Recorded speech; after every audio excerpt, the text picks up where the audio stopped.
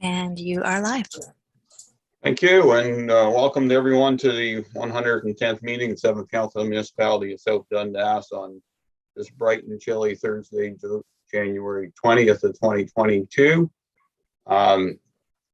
As council staff know, this is day 2 of our budget meeting, and we were very productive the first one, and I'm hoping that today turns out just as productive, and hopefully by the end of our session this afternoon, we'll have some direction for staff to at least work on. Madam Clerk, can we do the roll call, please? Certainly. Mayor Byveld. Deputy Mayor Gardner. Here. Councillor Lewis. Here. Councillor Mellon. Here. Councillor Wells. Here. CAO Garrity. Here. Deputy Treasurer Mason. Here. Acting Treasurer McDonald. Here. Director of Transportation Heineman. Here. Manager of Parks and Rec Marcellus. Here. Manager of Facilities Jensen. Here.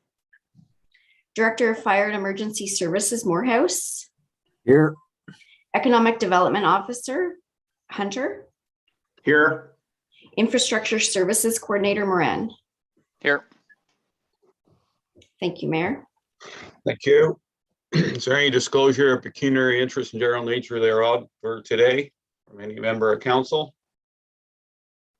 Seeing none, I'll turn it over to our CEO and Deputy Treasurer to give us a budget update from our session from Tuesday, please. Okay, I'll hand it over to our Deputy Treasurer, Sean Mason, and he can go through the updates of what happened on Tuesday.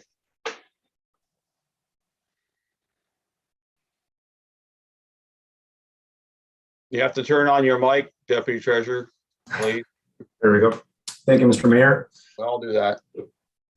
Just a quick words of where we landed after Tuesday's meeting. Through the discussions throughout the day, council pared away $61,000 out of the operating budgets of the various functions. As per the mayor's request, staff met after the meeting and discussed cutting the marina budget down, and we have done that. And after our discussions, we have cut that marina budget down to the point where there's no effect on the levy, so $0 affecting the levy year over year. All in all, we have cut away $87,700 against the levy, and that drops the levy to $7.7 million, which is an increase of $314,000 year over year, or 4.23%. And those cuts subsequently equate to a residential property tax increase of 3.3%, or $36 on an average assessment of $211,000. That's all I have, Mr. Mayor. Okay, any comments, questions, concerns from any members of council on those figures right now? Okay, seeing none, I'd like to thank you for that update. It gives the council a good impression of what we did then and where we have to land up today for those who have a particular number in mind. And we will deal with the marina budget later on this morning. So with that, I'm going to ask our Manager of Facilities, David Jansen, to present his operating budget. David, welcome. Good morning, Mayor and Council. So I'll start with a little summary of 2021. Obviously, it was a big year for facilities, specifically for myself, as I joined in July. I won't give too big of an update on tasks that we completed, as there was a KR sent out in late November with some facilities update. But I will say staff have worked hard in the 6 months that I've been here, keeping things operating during COVID, completing multiple in-house projects, as well as getting some minor works done. And obviously the timelines didn't work out for myself to get many major projects done, but those are in the works. A little bit of a 2021 variance summary. The paper products line was a little bit of an overage, but I'll touch on that during my operations discussions. The new budgets at the waterfront washrooms that were created last year, due to the vandalism and the amount of use at the buildings, those budgets creeped over a little bit. The Iroquois outdoor rink repairs and maintenance, we had a furnace issue, so that was hopefully just a one-off. And the Justice building had a bit of an overage, mostly from a large purchase that was made earlier in the year and the building aging.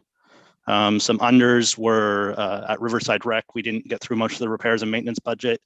The lumber prices, I would say, were a large driver of that. The cost to replace the ramp, we would have just been in overage there. The archives capital projects, I reached out at the end of the year to try and sneak some eavesdrop work in, but there just wasn't quite enough time. And then the Civic Center repointing, we'll touch on a little bit later, probably during capital. On an operations end, going through our budget, there's very little modifications as a whole. It's a fairly lean budget. You'll see there are some minor increases in some utilities, just keeping up with inflation. There's the additional lines as already hit from Public Works and Fire and Emergency Services. That's the biggest driver in the percentage increase in facilities budget, is that we're taking away from other budgets and moving it here. And there was some modifications to the waterfront building budgets after their first year, just to update it to this year. And then the biggest operational change is I've worked this year to basically the facilities line that used to be paper products. I have moved it to janitorial supplies. Looking at the history of it, last year it was only budgeted at $7,000, but if you go back the previous 3 or 4 years, it started out at 20, and it seems to have been slowly but surely toned down. Just from an operational sense, having janitorial supplies as one budget line works a lot better for staff, as it's a typical supply where the janitorial supplies are sort of shared with parks. Like all the park garbage cans come out of it's all in the same storage area. So having it as one line will work much better for staff, and just updating the budget to reflect a little bit more of the actual costs from there. From there, I'll pass it back to you, Mr. Mayor, and I'd love to hear anybody's feedback on the operations part, and hopefully we won't get too far into the capital part. Okay, so are you planning on going through every one of the sheets, or was that it on that? So we can do it either way. I'm just going to leave it for operations for now, and I'll come back and we'll hit repairs and maintenance and the capital during the capital portion of the budget. Yes, for sure on the capital. There's no doubt about it. You do have a large list, and we will have to review it. Okay, then I guess I'll turn it over to council. I have probably a few things on my list, but Deputy Mayor Gardner, any comments, questions, concerns with any of the budget lines in facilities? Thanks, Mayor Byvelds. Couple of questions. So, David, when you mentioned that you've amalgamated the janitorial supplies, which I agree with, was it divided in other budgets before to get up to the $20,000, or like have you taken what was budgeted previously and added it to get to 20,000? Like how did that work? Did we take it from somewhere else to make that number bigger, or what's going on with that? Yeah, so through you, Mr. Mayor, it is more of an increase back to what it used to be. I looked and I couldn't quite figure out where the supplies were being charged previously, but I'm hoping that this is just more of an update to clear things up for us and put everything under one line. I have a feeling that some of it came from the separation of parks and facilities budget, and that there used to be a little bit of it carried within the parks budget previously. Okay, is the 12,518, is that accurate, or are there other bills to be received? There's probably a little bit of year end to come in yet, but there will still be a little bit of a gap there, but I suspect that 20,000 is probably a safe number. Okay, where I'm coming from is with my experience with budgets. I like, I've said this before, I like things to be fairly crisp. So if you need 15,000 to operate, then that's kind of what you get without the cushion of the 20,000. So just you want, I do. We don't want to be wasteful in the sense that you've got the 20,000. So, you know, you're still managing. I'm not saying you are. I'm just saying that I like when those numbers are closer rather than gapped. So I'll just leave that comment out there. So the specialized training, you have the $3,000 budget and I understand that is COVID year, pretty tricky with some of that training. But you've got annual maintenance training. So did the staff take the annual training last year? Like how come it's at 634 and it's saying 3,000? Like, do we have a specific target for the training allowance? So again, through you, Mr. Mayor, as far as I can tell, there wasn't much training done last year. So during COVID, obviously there wasn't much training done. So I carried the 3,000 this year. You'll see that I have the note there for fire extinguisher training. That would be a new training, actually. It's one of the things that I've caught. We contract out a lot of our fire extinguisher reviews. And I think if we get somebody trained, there'll be savings for us in the long term. So that's what the $3,000 this year is for. Okay, so just a quick question on the training. I just with the fire extinguisher, can we not do that in-house with our fire department?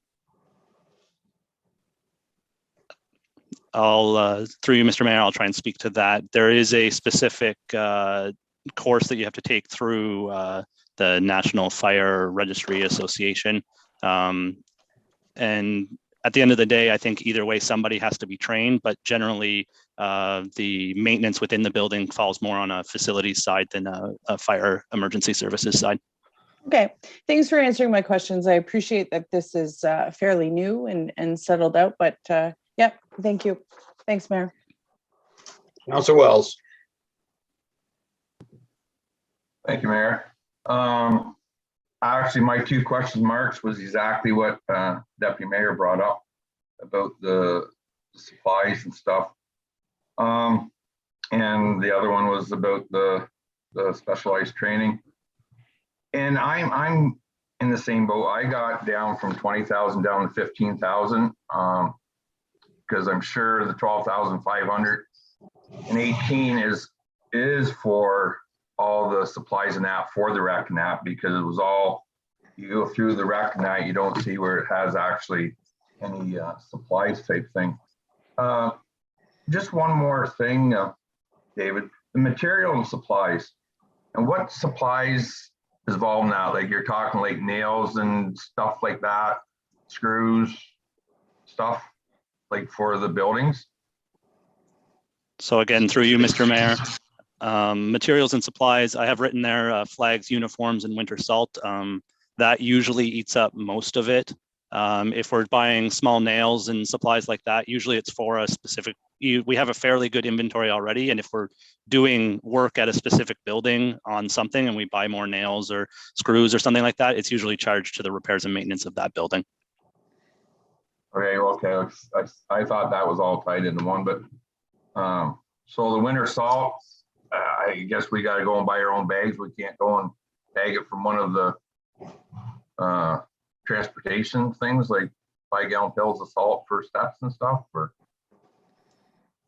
so again, I know I'm just asking, like, we're buying all this salt for there, and it's a matter of if you guys need 5-gallon pills like for your steps and stuff like that. Like, do we actually go out and buy bags of salt and stuff like that? Just somewhere where we got a bit. Just a thought. Other than that, Mayor, I'm good for now. Thank you. Okay, David, could you respond to two things? A, the salt thing that Councilor Wells mentioned, and then if there's both Deputy Mayor and Councilor Wells mentioned about materials and supplies, dropping that down since you spent 12.5 and you want 20. Is it, I guess, the justification of going to 20? Is it the conciliation of all departments, or what is it that's driving that number? Okay, and so through you, Mr. Mayor, I'll start with the materials and supplies and the salt. So Councillor Wells, the issue for us becomes if we start stealing from the roads department, we're using more of a rock salt. And if you're putting it right on your front entryway, it gets tracked into your building, and it's much harder on your buildings than using the typical blue ice melter that you see. And also just the temperature variation. The rock salt has its temperature limits, where if we get an ice melter, they tend to work to -30. So right in front of entrances is the last place where we want to, on a really cold day, have ice building up. So that's sort of what drives the making sure that we have ice melter rather than rock salt. And I have maps made for all the buildings and ensuring that staff aren't putting ice melter where we should be using rock salt. And then for janitorial supplies, I think I am comfortable with cutting it a little bit. I would say 15 is probably going to end up getting a little bit of tight, but if you guys wanted to, I'd be open to splitting the difference for sure. Okay. Would you be good with that, Deputy Mayor and Council Wells, on splitting the difference, 17.5? Sure. Sure.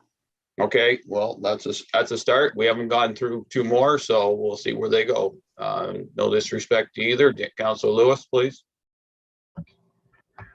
My question has already been answered. I was concerned about the training, why it jumped so much. But touching on that, David, when it comes to the fire extinguisher, we will still have to bring a company in to do the water sprinkling systems. So yeah, through you, Mr. Mayor, basically the way it works right now is water sprinklers and alarm panels, they need to be reviewed by a technician once a year on an annual inspection.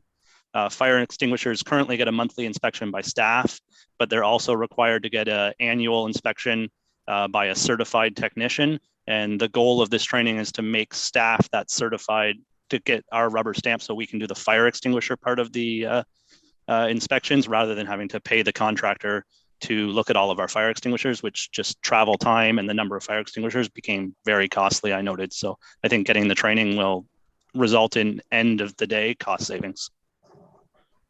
Well, which is understandable because whenever they come to check fire extinguishers, you got to send an employee out with them to get into the buildings. So I understand that. And just to touch on the salt, the one year, whenever I was there, we went to the rock salt. One of the biggest mistakes we ever did. So I don't have an issue with the safety salt. Rock salt can really do a lot of damage to your floors inside the building. And that's it for me, Mayor. Thank you. Council Mellon. Yeah, thank you, Mayor Byvells. A couple things, Dave, on the archives, is that the numbers you have on there for archives, is that our 50% or the total of the, like, we're shared cost with North Dundas? Is that our percentage, our 50% on archives, the expenses? Or the 100% and then split from there? I'll defer to our Deputy Treasurer, Mr. Mayor. Okay, go ahead, Deputy Treasurer. I think I know the answer, but. Thank you, Mr. Mayor. Through you to Councillor Mellon, the numbers you see for archives are the cost of the facility. That's budgeted for 2022. There's a revenue line up above in David's budget that shows a revenue coming in, and that's to offset the costs that are to be covered by North Dundas by the agreement. Okay, so we're getting 6 of 1, half dozen the other. Okay. I noticed here and on let's get one now. Our hydro costs are, you know, in some of the facilities, you know, like I'll just take Riverside Heights hydro. You know, we budgeted 3. The actuals was about a little over half of that. We're budgeting again for 3, and a few other locations like that. It's the same thing. The archives actually, you know, we budgeted for 8, spent 28. and now we're, budget. I just wonder, I realize costs are going up, but I'm just wondering, maybe some of these facilities maybe weren't used as much, like the Princeton archives, at 55, and I spent 22, and we're budgeted again at 55. You go down the line and they're all sort of the same thing. I'm just wondering, is there any way we can fine tune that a little bit closer? South Dundas, our municipal center, it's a little over 5,000 budgeted for 2021 and 2022 than what we use. So is there any way that can be fine tuned a little bit? Like Deputy Mayor Gardner said, it's nice to be a little bit more fine tuned. I realize it may be a little hard to do with hydro, but hydro I don't think it doesn't fluctuate, correct me if I'm wrong, as much as some things price wise, kilowatt hours, however they charge it. That's my only question on that. If you go down through them all, they're all sort of that way. David? I'll defer to Sean again, Mr. Mayor. Okay. Mr. Mason, please. Thank you, Mr. Mayor. Through you to Councillor Mellon. I've left the utilities budgets essentially unchanged because with a lot of the facilities that you're looking at, like Princeton, like Riverside, like Dunbar, their usage is going to be down because of the pandemic situation. If usage tends to go up in 2022, we may need that budget because as usage goes up, then the demand on utilities will also go up. And yes, we don't know what's going to happen with energy prices, and that's, I have to leave it at that. We don't know what's going to happen with energy prices. I've left it mostly because of we are most hoping to see better demand on usage for 2022. And I can see where you're coming from, Sean. Yeah, I mean, it'd be lovely. It'd be lovely if we had, the usage dictated that we needed that kind of money. So, I just wondered if we went, I'm not going to ask you to go back, go say 10 or 20% over, because 2021 wasn't a normal year. So maybe I should just leave this one go, Mayor Byvells. Nothing else then, Councilor Mellon? Not right now, no. I'm still, there's a lot of numbers here, but I've read it once, and guess what? I'm reading it again. Okay. I just have a few things that one is something that's been in the back of my mind for a while, and it's been talked about at the municipality. And first of all, I will say this is no disrespect to the people that run it, but the Riverside Heights building or the South Williamsburg Recreation Association building in Riverside Heights, it tends to be one of our most expensive buildings, and that's okay.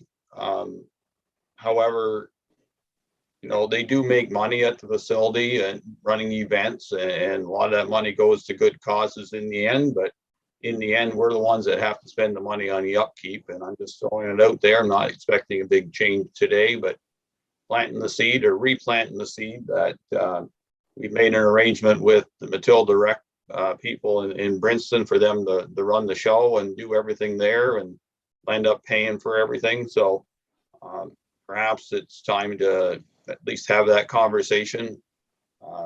Either that or come up with a building that doesn't cost us quite as much money, because it's was never probably designed right for today's standards and looking on how we can save dollars there. But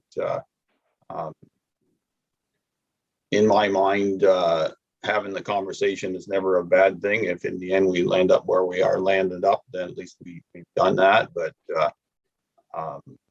as I said, no disrespect to those who run it. They really do have a good volunteer base, but no, so does Princeton. And I just want to be fair to all our rec groups and make sure that everyone is treated right and treated fairly. So The other thing that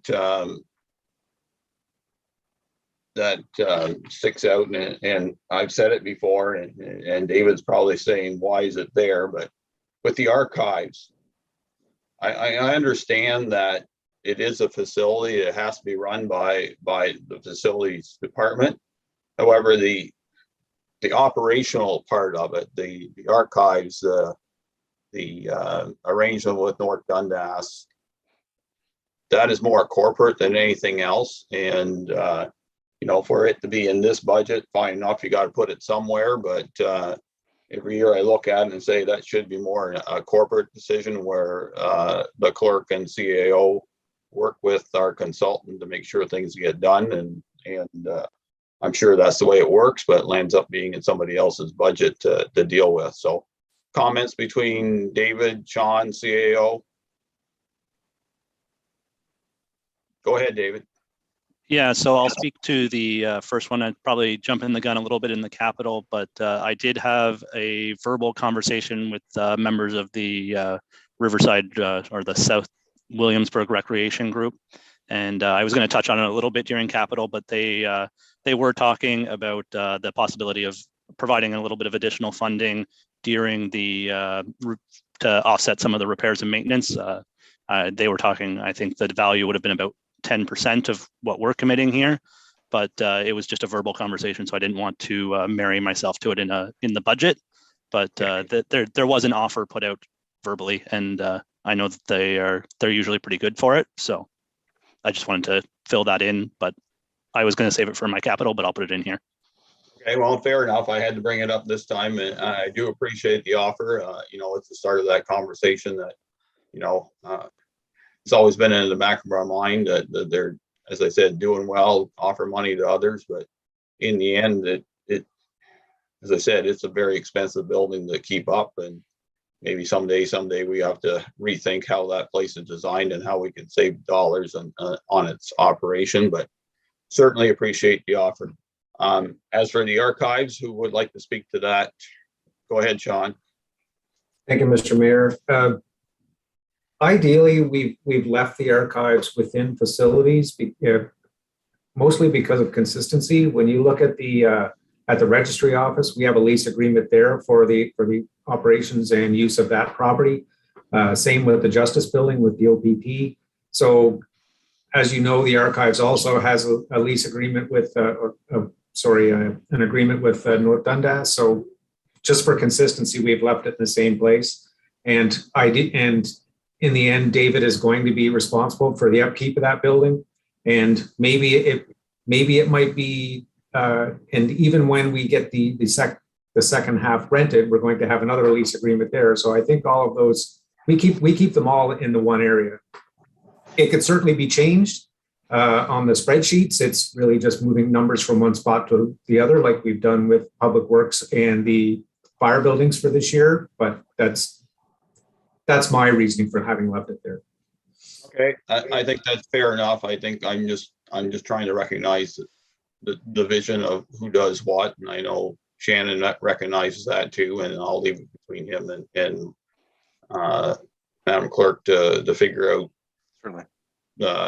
you know, the supervision of that area, because I know that I'm sure David doesn't really want to deal with the operations, specifically the archives, besides keeping the place up. Okay, that's all. It makes sense. It's easy to divide in half once you have it all in one area. Anything else further from any members of council on the facilities operational budget? Seeing none, then thank you, David, for now.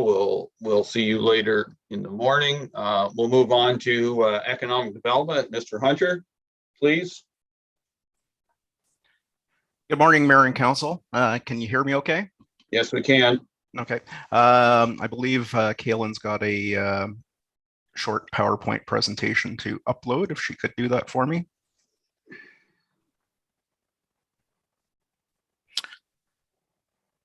So just presenting Council with the 2022 budget for economic development and also tourism. If you could go to the next slide, please.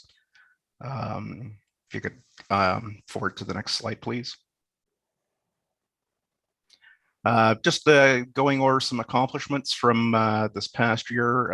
The municipality certainly saw some business growth. We saw the opening of Reiki's Produce Farm, saw the expansion at Ross Video with the big funding announcement by having the Economic Development Minister here in August, and that expansion is going along quite well.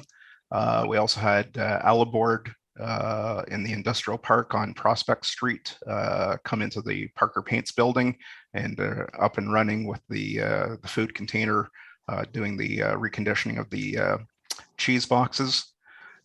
We had a number of business support campaigns due to various, we had 3 lockdowns in 2021. So we had a winter campaign, a spring campaign, and then a campaign fall heading into the Christmas time. We had Doug Griffiths do a presentation on the 13 ways to kill a community that was held in November. We had our 2022 Awards of Excellence program where we recognized a number of businesses with Jay's Tire winning Business of the Year. So that was certainly nice to see that business win that award. We also had 3 businesses within the municipality receive county funding through their regional incentive program. Next slide, please.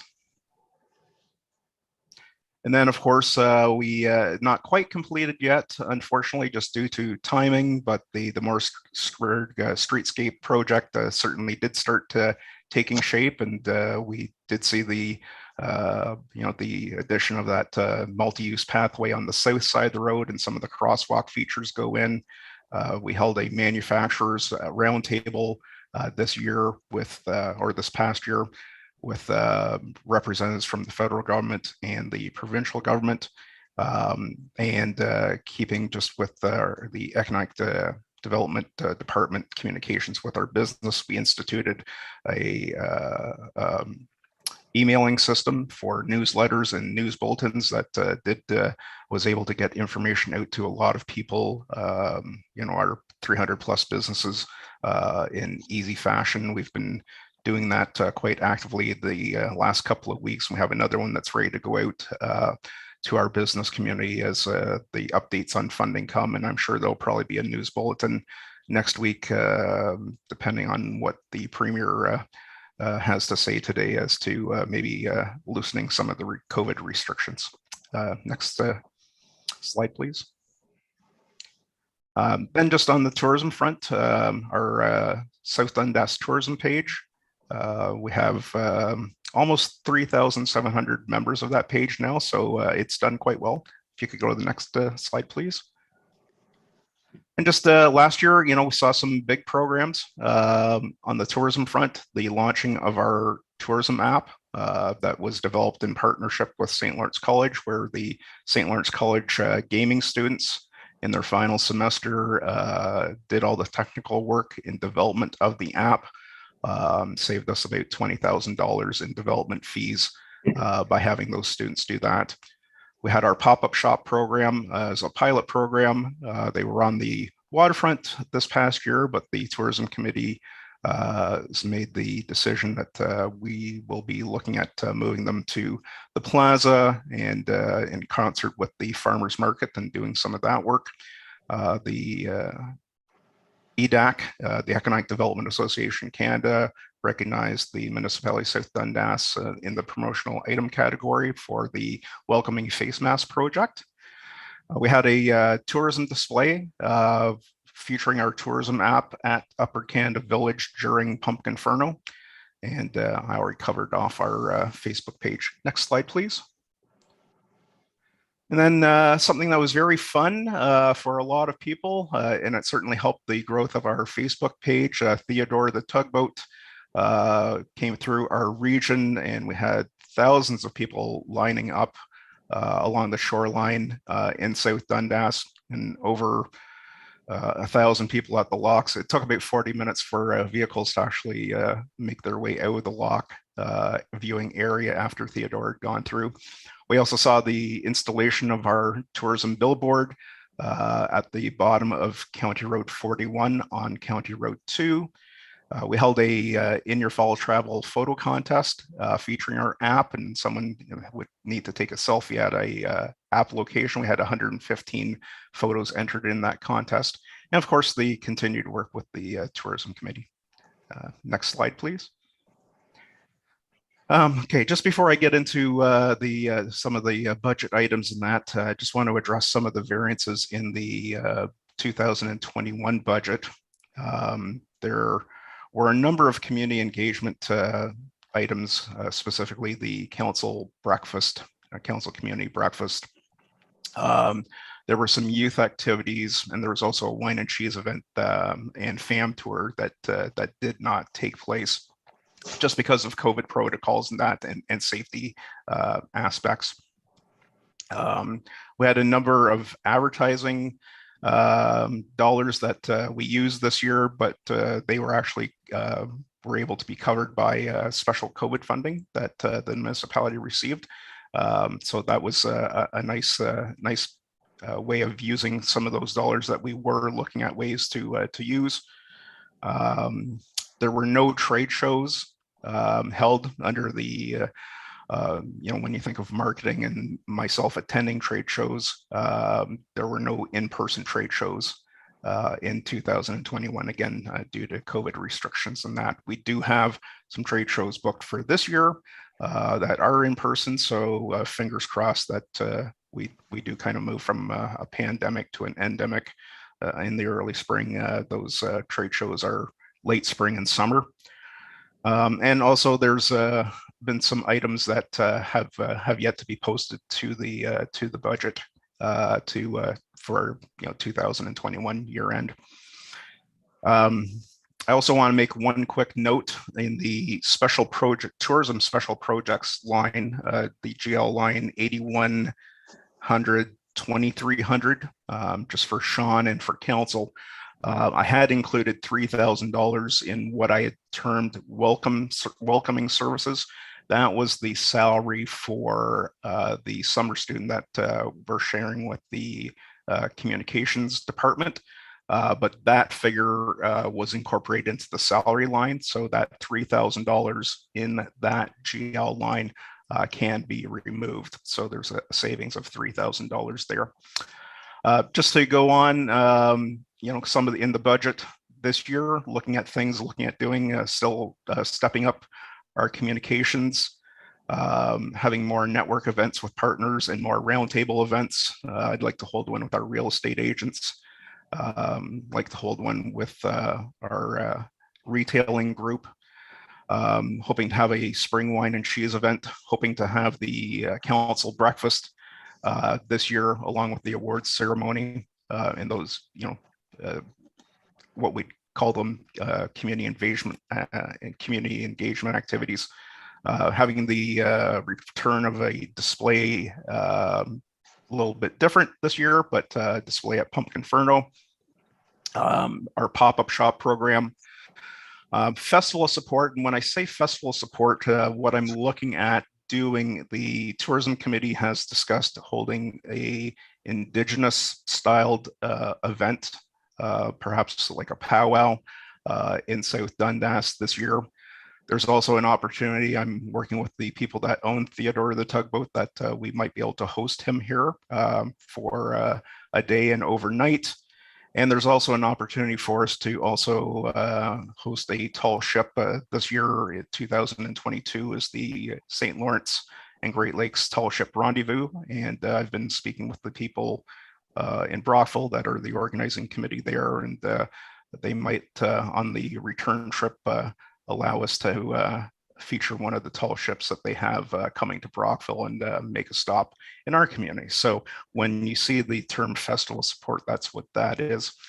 I already covered off that tourist welcome services. That's the shared summer student that we're going to use this summer in partnership with the communications department to do features on the Facebook, do some videos, also do some visiting services. We'd like them out in the community to speak to tourists.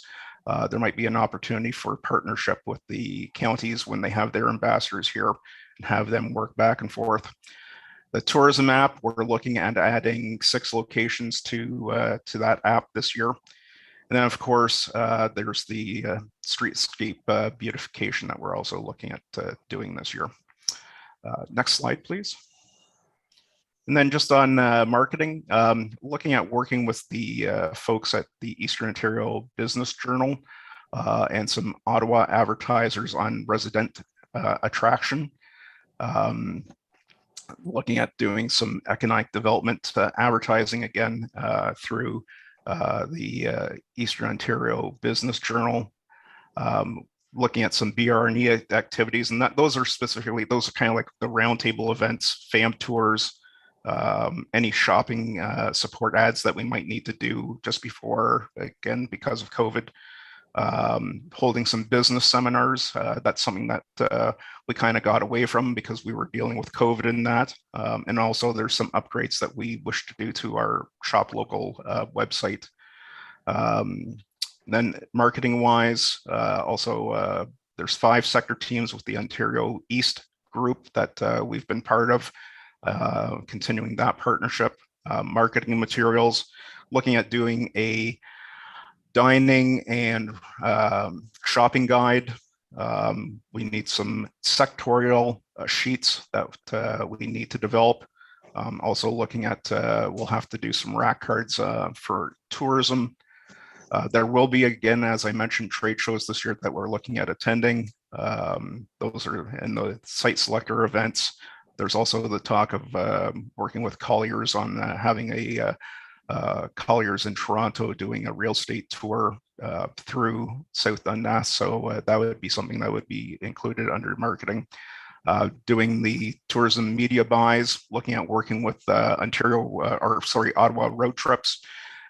They were in attendance at the tourism app launch this past year, and it's a really good website that they have and a really good online presence that they have. So looking at doing some stories as a series with them through the tourism season. We'll have, of course, our add in the summer fun guide. We've got funds for the Upper Canada Playhouse for our sponsorship this year. It's something that we've maintained for a number of years. They tend to be beyond Upper Canada Village, one of our biggest attractions that we have in South Dundas.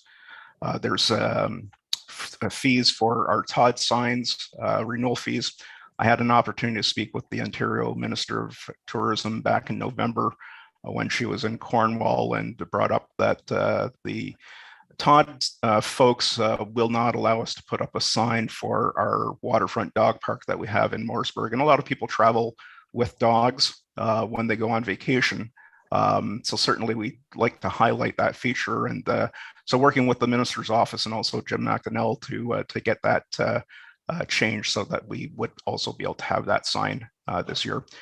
And then some marketing items. These would be items that we would like rack cards, postcards, little handouts that would be handing out, perhaps logoed Frisbees or something like that, something fun for our summer student that we can hand out to folks that are visiting the region when they're out and about at different events. Next slide, please. Okay, that's capital. We'll leave that till later. Next slide. That's that presentation.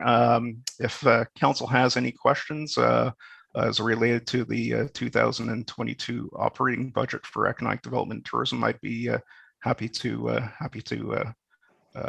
answer their questions. Okay, thank you, Rob. Deputy Mayor Gardner.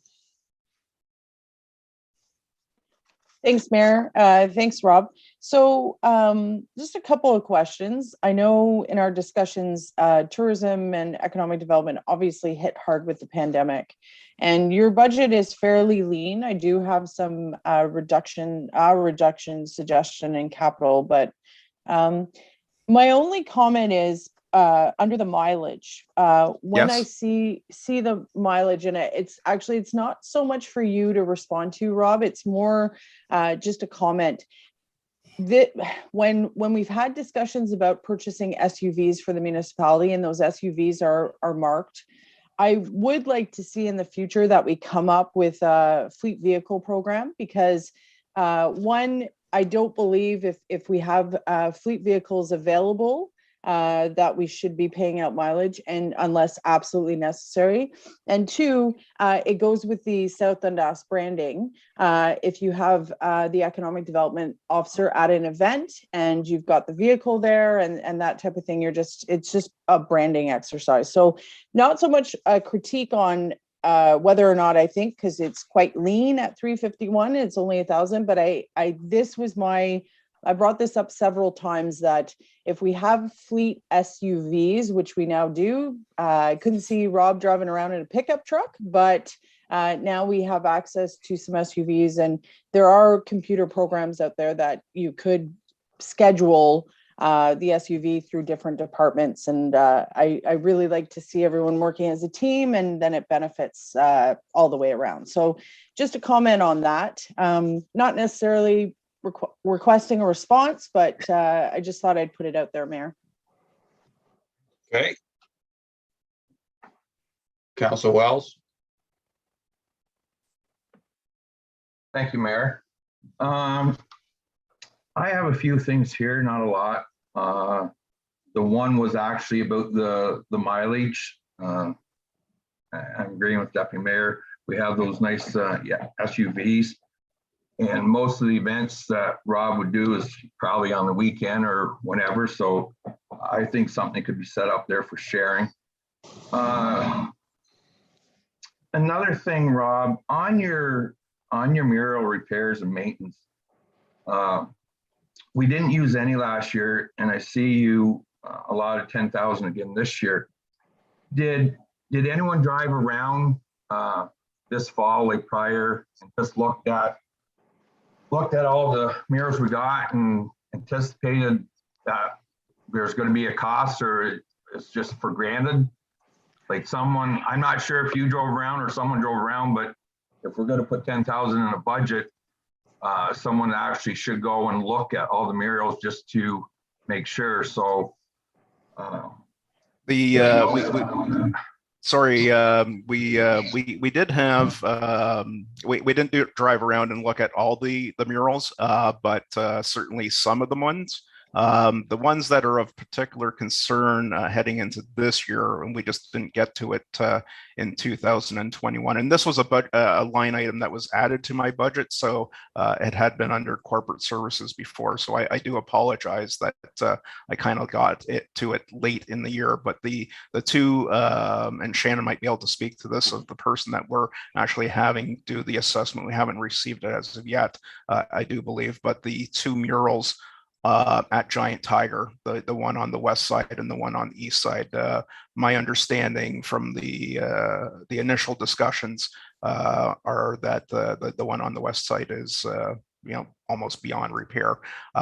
So the $10,000 figure was something that previous councils had kind of put in there as a holding fee every year, just in case something did need to be done.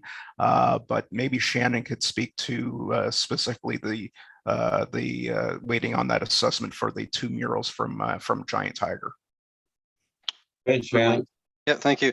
So as Rob indicated, we are doing waiting back on some assessments on the two murals at Giant Tiger, looking possibly for to be redone or looking for a new home for the murals.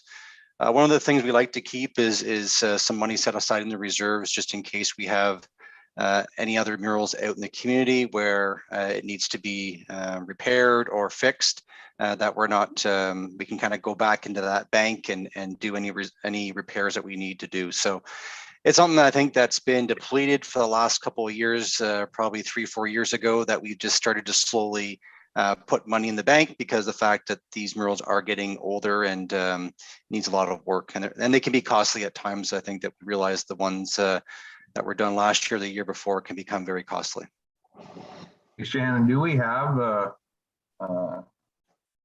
I didn't go back, but I didn't notice, like, do we have a mural reserve set aside?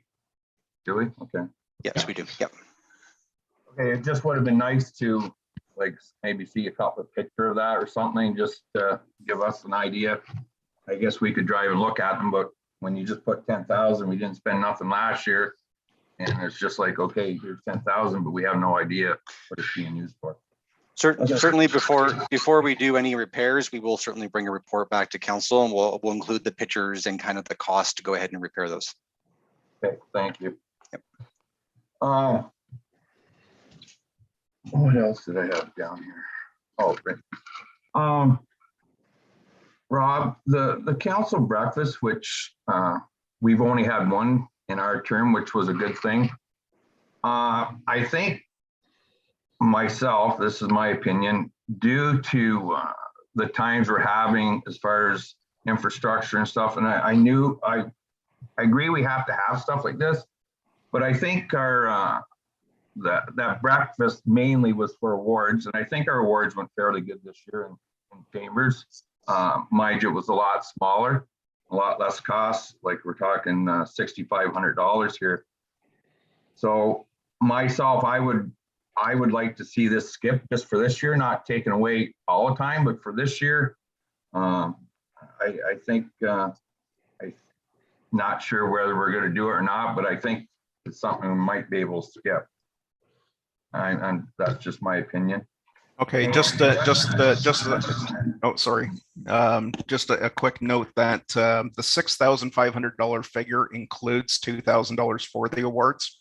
So if council was amenable and did want to discontinue the breakfast this year, then the amount would be $4,500 reduction in that line attributed to the breakfast portion itself, which would cover the cost of the breakfast and the speaker and so forth.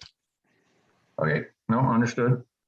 And the rest of mine I have is for capital. Thank you, Mayor. Okay, before I go to Councilor Lewis, I'll comment on the breakfast because it's something that I kind of just wrote down.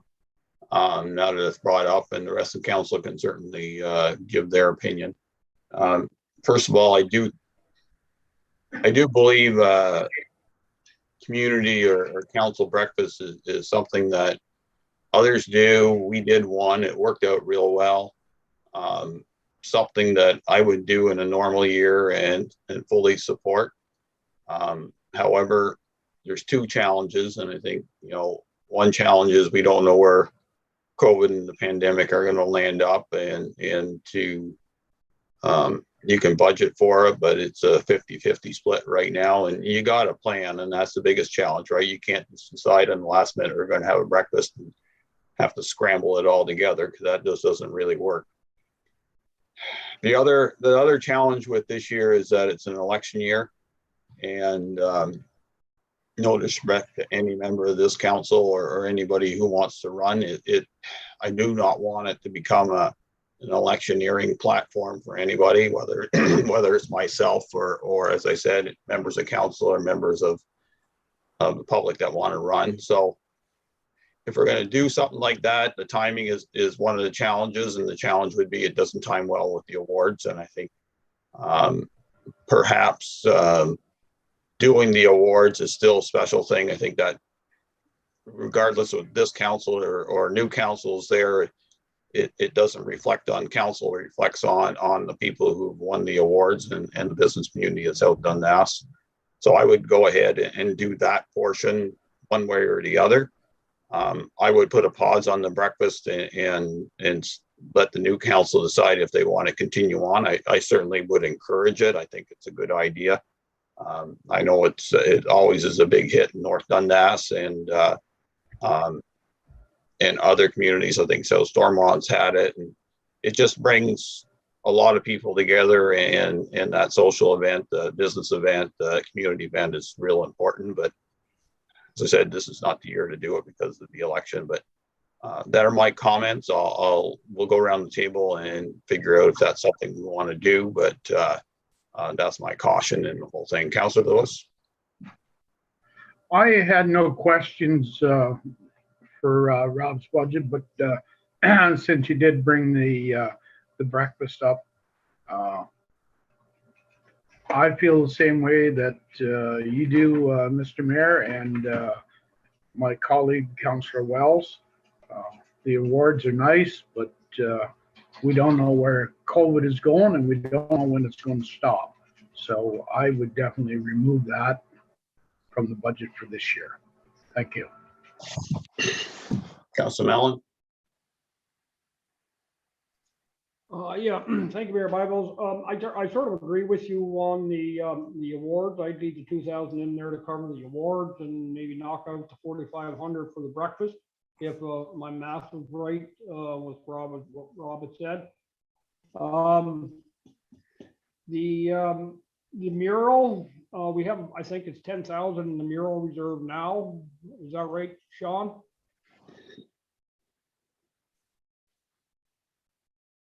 Through you, Mr. Mayor, to Councillor Mellon, the 10,000 budget line showing on Rob's budget with no expenditures in 2021, we will transfer that 10,000 of budget money into the reserve, and then we will have 10,000 in the reserve. Oh, okay. So this 10 that you've got budgeted here is what will be in the reserve. So we're not adding another 10. Is that right? We won't have 20 at the end of the day. You will have 10 in the reserve, and you will have 10 available for expenditures in 2022. So you will have 20 available. Okay, 20 available. That is a little high, but at one time there was a mural reserve or mural committee, and I was on it. I don't know,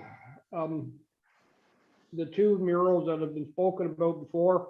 The one that's on the Playhouse, I know at the time when I was on that committee, before it disbanded, it's a major, it can't be fixed. It's got to be taken off. It can't be fixed according to the experts at the time that looked at it, just because of the way it was put on. So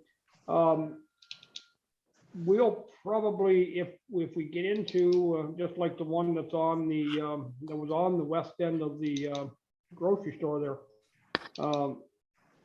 we'll probably spend, if we have to repair or remove a mural, I guess we would suck up 20,000 probably pretty darn quick.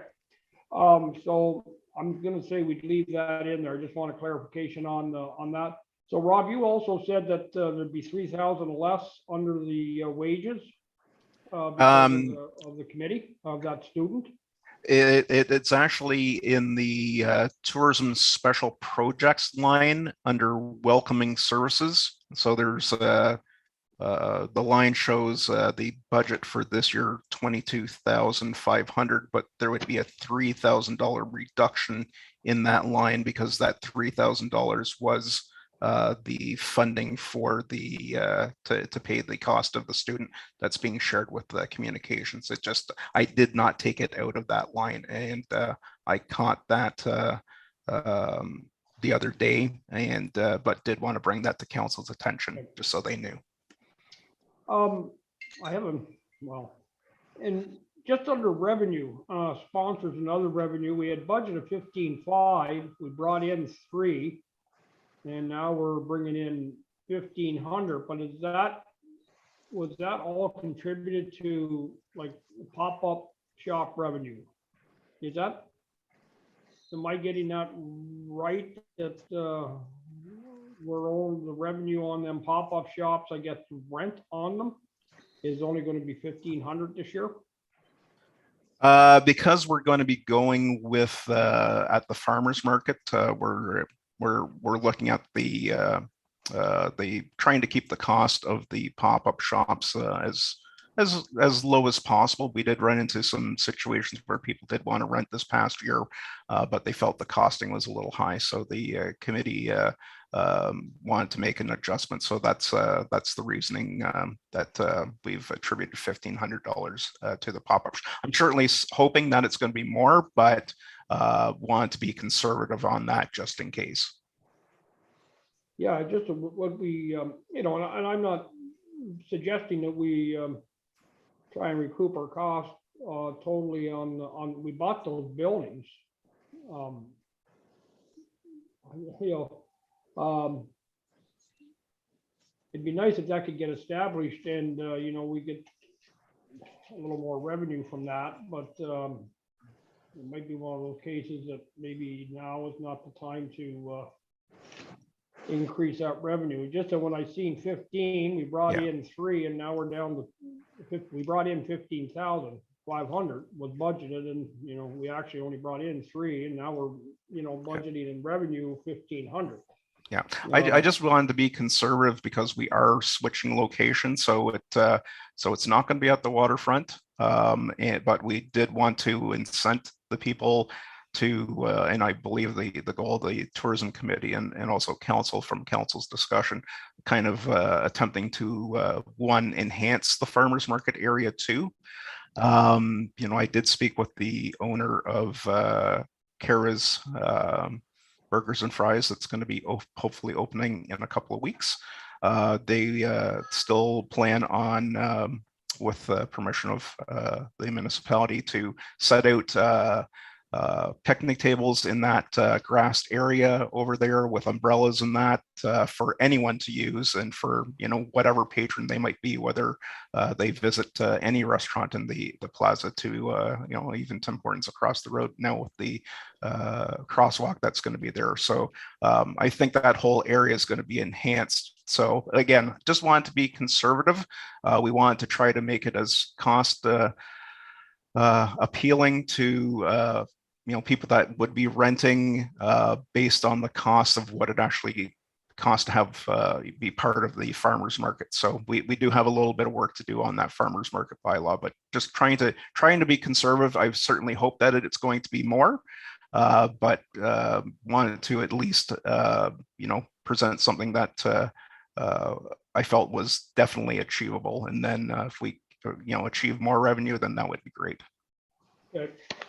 Yeah, I don't know, like, there's a couple other things in capital, but I'll just throw that out there as far as one more thing, as far as the community breakfast goes. I agree with maybe not putting it this year, but I think we should, if whoever's around here, when they decide to do it again, I really think we should actively pursue a sponsor. I think they do that in North Dundas, a corporate sponsor, and you know, to bring those costs down. But I agree with suspending the breakfast for this year. Do the awards, but maybe not the breakfast. Okay, that's all, Mayor Byveld. Okay, I'll make comment on the murals, and I think Deputy Mayor's got a few comments on that too. And then she can respond on the breakfast idea and anything else. I did hear about the murals at GT being having some desire to come out. So and as Councillor Mellon has alluded to, the one that came down at Value Mart was truly embedded into the wall, and then the steel was put around it. So it's before your time, Councillor Wells, but we had to replace all that steel because they wanted that hole filled in. So I'm not sure how the ones are on GT. They appear to be just on top of the steel, but there will be still work to clean up the mess. So it becomes our headache to get them removed, and that was never thought of when they were all put up. Everything was great and they looked great. Now they don't look as great anymore. We haven't kept them up. Not having funds aside will certainly get us in trouble. And if we can work with John Gleed or anybody else to try to at least preserve them or resurrect them, like we've done on the Morrisburg Public School and the one in Riverside Heights, where they're done better, we should at least have that money set aside so we can keep the ones that we desire to keep up, and then deal with the ones that come down. There has been talk at the Iroquois waterfront to try to resurrect the ones that came down there, the one that was up at the point and the locks, and the one that was at the forward house. Not sure if there's any remnants or whatever, if they want to do that, though. It's just money you have to have aside to deal with what we have there. Deputy Mayor Gardner, on murals, and then the breakfast too, please. Thanks, Mayor.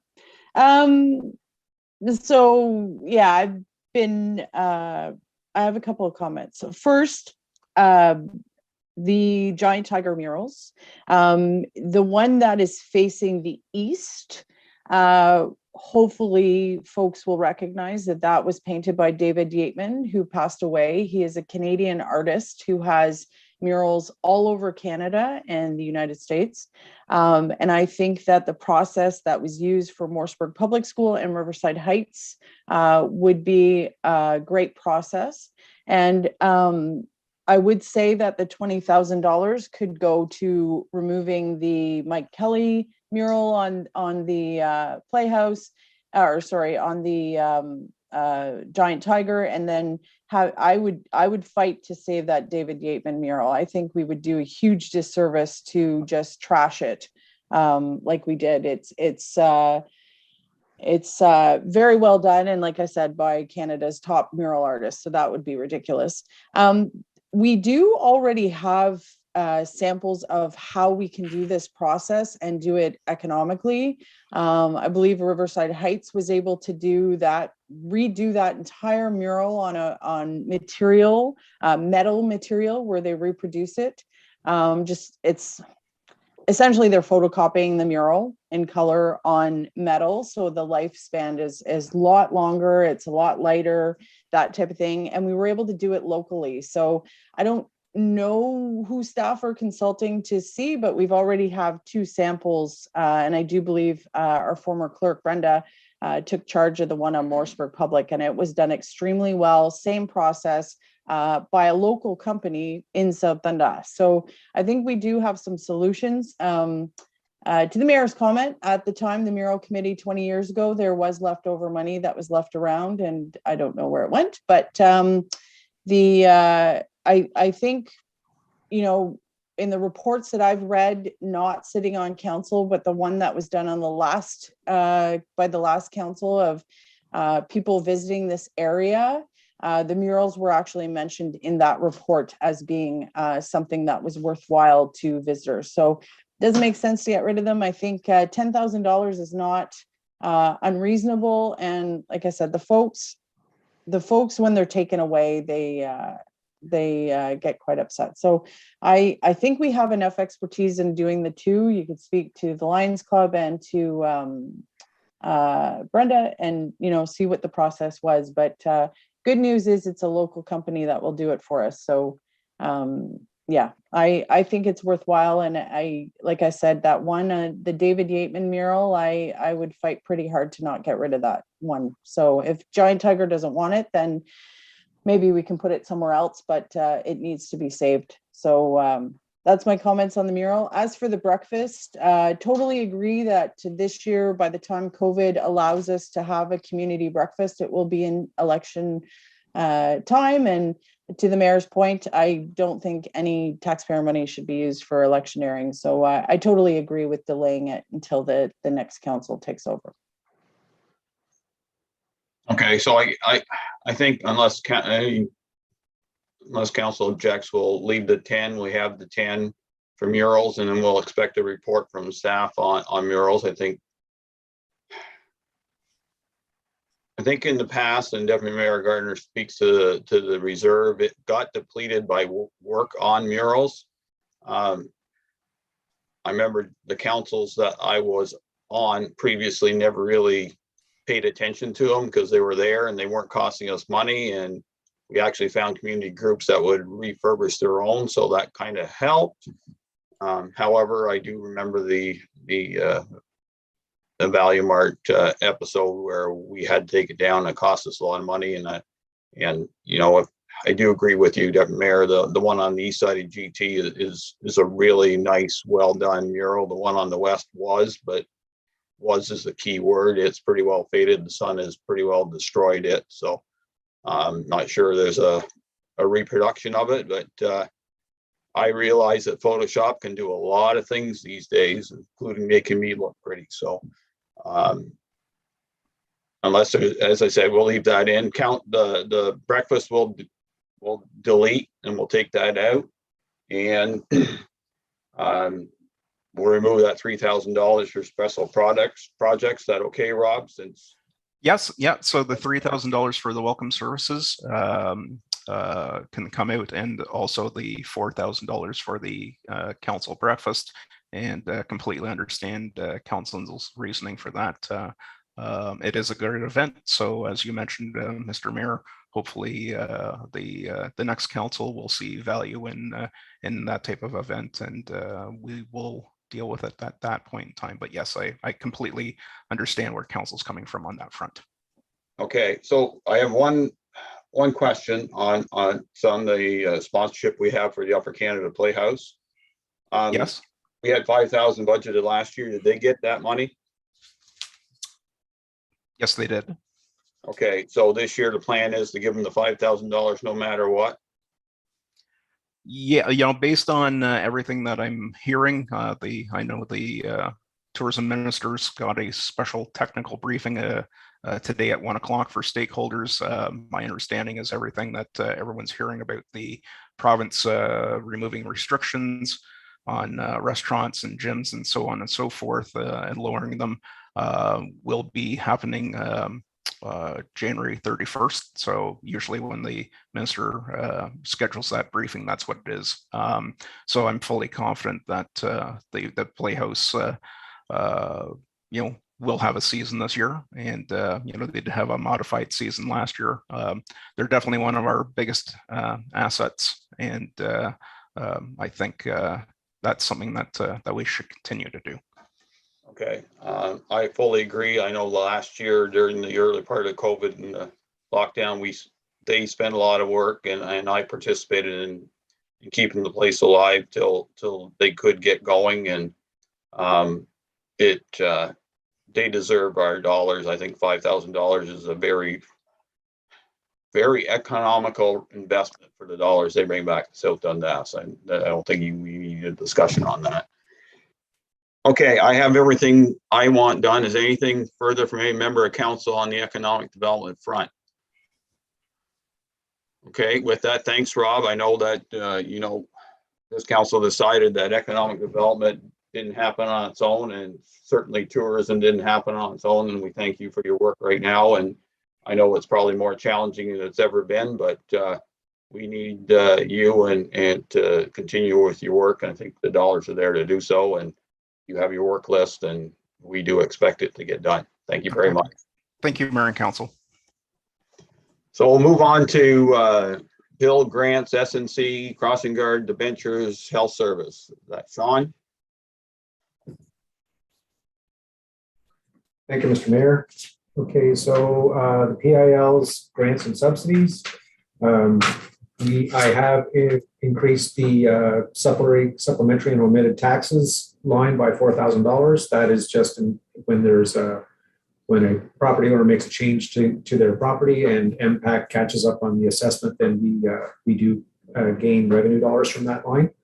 The other one that's gone up is payments in lieu not shared with school boards. With the adjustments that the province of Ontario made last year with school board tax rates, we did realize some extra revenue, so I've increased that budget line. And further on down at the OMPF line, our contribution for 2022 has been increased by $30,000 to $1.2 million, which aids the levy to year over year to $39,000. Okay, any questions, comments, concerns on that page from any member of council? And no sense in commenting on the St. Lawrence Parks Commission. Everybody does it, and it's not going to make any difference. So seeing none, these are, I will thank the provincial government for increasing our share of the OMPF. It's always a contentious issue at who gets what, but it's certainly good to see that our number went in the right direction. It may reflect that we're not doing as well in certain areas, but those dollars are extremely important to all municipalities, and we're very fortunate that ours went up, because there were some that did go down. And the one I will mention is North Stormont, who gets a third of this. And I know they are a smaller municipality, but they still got 4 fire departments and in public works and just as much roads. And that's a battle they need to fight, but I certainly fight it with them. If there's nothing else there, then we'll go to crossing guards and our favorite South Nation conservation. Thank you, Mr. Mayor. Not a lot of changes here. I did reduce the crossing guard wages to to be more reflective of what we expect for 2022. 2021 was a bit lower, of course, due to school closures and not needing the crossing guards. South Nation Conservation Authority, their levy and was $87,000, and I have also included a butternut assessment in there of $27.75 for a total of $8,900. The drop from year over year there is in 2021 we did budget for the LiDAR work that was done, and it's been removed for 2022. Okay, any comments, questions, concerns on that page? Okay, then the next one is the venture payments. Thank you, Mr. Mayor.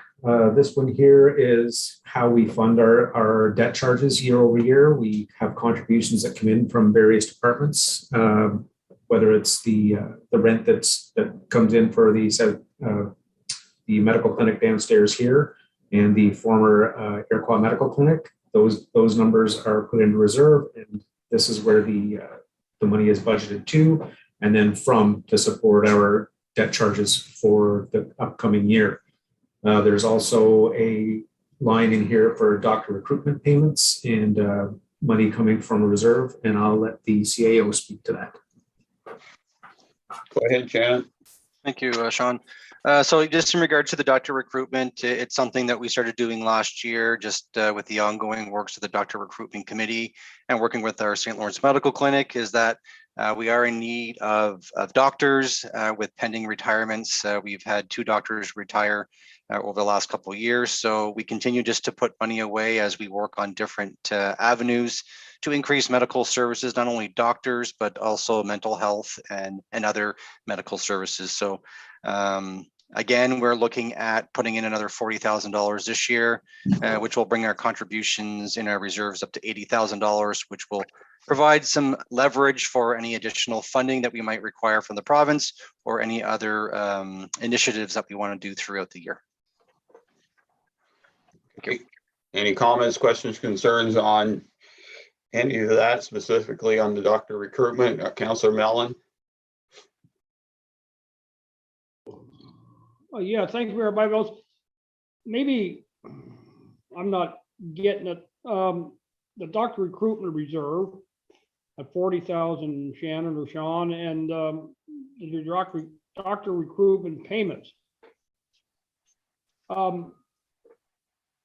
Okay, I realize we're putting 40 into that reserve. The payments that I guess we had budget of 50.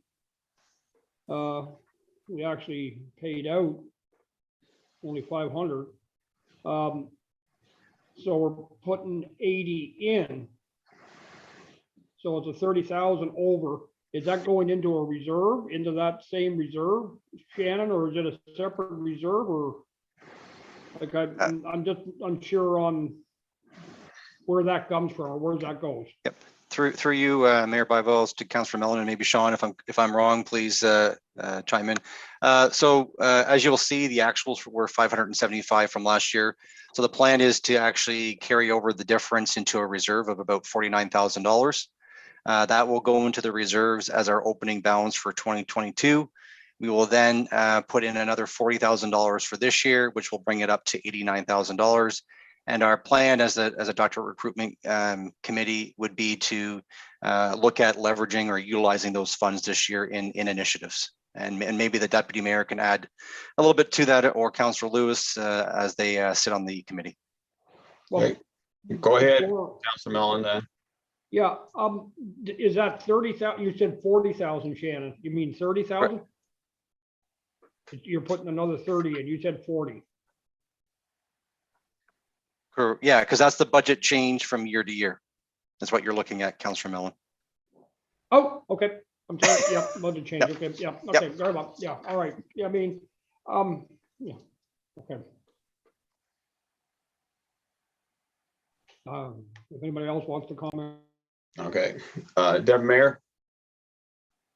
Thanks, Mayor Byveld. Yeah, the with the doctor recruitment, the committee has been, as you know, as council knows, we've been conservative in our approach to recruiting doctors. We've run into a little bit of a wall with the province.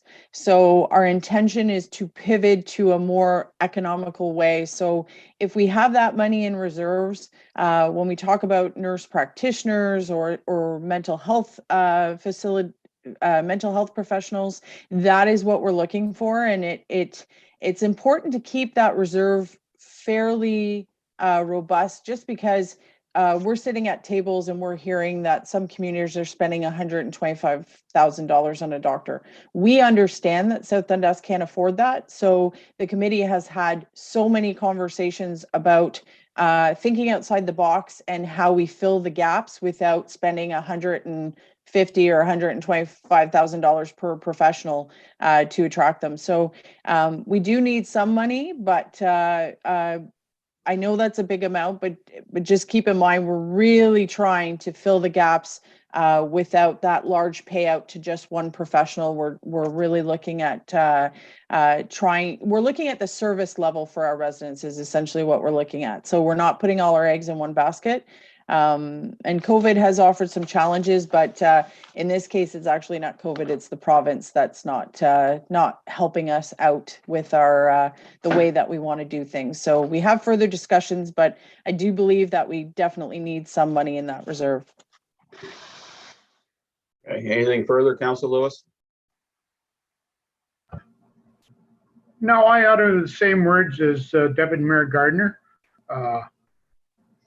We have the money there. We know we have the money, and we are looking at different avenues. And as the Deputy Mayor said, we are about to speak to the government through a meeting, and so hopefully they'll listen and things will open up a bit. Thank you. Okay, anything else from any member of the council? Okay, then we'll move on. I know it's getting tight to a break. Do council members want to deal with the marina now, or would they like a break first? Marina, yes. Break first. Take a break. Okay, we'll take a break then. It's 10:24 according to my computer, so we'll be back at 10:35, please, more or less. Thank you.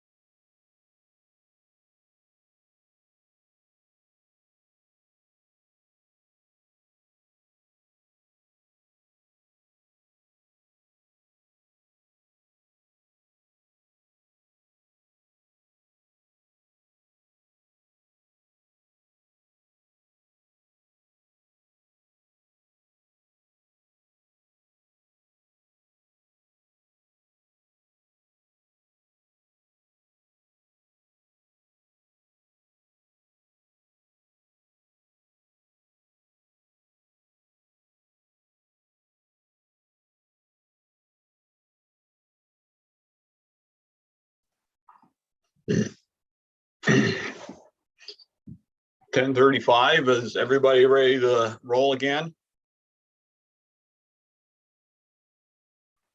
Okay, so we'll move on. We'll pass it back to Sean and Austin concerning the marina revamp, and if there's any comments, questions, concerns, then we'll go from there. So Austin. Thank you, Mayor and Council. As requested, staff have reviewed the marina budget and made a few adjustments. So in 2021, staff requested $2,506 for the marina. In 2022, staff are now requesting a reduction of $3,469, which is equivalent to a decrease of 138.41%. The main contributing factors to this decrease include docking fees. So the docking fees have been increased to reflect the pre-pandemic averages in anticipation for more boaters being on the water in 2022. And staff would like council to note that we have already received 15 seasonal slip deposits as well as 20 registrations for the 2022 boating season. Another contributing factor is fuel sales. So in 2021, the marina purchased 25,000 liters of fuel.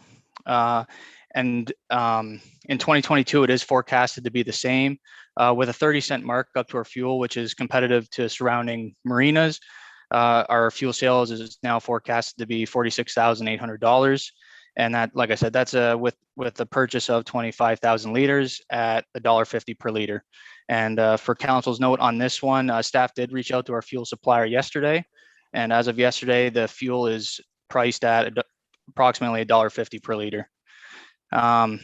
In addition to that, staff will check in with neighboring marinas throughout the boating season, just to make on a weekly basis, just to remain competitive with the surrounding marinas and their fuel prices. Another note is wages. So we have decided to drop one student to allow for the shared supervisors. 3 students will rotate between the campground and marina along with the shared supervisor. We had this same approach in 2020 and found that it worked quite well. So we decided to go back to that. Advertising. So this budget line has been removed completely. The Gallup Canal Marina will continue to be promoted through our new municipal website, as well as social media and our online booking system. The repairs and maintenance budget, that has been reduced from 16,000 down to 10,000. And the 10,000 will solely be used for life-saving equipment, pump replacement, and any other emergency items in 2022. Materials and supplies, this line has been reduced to 500 and will solely be used for essential office supplies and staff safety equipment. And in addition to those items, the flex rail has also been dropped and postponed. And in its place, temporary barricades will be installed just to ensure safety for patrons using the boat launch just in the west side of the marina in that area.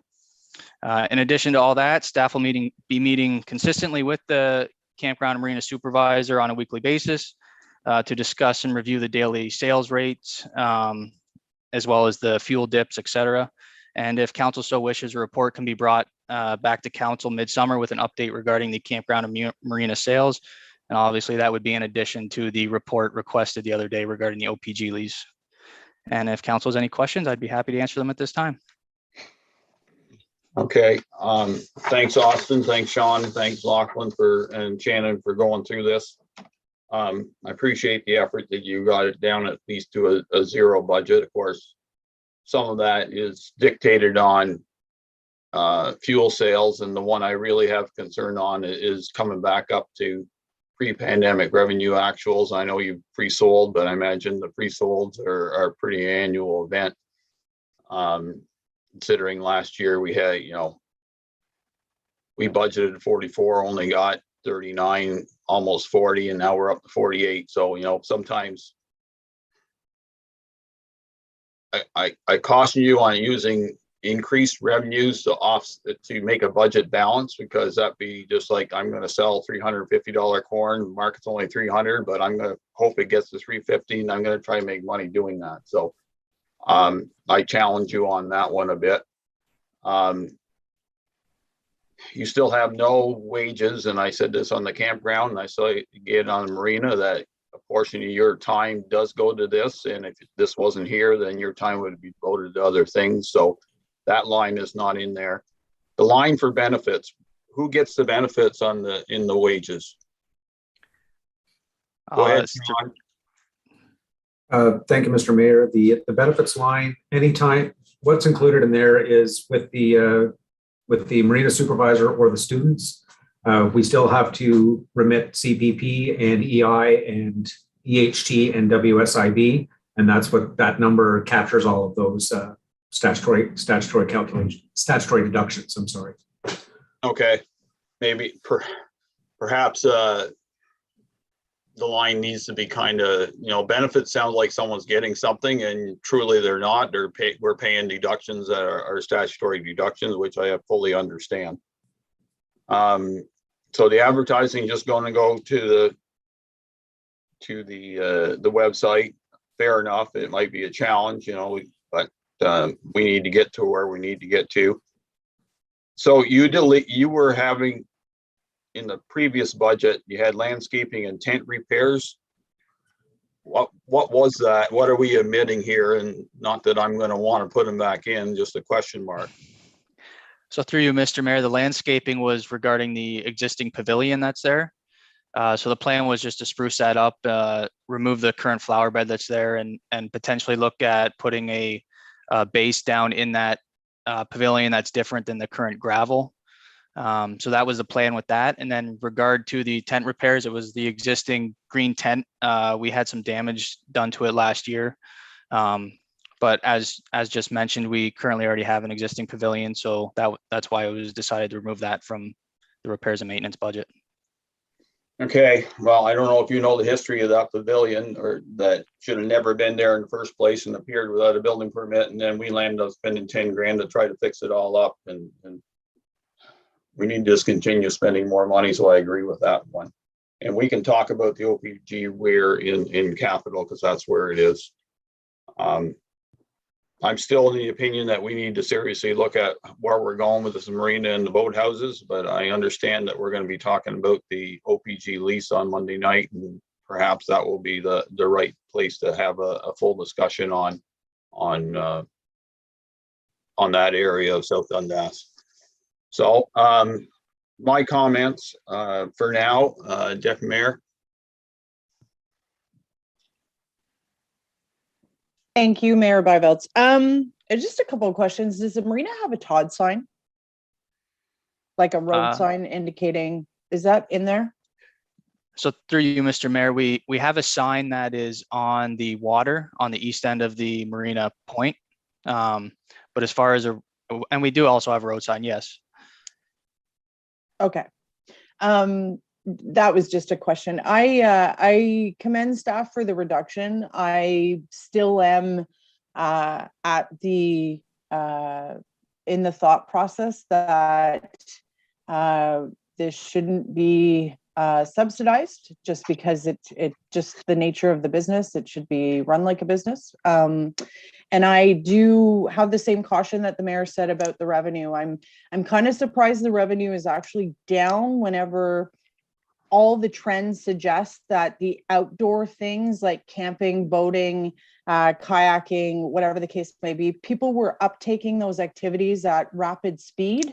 So I'm kind of surprised that we wouldn't have realized some of that increase, whatever. So I have the same concerns that the mayor does about forecasting to make up for budget differences, because every other indication is that all those outdoor activities had a huge uptake with first timers and that type of thing. So I'm cautious with that, but that's it for now, Mayor. Okay, Councillor Wells. Thank you, Mayor. No, I like to see there. One question for Austin. Is there any way, like, I know the work that goes on over the marina as far as upkeep and the campground is, especially with online registry and all that. I'm thinking we could probably run the marina in the campground with 2 students in the supervisor, and you offset your week, because they work, it's 7 days a week for the campground and the marina. So you have a student and the supervisor, or either or can like split the weeks up to get their 2 days off. Like one can run one can run the other, where the supervisor or student can make up the days are off, where they're working like 4 days a week or whatever, like especially the supervisor. Just a thought, just another way to save money at that point. You got to run it like a business. That's the way I would look at it if I was paying the employees. Other than that, the fuel prices, I know when I had boats and that, and you go like you're always paying 25 to 30 cents more a liter than you would see on the pump price of that thing. But you're gonna check weekly with marinas, so we got to stick with what they do. So other than that, the only other thing is the capital and our discussion Monday night about the lease agreement. Okay, thank you. Council Lewis. I definitely have to agree with the mayor and the deputy mayor with what's going on. I don't think taxpayers should be paying to operate the marina. As far as the employees go, I wouldn't get too shallow with employees, because last year, I know for a fact, because I got many phone calls, that they were looking for a student at the campground and there was none to be found. So I think I would leave the employees the way it is, 3 with the supervisor. And I take my hat off to you for working so hard to make it down to a 0%. Thank you. Council Collins. Yeah, I mean, I guess we got it at, we got it down to 0, so there's no hit on tax revenue, or, that gives us the opportunity to decide how we're moving forward with the marina. Some of that discussion can be done Monday night, I guess, if we're going to be, working into that Monday night. But I don't see anything in here that I can say would be better put in or taken out. The only thing is on the we got to make sure we have enough employees, that there's somebody at the marina and there's somebody at the campground, when there's supposed to be somebody at the campground and somebody at the marina. So as far as staffing goes that way, if we can do it with what we got, I don't think we can, if somebody comes in for gas, they won't stick around if there's nobody there to pump the gas. It's not like a campground where you may wait around for a little while to see if somebody comes in to take your site fee. But I don't know, Mayor Bibles. This gives us the opportunity, I guess, to get it at 0, to get it in the budget, to keep it going, and I think we need to work towards finding a solution to our marina as far as how we're going to run it or who's going to run it. Hey, Sean, did you have your hand up? Yes, Mr. Mayor, I feel I need to be a little direct with where we're going with the marina budget. As council, and for those members of the public that are listening, we either have to, if we are going to arrive at a $0 budget for the marina, we either have to cut the costs or we have to increase revenues. I believe we've cut the cost to the point where we can still operate the marina. So the default is going to fall that we needed to increase revenues. When you look at that fuel sales line of sales of 25,000 liters at $1.85 per liter, that's a 35-cent margin on each liter of fuel. I've heard the words competitive pricing to the marinas around us. If we go to competitive pricing, that revenue line will not be met. That 35-cent margin is in order to bring the budget to 0. So I think we have to come to the realization that we either have to leave that number, that revenue line at that level and adjust the fuel prices to meet it, or we have to be competitive. And if we're competitive, we're probably not going to make that budget line, and there will be an impact to the tax rate. Okay, so I think you're right on the money, Sean. Like, we're in the business. We have to make money. The challenge is we fill up the tank, and whatever we pay, we have to add on our margin, and that margin has to be 35 cents, and we run it till it's empty. And if somebody doesn't like our price and they have enough fuel to get to Prescott or Brockville or Chrysler Marina, I guess that's up to them if they want to do the run. But they're in the luxury business of boating, and it's great to have the boaters there. But in the end, it all has to balance out. And I don't disagree with your thinking on the fuel. My challenge is, hopefully the revenue line of hoping people show up is something that staff will have to work on. And this is nothing to you. It's just the way it's going to be. I certainly will look forward to either a midterm report or see where it lands up if we're still in this business. Monday night, the reason why it's coming Monday night, we have the OPG lease coming to council on Monday night. So that's how we'll have this discussion on how we're going to deal with the marina and going forward. But for today, we have a zero budget to deal with. We still have a capital item to discuss, and we'll see where that goes. But for now, as I said, I do thank the three of you and Shannon to do what I requested. I know I was a little on the terse side the other day, but it's one of those nagging things that if I don't be terse, others are going to be terse behind me. So it's just being fair to the residents of South Dundas. And as I said that day, we need to justify everything in this budget and be able to defend it when we go to the street. And if we can't, then we haven't done our job. Anything further on the marina budget as per se right now? If not, thank you, Austin. Thank you, Sean. Thank you, Lachlan. Thank you, Shannon, for this.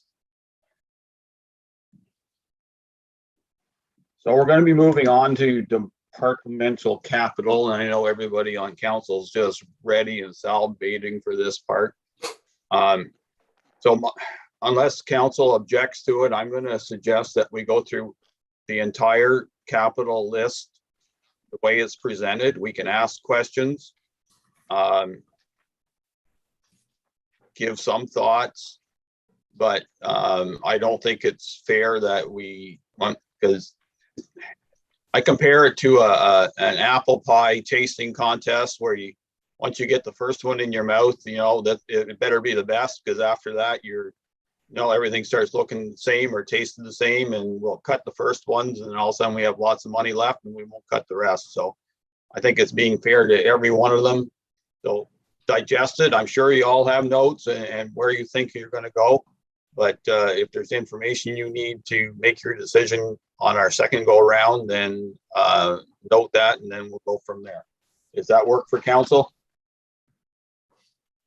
Okay. So we'll start with facilities. David, you're up first, please. Perfect. If Kaylin could put my slideshow up for some photos to go along with my talking. And one thing I will note to council and note the staff, please mention where the financing is coming from. So council knows that either it comes out of reserve or a switch of a reserve or grant or taxation. And the taxation one is the one that we can really direct today. As much as we don't spend the reserve, we can't, we're not really taxing for it anyway. Sean, go ahead. If I'm wrong, tell me so. Thank you, Mr. Mayor. For those members of the public that are following along, there was a capital page included in the package where the summary of everything that department heads are going to present is shown. And there are 3 columns to the right showing taxation, reserves, and reserve funds or other. I will add one more comment that with the removal of the guide rail from the marina, the taxation effect for the capital program is $257,000. The rest of it is to be financed either by reserves, reserve funds, debt, or grants. And I just wanted to add that comment, Mr. Mayor. Okay, thank you. And if you see any time through there, just pop up on the screen if we're going into weeds on where it's getting paid and clarify it. I know that this is more year round than staff. Staff like need to spend the dollars, but we need to figure out where the dollars are coming from. Okay, David, you go ahead now. Thanks. Thank you. So today I have the facilities capital projects. All I have here is my slideshow, mostly just photos worth 1,000 words. So the first item in the facilities capital projects that you'll see is the Carmen House. Some of this is a little bit of carryover from reserves. So in 2021, we didn't spend everything. And then there is a little additional 8,000 coming from taxation. The 8,000 from taxation is for the front porch and a little bit of the door. As you can see in the middle photos there, the front porch is, it's in rough shape at the Carmen House.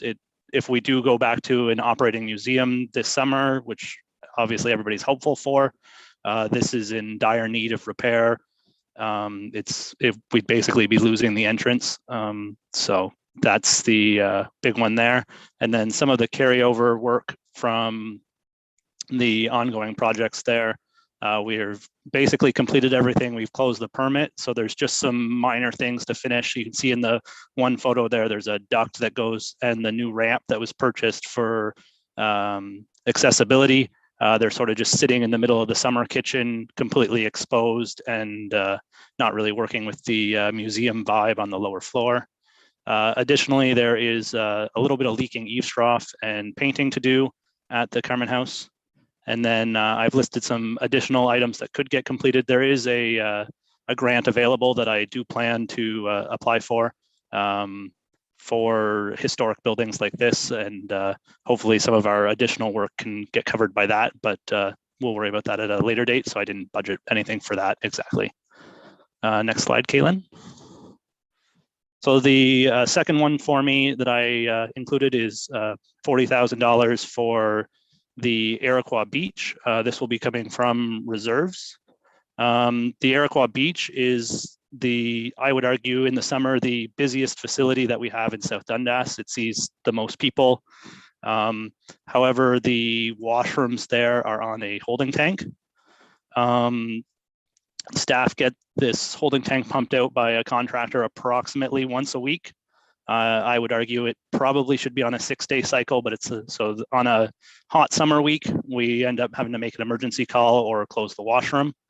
And but the 7-day usually works out cost-wise just to be the one scheduling and the best balance for everything. Because on a slower week, we don't want to be pumping out a half a tank either. So it's the magic number that we use. However, the tank previously has been re-purged and fixed up. We constantly have either a toilet stuck or a line running, and then we end up pumping out water rather than sewer waste. So this year, we thought we had a little leak, so it ended up getting dug out. It's been closed on weekends when you get one little toilet flapper stuck and it fills the tank on you. In reviewing it during one of these episodes, I was out there with our manager of wastewater, and we realized that there is a force main for the sewer. It's approximately, you can see it in the second photo there, it's the purple line. It's about 80 to 100 meters away. So we discussed the option of hooking the Iroquois Beach up to the sewer system. I think this project makes complete sense, as currently we spend about $5,000 to $7,000 a year pumping it, versus spending $40,000 right now out of reserves to hook it up to this sewer line. It'll save me a lot of sleepless nights wondering if when the beach is very busy, if we have to close the bathroom. And additionally, in 3 to 4 years, we'll be looking at the capital project basically paying for itself by us not having to pump out the holding tank anymore. So this project would involve the removal of the existing tank, which is quite old, putting in a new tank with either a pump or a grinding pump, and running a line and putting a live tap into the force main. So I'll move on to the next one now, Keelan. The third capital project I have listed is my large one at Matilda Hall.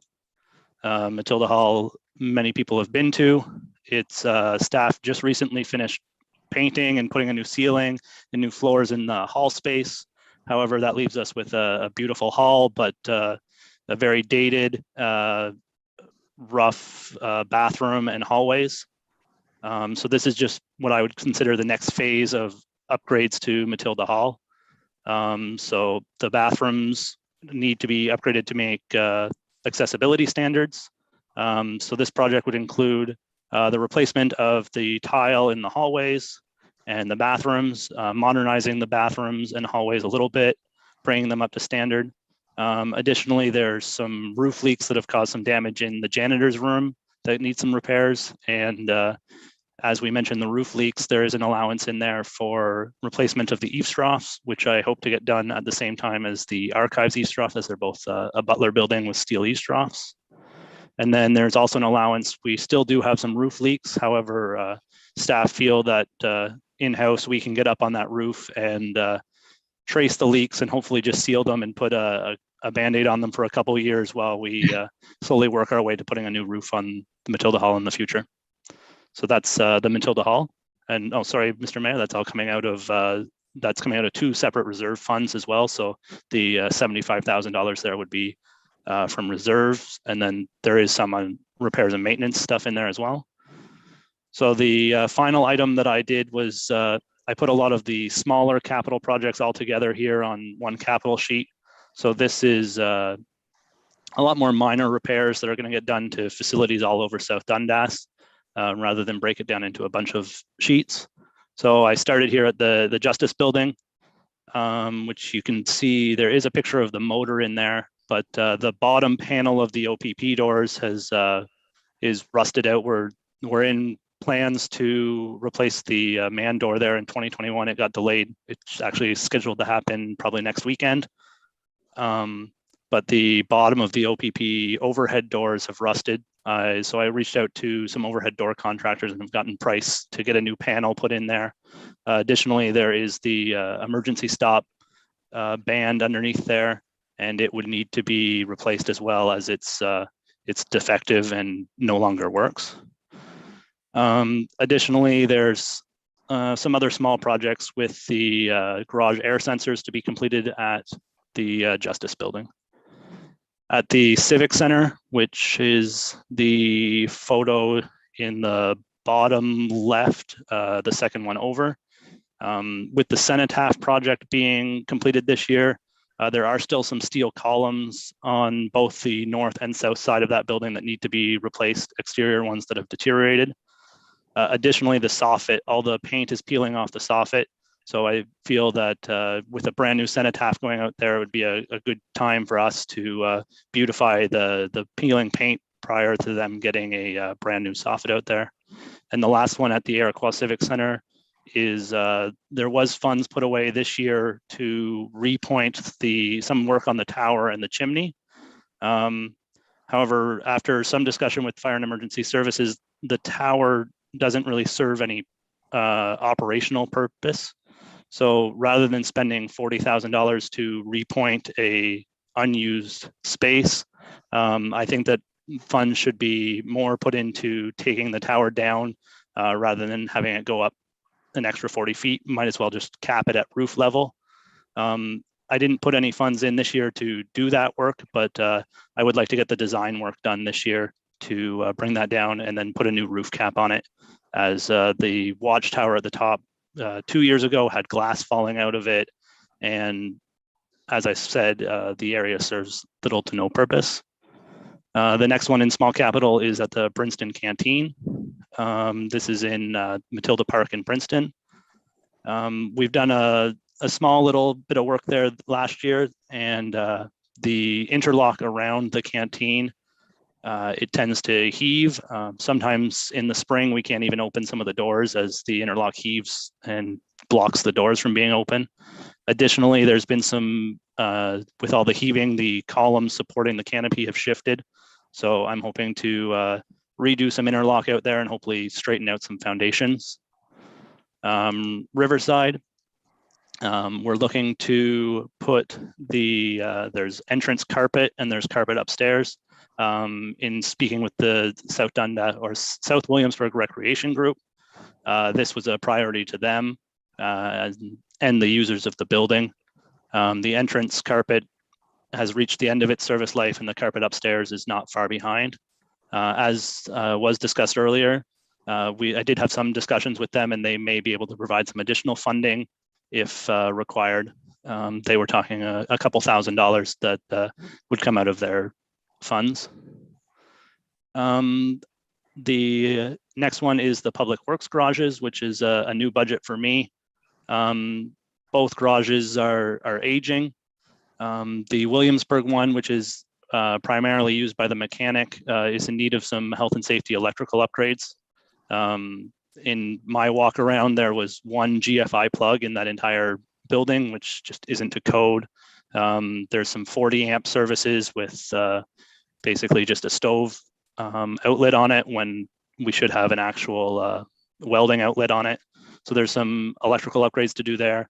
And in Matilda Hall, it still has some of the original windows in it that are poorly performing storm windows. So just to start modernizing those from being 50-year-old windows.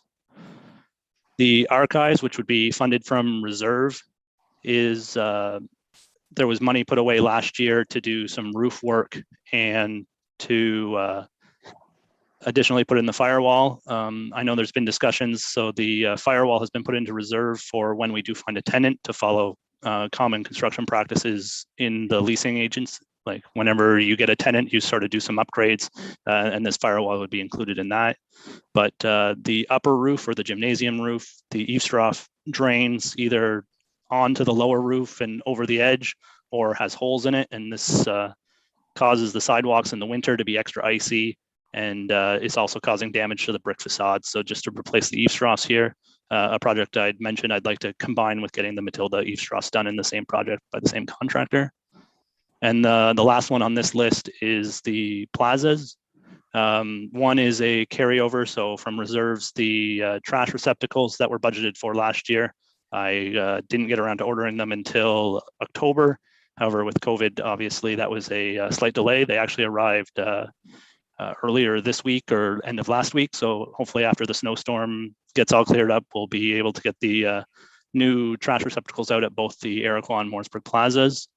And the new one for this year is the Iroquois flagpole. Currently it's deteriorating and so we'd like to remove that and put in just 2 flagpoles, one for Canada and an Ontario flag there prior to failure of that flagpole. So that's it for the small capital. And the last item that I have under my capital budget is the Morrisburg Arena. Obviously, there's the carryover from the $100,000 that we put in 21 or 2021. The consultants were on site just the other week, and hopefully we can continue forward with schematic design and getting detailed design. So we'll have construction documents ready to go here in 2022 using the 2021 money. However, I recommend from taxation that we continue with a contribution similar to last year of another $100,000. We'll put that into reserves. And this is just once the project is shovel ready, 1, eventually we will have to do the project no matter what. And 2, if funding applications continue to come out, which I suspect they will, then there's no guarantee that it's going to be 100% coverage from the funding application or the grant.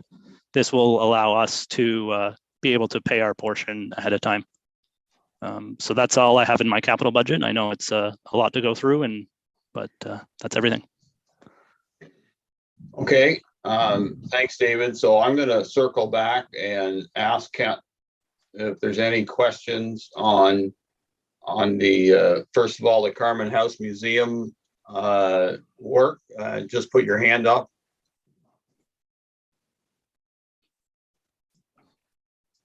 Okay, then if there's no questions, the Iroquois Beach sewer upgrades.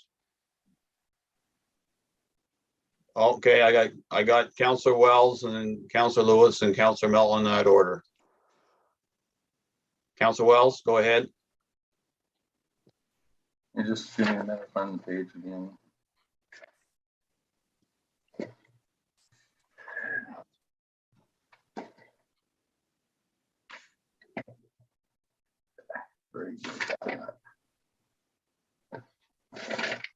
Page 2 of tab 18. Go Councillor to Wells. Councillor Lewis for right now, Mayor. Okay, Councillor Lewis, please. I know what you're talking about when you're talking about the Iroquois Beach. It was my nightmare for a long time.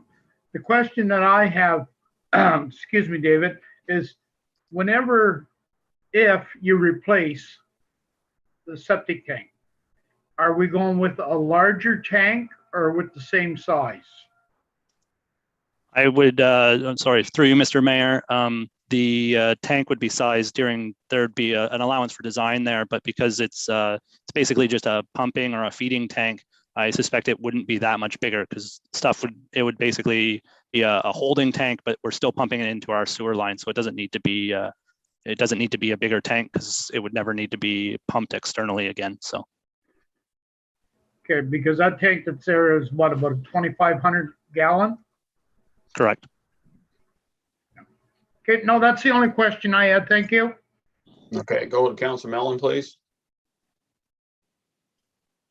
Yeah, since we're going to be hooking into what you're proposing here, David, is that we'd hook into the main sewer line, which makes sense.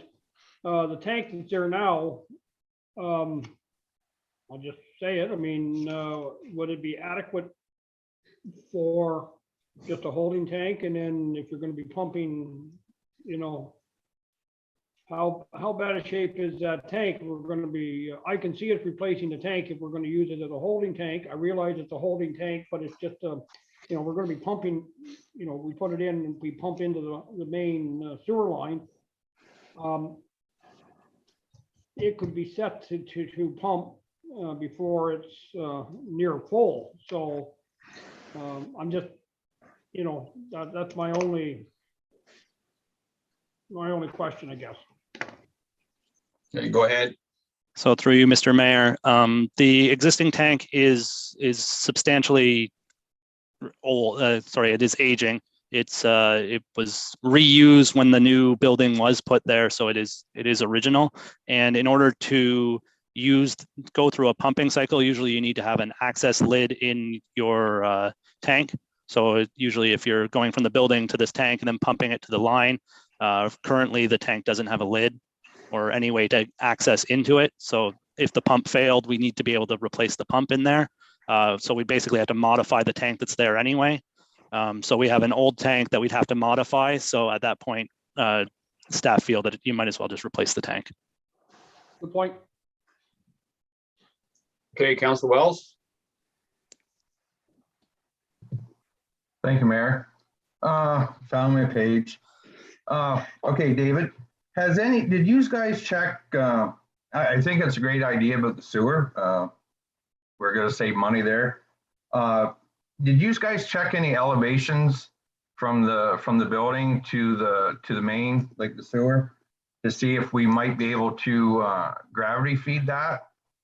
Or you're just assuming we won't be able to?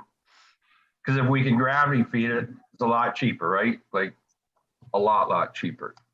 That's one of my, well, go ahead and answer that. Then I got another question for you. Okay, go ahead. So yeah, through you, Mr. Mayor, to Councillor Wells' point, it would be very difficult to gravity feed it. One, it's about 100 meters, and we're tying into a force main. So it's actually it's not just a main, like a street main, it's the force main that goes from the street to the treatment plant. So it's a much larger pipe. So just the distance there, and based on conversations with the manager of wastewater, yeah, we feel that the pump would be required. Okay, thank you. And now, since like you want to change the tank, I'm not sure about the cost.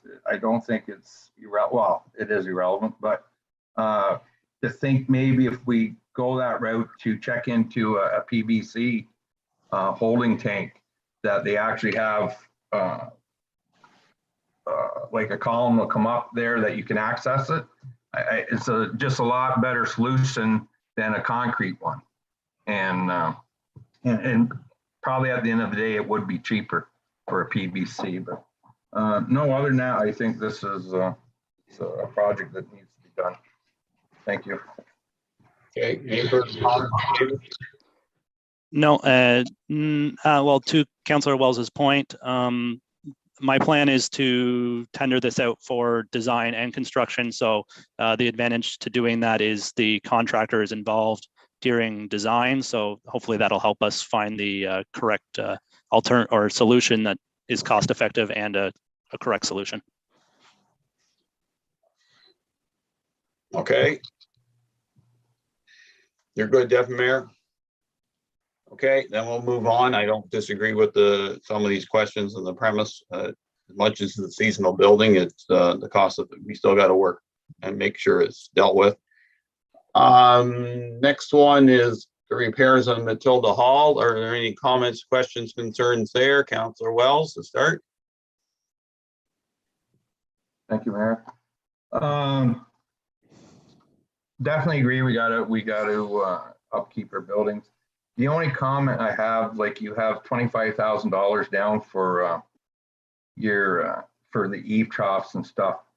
I don't know, like, I'm a Butler dealer, and by saying that, like, I sell Butler buildings, right? So there was a big increase. I'm sure, I don't know if you called a Butler dealer to get prices. Like 25,000 seems like a lot, but it's not. Like, the Butler eave trough is very expensive, so I just don't. It needs to be fixed, but I don't want to see you be under budget on that. That's what I'm saying, because unless you call the prices of everything with Butler Specialties, it's went up a lot. So I just want to give you a heads up on that. Other than that, I'm good with everything else. Councillor Lewis. This question is more towards Sean than it is to David. Is there not money in reserves for some of these projects? These are all reserved dollars, Councillor Lewis. Sale asset and rec facility reserves. Okay, thank you. I wasn't paying attention to that. Thank you. I thought there was, but I wasn't sure. Thank you. Sorry, Sean. Councillor Mellon. Yeah, I realize it's coming out of sale of assets and or recreation reserve.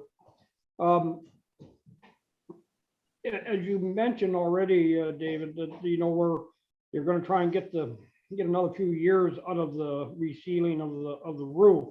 I'm just wondering, how bad is the janitor room with water damage? Like, I mean, I hate to see us spend $5,000 on that, and we find that maybe I'd much sooner see that $5,000 spent on the janitor room after we repair the roof permanently, I guess you'd want to say, just in case there's another leak or something there from water damage. I just don't know how bad that it is a janitor room. Like, I mean, can we get by with that, and keep that money in that asset? And also on the repair or the replacement of the dishwasher, I'm assuming you're going to cost it out to see if it is economical to repair it or replace it. Is that right? Go ahead, Yes. So through you, Mr. Mayor, the dishwasher is at the bottom of our list there. Staff actually this week are working on doing a few little minor repairs just to keep it in service. And we'll see where budgets come through at the end of the year. And it's probably on if we don't quite make budget, it's probably the one that's going to get cut in this long list of items. And with regards to the janitor's room, One thing that staff did do this year is once I was aware of the water damage in the janitor's room, it has actually been gutted already. We took the drywall off the walls, we took the drywall off the ceiling, so it's sort of a bare open space already. That way we can track the leaking a little bit better. The leaking does tend to be a little bit more random and a little bit depends on the ice, depends on the snow, depends on the melt. But because the room's already demoed, and the plan going forward is I would not put a drywall ceiling back in that janitor's room. So hopefully if it does leak again, we're looking at a $10 new tile rather than ripping the entire ceiling down and replacing it. Point well taken. Thank you. Okay, anything else? Okay, then we'll move on to all the minor various capital. I'm not going to read through the list. It's quite extensive. Council has it in front of them. Have they any comments, questions, concerns on any of that list per se? Council Mellon. Yeah, thank you, Mayor Byvelds. I guess, some of this is taxation, some of this is reserve. How much are you thinking it's going to take to retain a consultant to complete that design work for the Iroquois Civic Center on that tower, the old watchtower? Is that taxation or reserve? What cost? Through you, Mr. Mayor, I believe the Iroquois Civic Center work is through reserve because we budgeted between fire and emergency services and buildings this year. There was $40,000 in the 2021 budget to repoint it, which I decided not to do based on the fact that we currently don't use it. So rather, that money was put into reserves and now we're pulling it out this year to complete the design work. Okay. All right, yeah, I don't know how much design work a consultant's gonna do, okay, to take down that tower. I have another question, but if you wanna go to someone else, Mayor Byvelds, or I can continue on with this list. Okay, continue on with your list and then, because it might spur other thoughts. Public Works garage, windows at the Matilda garage, is that taxation or reserve? Through you, Mr. Mayor, I'll defer to Sean just to be 100% confident. I believe it's taxation, but Sean will confirm. Sean, go ahead. Thank you, Mr. Mayor. Yes, in the capital listing, the two works that will be done at each of the public workshops are to be financed through the tax rate. Okay, go ahead, Councilman. I did see a number, and I'm not going to try and find it in this binder, how much that was. Did you not have a figure in there? What those windows, what you're looking at windows, was it not 10,000? 10,000 is in here. Yeah. It's not like, personally, I'd forego the window for this year, but that's my, yeah.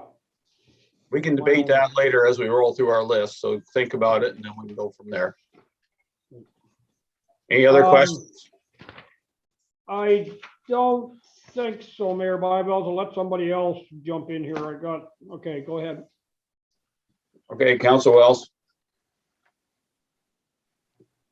Thank you, Mayor. I'm just going back to actually, Councilman Mellon brought it up about the consulting, David, for the tower.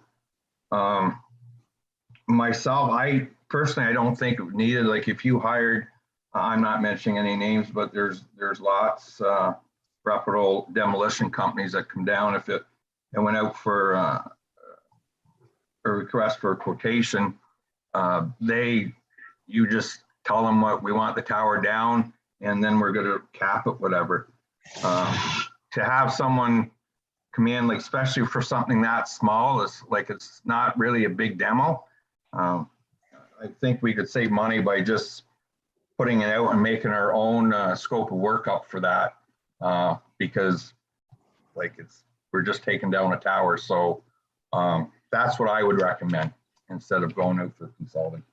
We can just do a scope of work and let the demolition company worry about taking it down. That's it for me, Mayor. That's just my comment on that. Okay, David, you want to comment on use of consultant on the tower, please? Yeah, so through you, Mr. Mayor, to Councillor Wells and a little bit to Councillor Mellon. I do expect it'll be a pretty small bill there, but the fact that we are capping it and doing demo work, we'll have to apply for building permit. So we will need a set of drawings. Additionally, the drawings will make it easier for me to put it out for tender if in the future we do decide to take it down. And additionally, we'll need some sort of consultant to take responsibility for the insulation and the roofing materials going in there. So I think it'll be a fairly small cost. I think I'll be able to guide the consultant pretty heavily before they even get involved. And they're mostly just going to be producing the drawings for building permit. And so I suspect it'll only be $2,000 to $4,000 for the consultant there. Okay, question answered. Anything else on the minor repair list? Go ahead, Councilor Mellon. No, thank you, Mayor Bob. Sorry, I seen with the Iroquois, Iroquois Morrisburg Plaza, I guess removal of the flags, the foundation. What are they the ones out by the markers along number 2? Is that the ones we're talking? Are they in that bad a shape? Through you, Mr. Mayor, yeah, the poles are starting to rust. I think if you look closely at the naval pole there, you can see it's got a bit of a lean to it already. Just driving by. Okay, thank you. Okay, anything else? Okay, then we'll move on to, comes down to the Morrisburg Arena, putting $100,000 aside. Any comments, questions, concerns, and we'll make a decision later. Okay, I think that's the end of the facility list for now. We'll circle back and make our decisions later. If there's any questions, then we'll go on. So thanks, David. Go on to Chief Morehouse. Good morning, Mayor and Council. So we've got a few items that we would like to discuss under capital this morning. Kaylin, if you could find our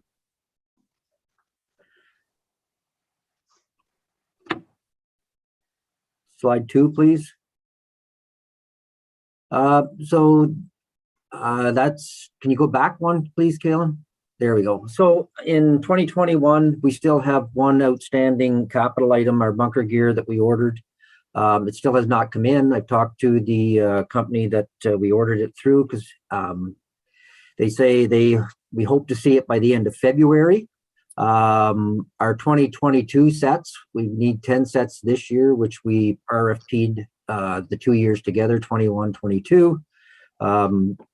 I would ask council that we get that ordered right away. If we can get it ordered in January, we will see it. Hopefully, right now we're being promised by the end of August. So that being said, can you move to the next one, please, Kaylin? So this year we're looking at 6 items for capital. All will be coming from reserve, all 6. The bunker gear, which has already been done, as I just stated, we RFP'd that last year. That's out to AJ Stone again. We do need 8 pair of firefighter boots. There are 8 that expire this year under the 10-year NFPA that we follow. Sorry, I jumped ahead. The next one is thermal imaging camera in your list. Apologize.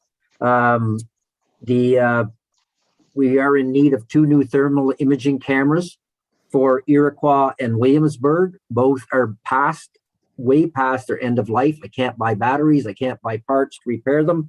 Neither one are working. These are critical tools in our tool chest when we come up to a fire. And it's just a little more information on that.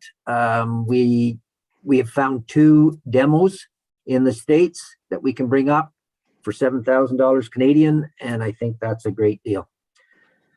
Saving our taxpayers a lot of money when a new ones run anywhere from $8,000 to $15,000. Boots, again, I just said we have 8 pairs that expire this year and under the 10-year replacement. I've been using last year's numbers. I have talked to M&L where we bought our boots last year. There is going to be a small increase.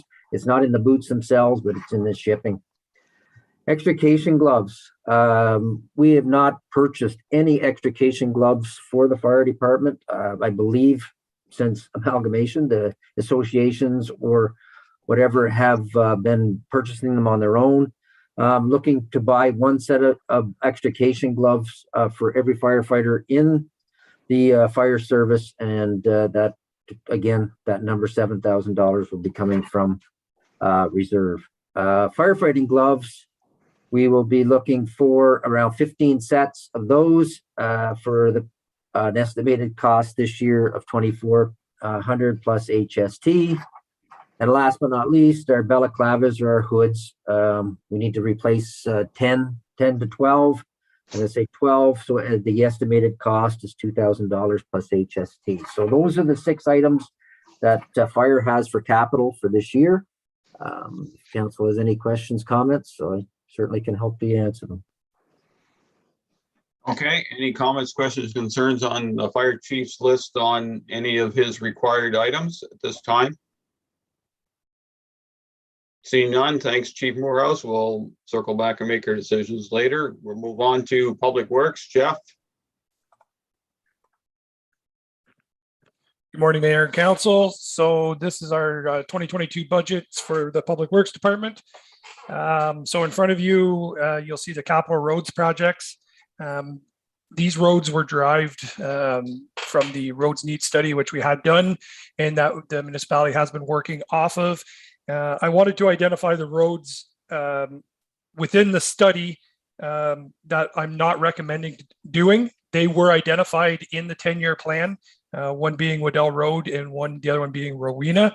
Reason being is both roads are still in very good condition. This year's plan for 2022 identified Pleasant Valley Road and east and the west. So we will, within this budget, I have identified those 2 roads. The east side of Pleasant Valley being micro surface, just one single surface of micro with 2 culverts to be repaired. And on the west side is a pulverization with additional granular and a double surface treatment with a fog seal. That is going from County Road 1 to the curve where it meets Wallace Road at the far west end of the municipality.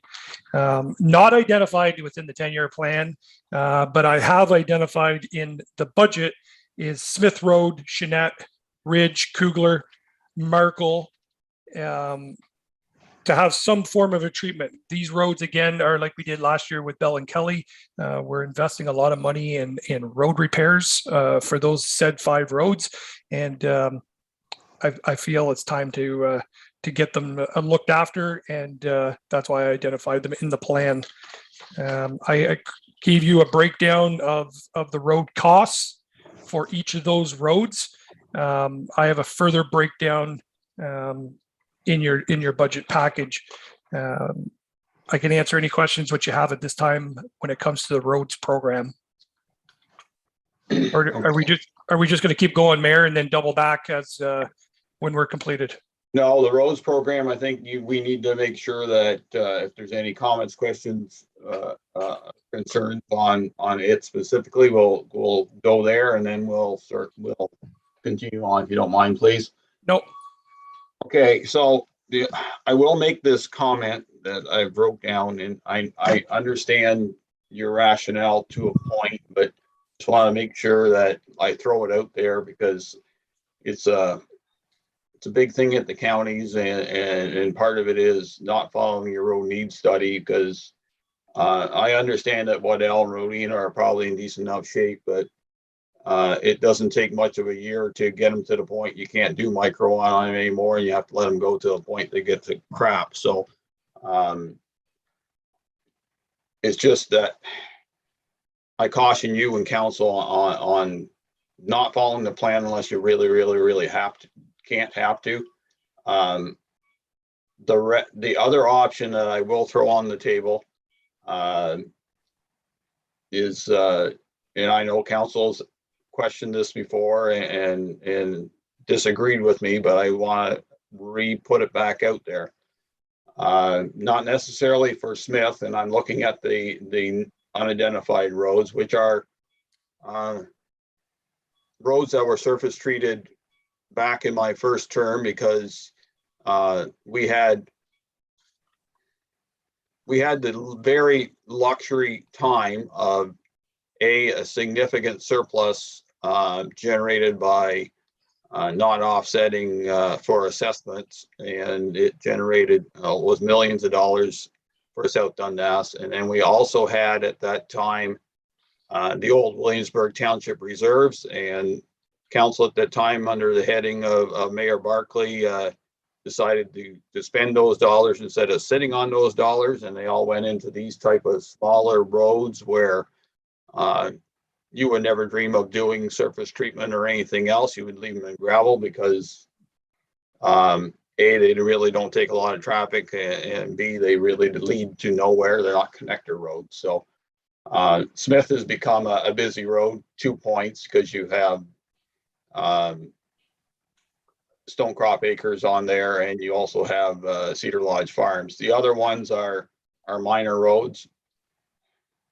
I hate to say it, but the possibility that if council really wanted to save some dollars going back to gravel is there. It's I know there's other maintenance costs including on there, but many other municipalities have gravel roads and live with them. I'll ask Jeff for a comment on going back to gravel, and I guess Paul's his thoughts on A, doing so, and B, what kind of implications on maintenance and including snow removal. So thank you, Mr. Mayor. So if I could just touch on sticking to the roads needs study. Yeah. In 2023, and you don't have this information in front of you, so please take it as I do here right now. I chose not to do Rowena this year because in 2023, it called for Rowena and the portion of Rowena between Flag and Flag. So that would be a great opportunity in 2024 or in 2023 to do right from County Road 16 to Flag in one treatment. We could do pothole repair, patching, and then we could put a single micro on it. We've just solved our whole problems in 1 year instead of doing Rowena this year and then going back and doing it again in 2023. So that was my rationale behind it. You made reference to going to gravel. Gravel is a great product. It also involves calcium. So we'll have to do additional costs in calcium where we don't have that already in the budget. We'll have to incorporate that back into the budget for an expense. As far as grading it, yes, we have a great grader and we can maintain it. Plowing it in the wintertime, it could be plowed with our tandem truck. We have the ability to roll the front blade back so that we're not peeling the gravel off the road and putting it into the ditches where it does not belong. So we can go that route. I question you on what the residents will feel by going from a double surface treated roadway back to a gravel road. That would be the only caution I would put on it. But I'll follow the direction of council, however they feel fit. And I understand the political implications of us going back to gravel, and council can comment on that. As I said, to not throw it back on the table, I don't think is, at least we're not thinking through everything. So that the only other comment I have is on the culvert replacements that you've put. Did you rationalize you'd budget for every culvert and only change the ones that you had to? So, Mr. Mayor, I had a staff member go around to those identified roads that you see in front of you and physically do an inspection on each one of them. And he, through his findings, that's where we came up with the culverts. So when I say Pleasant Valley Road West, it's showing 3 culverts, but really it's only 3 lengths of 9-meter pipe to do 2 true road crossings. That's where that number. And when we pulverize the road, it'll be in gravel. So then we could do the culvert repair, put it back into gravel, and then it'll be ready to do the double surface treatment when it comes to that point. That's where I was going with the pipes.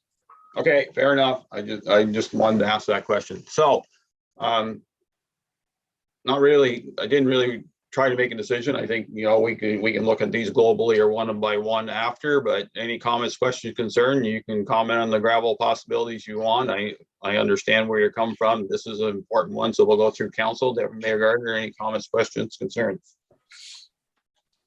No, I see where you're coming from, Mayor, with the gravel, but I am sensitive to the switcheroo with our residents. They're used to one way and then we go back and that type of thing. So I'll wait for the broader discussion, but I think this list is, in my mind, fairly thought out. I do like Jeff's explanation on Rowena. Was it Rowena? Yeah, Rowena. So yeah, I don't have any questions at this time. Okay, before I move to Councillor Wells, I failed to mention that. Yeah, Jeff, your explanation on Rowena makes a lot of sense. We didn't have that information, so the question had to be asked. Thank you. Councillor Wells. Thank you, Mayor. I agree with Jeff on thinking of. Councillor Wells, you need to speak to your microphone because you're not picking up. Just speak at the computer. Go ahead. Can you hear me now? Yes, I can. You were speaking downward. Okay, I agree with Jeff on the Rowena Road, and that makes perfect sense. The only thing on the roads that's not identified, as of I think was fall, I would take Markle Road out there as a provisional because there's no longer any houses down there. The house is burnt. And I'm sure it's not going to be rebuilt. If I was going to go with a provisional on that, knowing the road, I would eliminate Markle and go to Salamire. That goes down to the golf course, and there's 4 or 5 houses there. Because that road is, I haven't traveled the Markle Road that much, but the Salamire Road I have. Definitely agree with Shanette Road. That the patching you did there last year just to try to make it, you never even hit a third of it because the whole road needs to be pulverized. And same with Smith Road. It's a lot of that damage is from heavy equipment on that road. So if we don't fix it this year, it's just going to be back to a gravel road. But other than that, the roads, definitely Markle, because I think at the end, if that lot, that 1 acre lot, I don't even think it's 1 acre, probably gets sold to the farmers, that road will eventually just be a headline. So it can, we wouldn't really have to take care of it too much. Go ahead, John. Okay. Councillor Wells, are you referring to John Markle Road where the fire was this winter? Yes. So Markle Road runs from Ridge Road through 18 and then continues on a little bit where it would catch into Smale eventually, but correct me if I'm wrong, Jeff. You're correct. So through you, Mr. Mayor, this portion of Markle Road is, as the mayor indicated, it is from Ridge Road to County Road 18. It's a surface treated road, which never had a secondary surface put on it, and the center is peeled out of it. So really we have surface treatment with gravel going kind of a strip down the center. So it's more running really through 2 hayfields or cornfields, but it's just an access road to get from Ridge to County Road 18. The north side of 18 on Markle Road is fine. We weren't going to touch that. But that's where that Markle Road is. You're referring to John Markle, and yeah, that's a gravel road already. So it's going to stay gravel. Okay, I didn't realize. Okay, my fault. I should have did more checking in. Okay, no, I'm good with everything else, man. Okay, suggestion for next year, Jeff. A map of the roads sometimes just helps. We're fairly familiar with roads, but that's an easy switcheroo. That you have one road that's called Markle and one that's called John Markle, and they are somewhat different. Councilor Lewis? Well, as you know, Jeff, we talked about a couple of these roads last year. And there's a couple here, whenever I drive down the half ton, I feel like I'm on a cow path. There's definitely something wrong. And as far as the guys going out and filling potholes, it filled 200 today and there'll be 400 tomorrow. These roads, the unidentified roads, are definitely in repair for some work. And to go back to what Mayor Bivell said, you go back to gravel. I don't think that is a good choice. I may be wrong. I've been wrong before, but I do believe the not identified roads, they definitely need to be done in 2022. Because I've been on all of them. And that's about all I have to say on this one, Mr. Mayor. Thank you. Councilor Mellon? Yeah. I'll probably get hung, but Pleasant Valley Road East. Jeff, your recommendation is single microsurfacing on it and gravel. That road is not bad, and I'm proposing that maybe we can push it to another year. In my mind, anyways, and but I'm not gonna, your judgment, and the road needs study. I realize, identifies it. I'm not in favor of doing the gravel as much as there is cost savings up front, but in the long run, I think if it's surface treatment now, I like to see it stay there. I just question Pleasant Valley Road East, the east portion of it, but it's the cheapest one on the list, I think. Yeah, no, not quite. Sorry, there's Kugler and Marco's. Yeah, okay, but your take on Pleasant Valley Road East, Jeff? I'd like to hear it. Okay, I'll let Jeff comment, but I'm going to probably defend what he's thinking because I'm a big fan of micro at the counties, and I'm a big fan here, and you can't wait till it's too late to put it on. Go ahead, Jeff. So through you, Mr. Mayor, to Councillor Mellon, my theory behind Pleasant Valley East is to keep your good roads in good shape.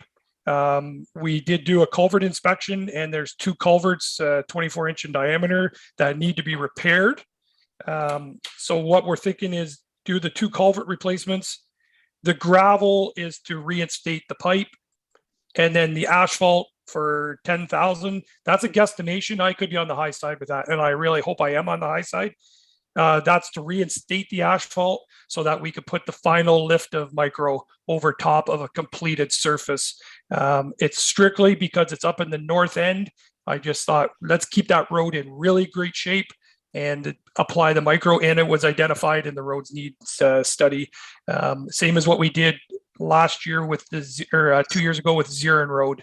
Same concept. I know, and you're probably right, and Mayor, you're probably right too. I was just looking at a dollar cents thing.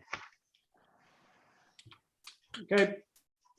Yeah, well, as I say, Council Mellon and the rest of the council, I go to county council, and the director there likes doing micro, and he doesn't have to sell me on it. In fact, I push him on doing more, and that is actually, but you can't.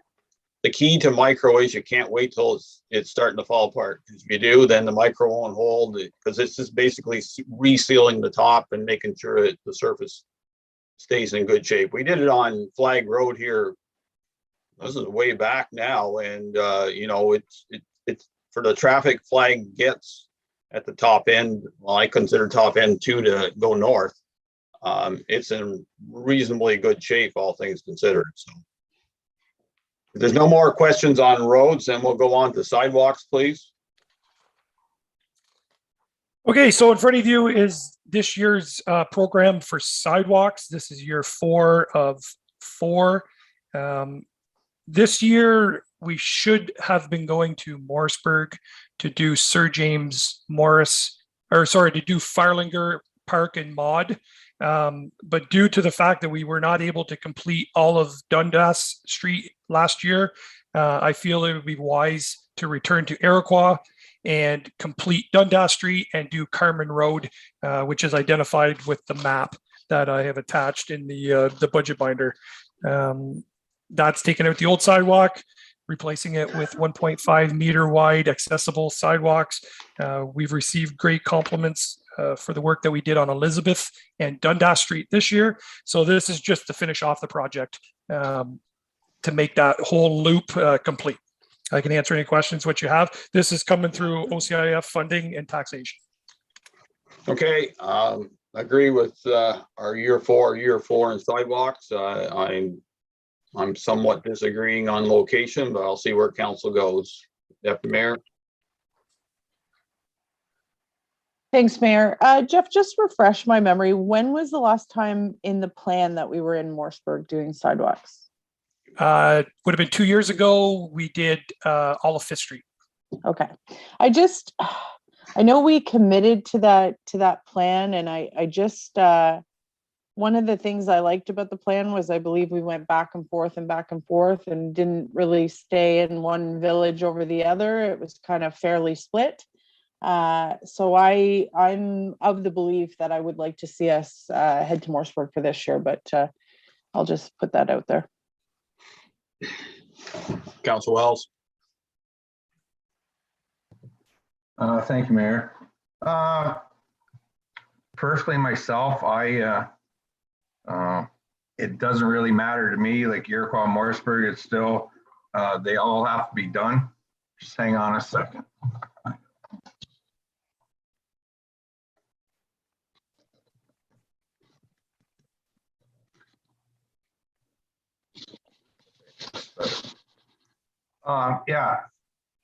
It doesn't matter to me. It does make sense that Iroquois to finish that off, but I would go with what Deputy Mayor said about initially in the plan, let's go back and forth. Another question, back on, see you have a cost here of 170,000 projected costs. But back in your budget thing there, it was 176,045. So is it 176 or is it going to be 170, Sean? Sean, I knew this. Sean, go ahead. Thank you, Mr. Mayor. Through you to Councillor Wells. The difference, Councillor Wells, is that the 170 that you see is plus HST, and the 176 you see is inclusive of the net amount of HST. So the 6,000 is just the HST amount that the municipality has to pay. So on 170,000, the HST is 6,045. That's so. Is that after a rebate? I take it. Yes. Okay. Okay. No, I just wanted to make sure that there wasn't something there I didn't see. No, it's all good for me. Thank you. Thank you. Council Lewis. Well, this was a council that decided to go with the sidewalk upgrades. And we promised the citizens of South Dundas that we would start in Iroquois in year 1, Morrisburg year 2, Iroquois year 3, and Morrisburg year 4, our final year of council. And I feel that we made that promise 3.5 years ago, and that is the promise that I want to stick to. 4th year, I want to come back to Morrisburg and spend $170,000.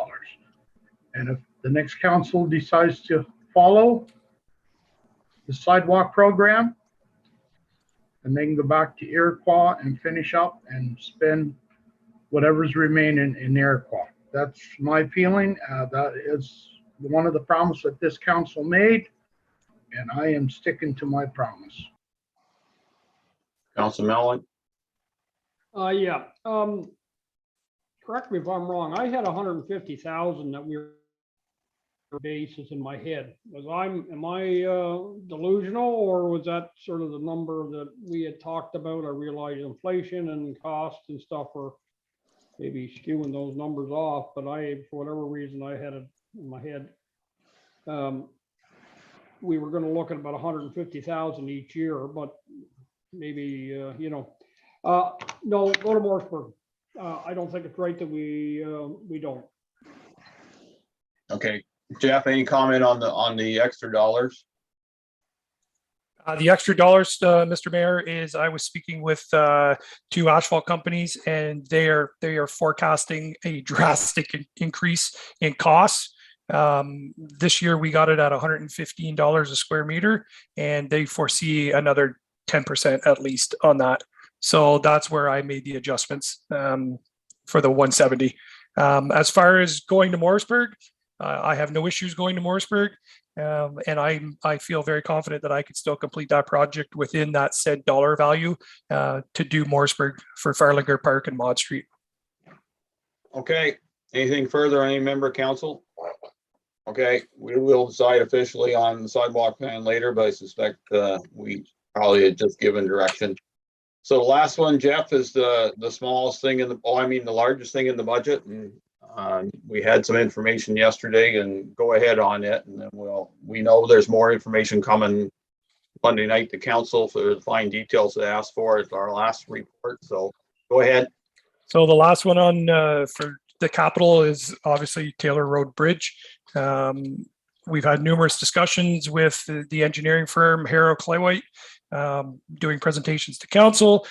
We now know that bridge is now closed and does need a replacement. So this is what we're putting in as 1.8 million, going against Infrastructure Ontario debt. I can answer any questions which you may have at this time. Okay. Yesterday, Sean gave us numbers on current debt levels of over 15 years, 150, and over 20, 100 quarter, more or less. And I just want to bring council up aware that we are not accounting for this number this year. The next council will have to figure that one out, but because the first year your loan is not your debt payment.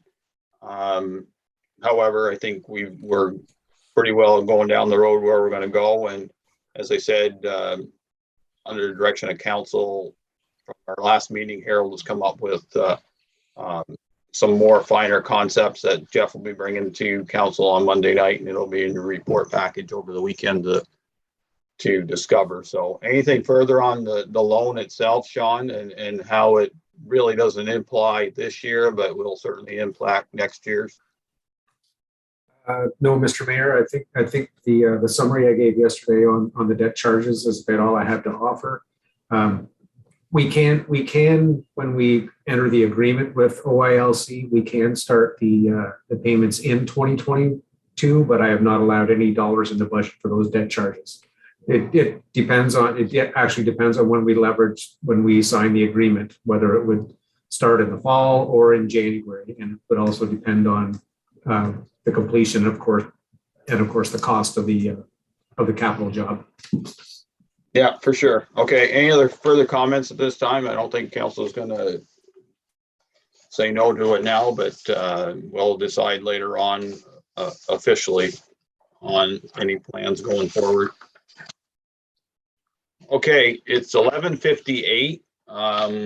The next discussion we have concerns fleet, and I know that that can be a heavy discussion. So does council want to break for lunch right now, half an hour, go for 12:30, and then we'll see you back? Okay, then with that, we'll break till 12:30 and back later. Thank you.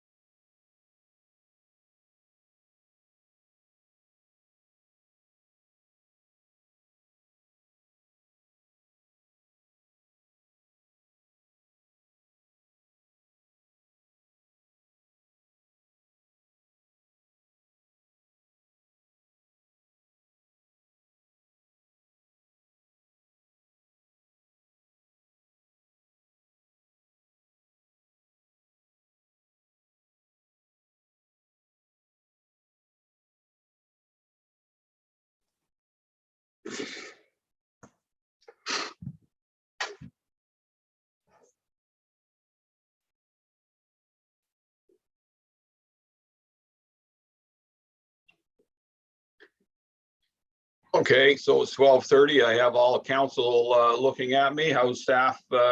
Everything going good with staff? I believe everybody is ready to go, Mayor Byveld. Okay. And with that, we will continue on with our budget discussion, and we'll be moving on to fleet. And, oh, excuse me. Jeff, we'll pull it to you and we'll go from there. Okay, so thank you, Mr. Mayor. So this year for the Transportation Department, we're looking for one vehicle, preferably a 3/4 ton truck, and I'll give you the rationale behind that selection. So the fleet replacement plan calls for Unit 72. Unit 72 is a 2011 half-ton truck, regular cab, that presently works in the landfill. It Okay, has, Jeff, yeah. sorry to cut you off. Does council want to go to the fleet? Do we have the fleet spreadsheet in our package? Correct, Sean? That's correct, Mr. Mayor. It's tab 19. Okay, for those with pages. And for electronic, it is tab 19. One second, page 92 for the electronic package. No, I'm on 92, and that's Jeff's 3/4 ton truck. Oh, I'm sorry. That's oh, sorry, page 114. Okay. I think. No, No, that's 116. I'll try again. 116. There you go. Okay. So I think we need to have that for a reference, Jeff, because it shows your thinking on the flipping, and that's okay. And that also accounts for the 2 trucks we ordered and we don't have yet. Okay, council, got that tab pulled out?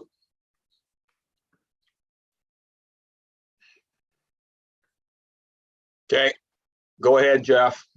So, Mr. Mayor, should I backtrack and just bring everybody up to speed on what was agreed upon on 2021 and our tendering issues? Okay. That's a good place to start. Good place to start. So in 2021, we had decided collectively as a municipality that the building department and the bylaw department would like SUVs.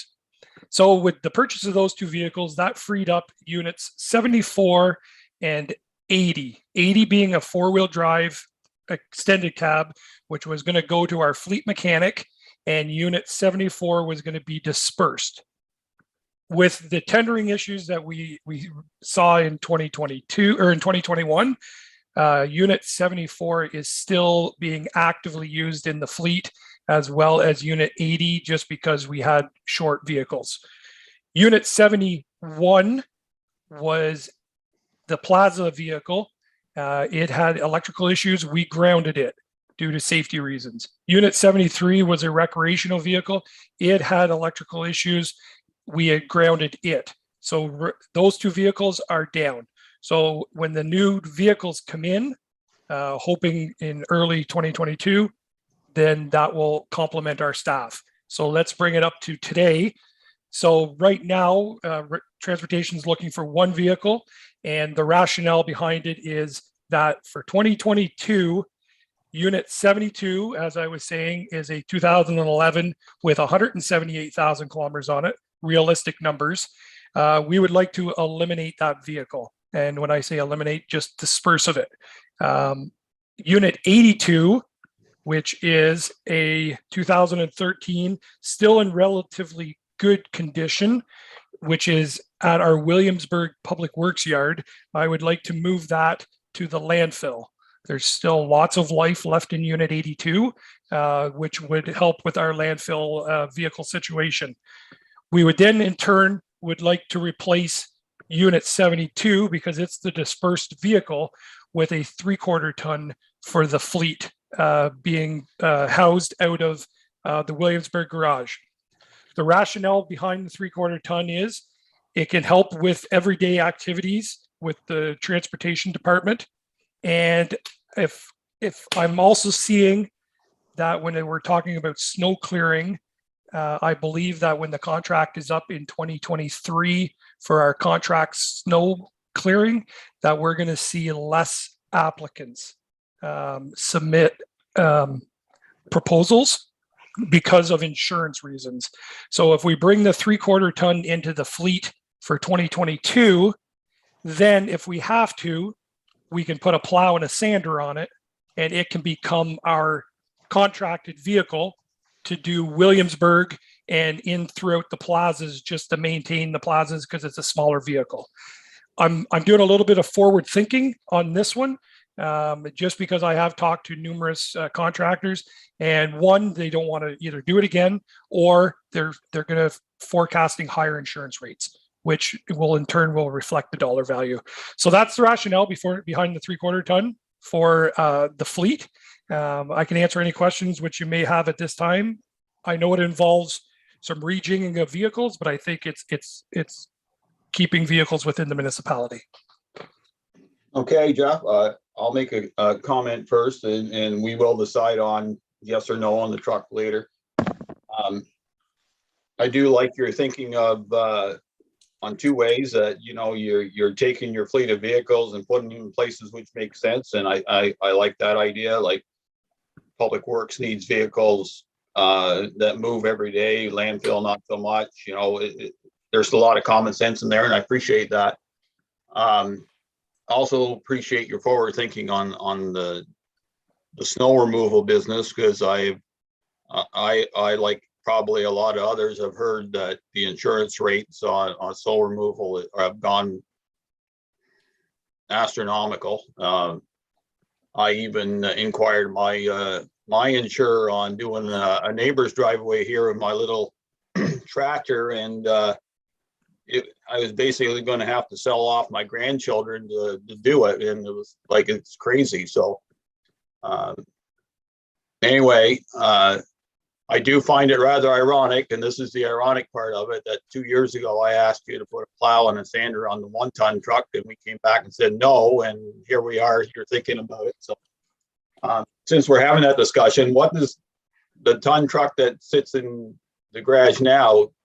You think any day a possibility of putting a blade on and sander unit on it also, because it has, you know, it can take the abuse much more than probably 3/4. 3/4 will do it, I know that for sure, but certainly not a 1/2 ton. There's no way in half you destroy it. So go ahead. So through you, Mr. Mayor, the rationale, and I believe I defended it back when you asked the question a few years ago. You did.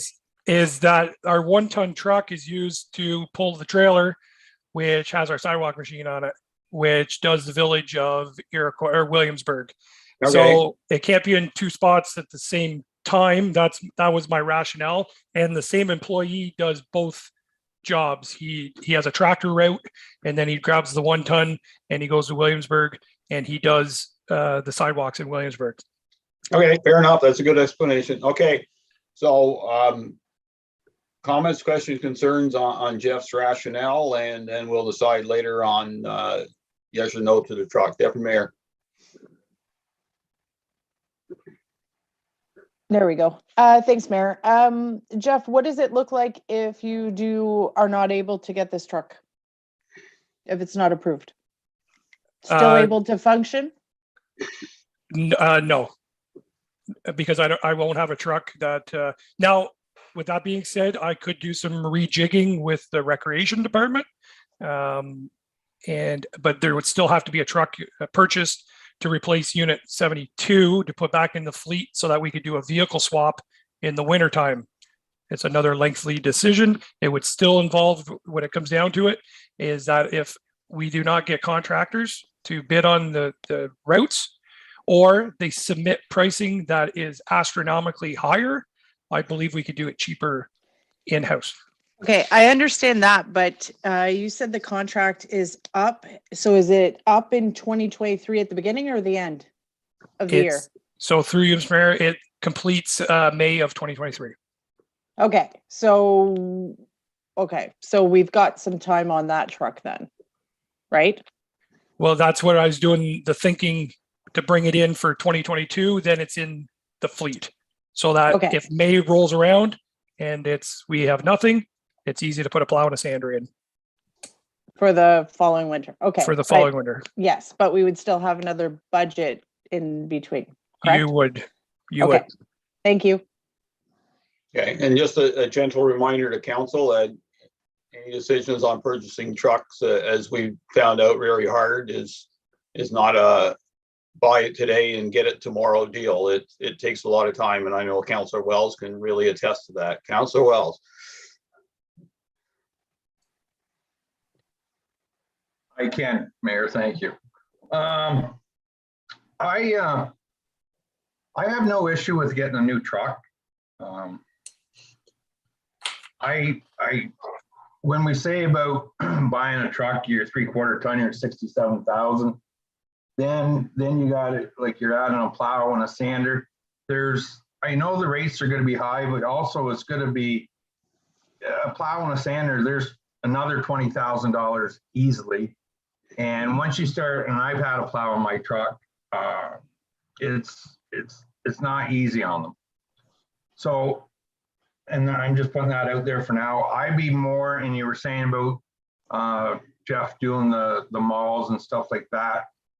I'd be more willing to put my money towards the backhoes with having like a snow pusher on it. Something same with contractors around here that they do the park or malls and that with.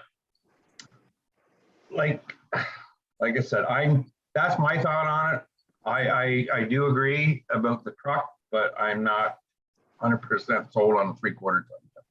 Thank you. Okay, Jeff.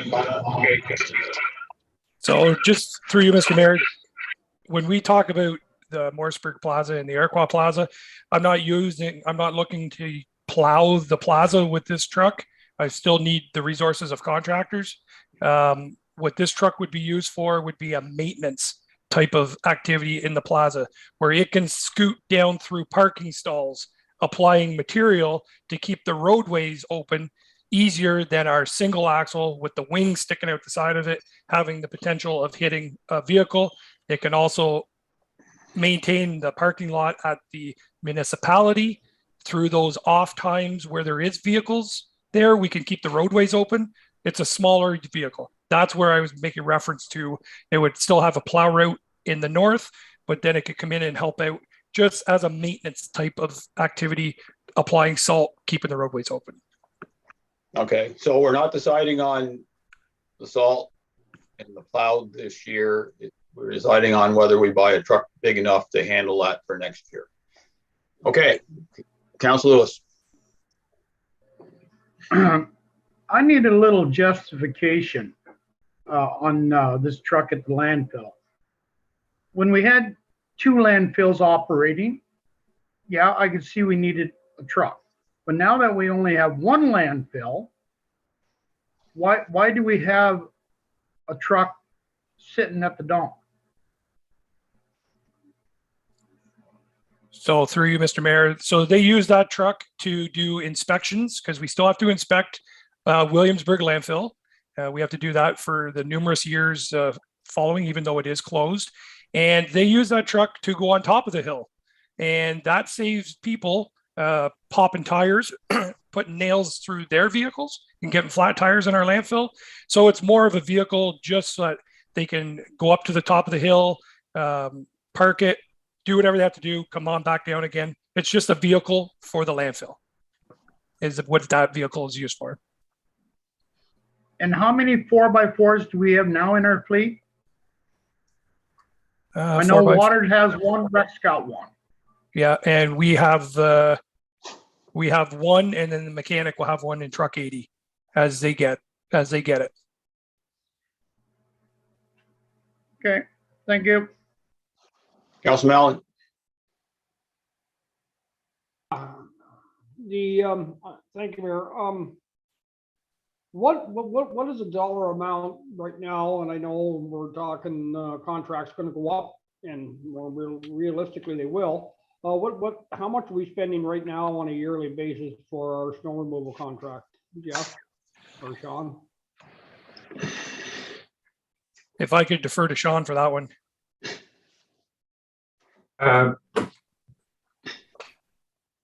Through the chair to Councillor Mellon, we have 57,000, I think, budgeted for that contracts line. And of course, what actually costs varies on the usage that we need for the contractors. It is 57, I think, right, Jeff? You're correct. And that 57 encompasses, the maintenance of plowing the parking lots at both plazas, the streets in Morrisburg, plus out in Williamsburg. So that it all goes into that one pool of monies, equaling 57,000. So we're still going to have some contract work, as I'm getting from you, Jeff, are we not? What's even if we get a plow, a truck with a plow in the front of it? You're correct. We'll still, we don't have enough equipment and manpower to fully support doing it all in-house.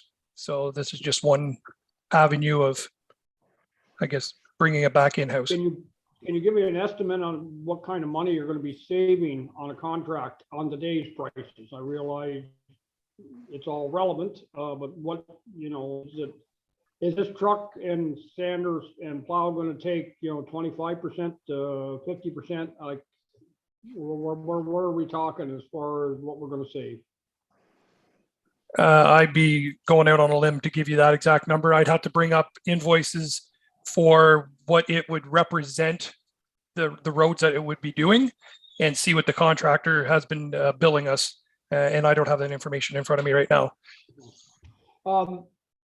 So we're still going to use the farm tractor with the plow on the front of it for back on the bridges, or like Princeton, or what this would be done by the truck?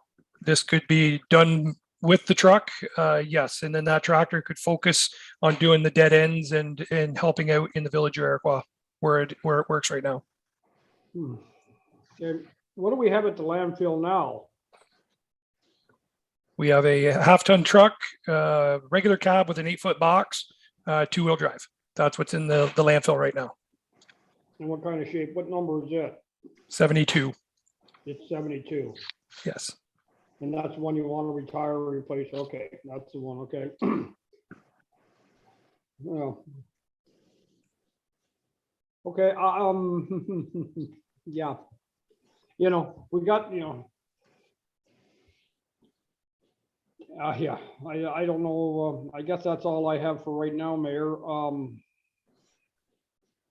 Be nice to know, if we're going to save 10,000, 20,000, on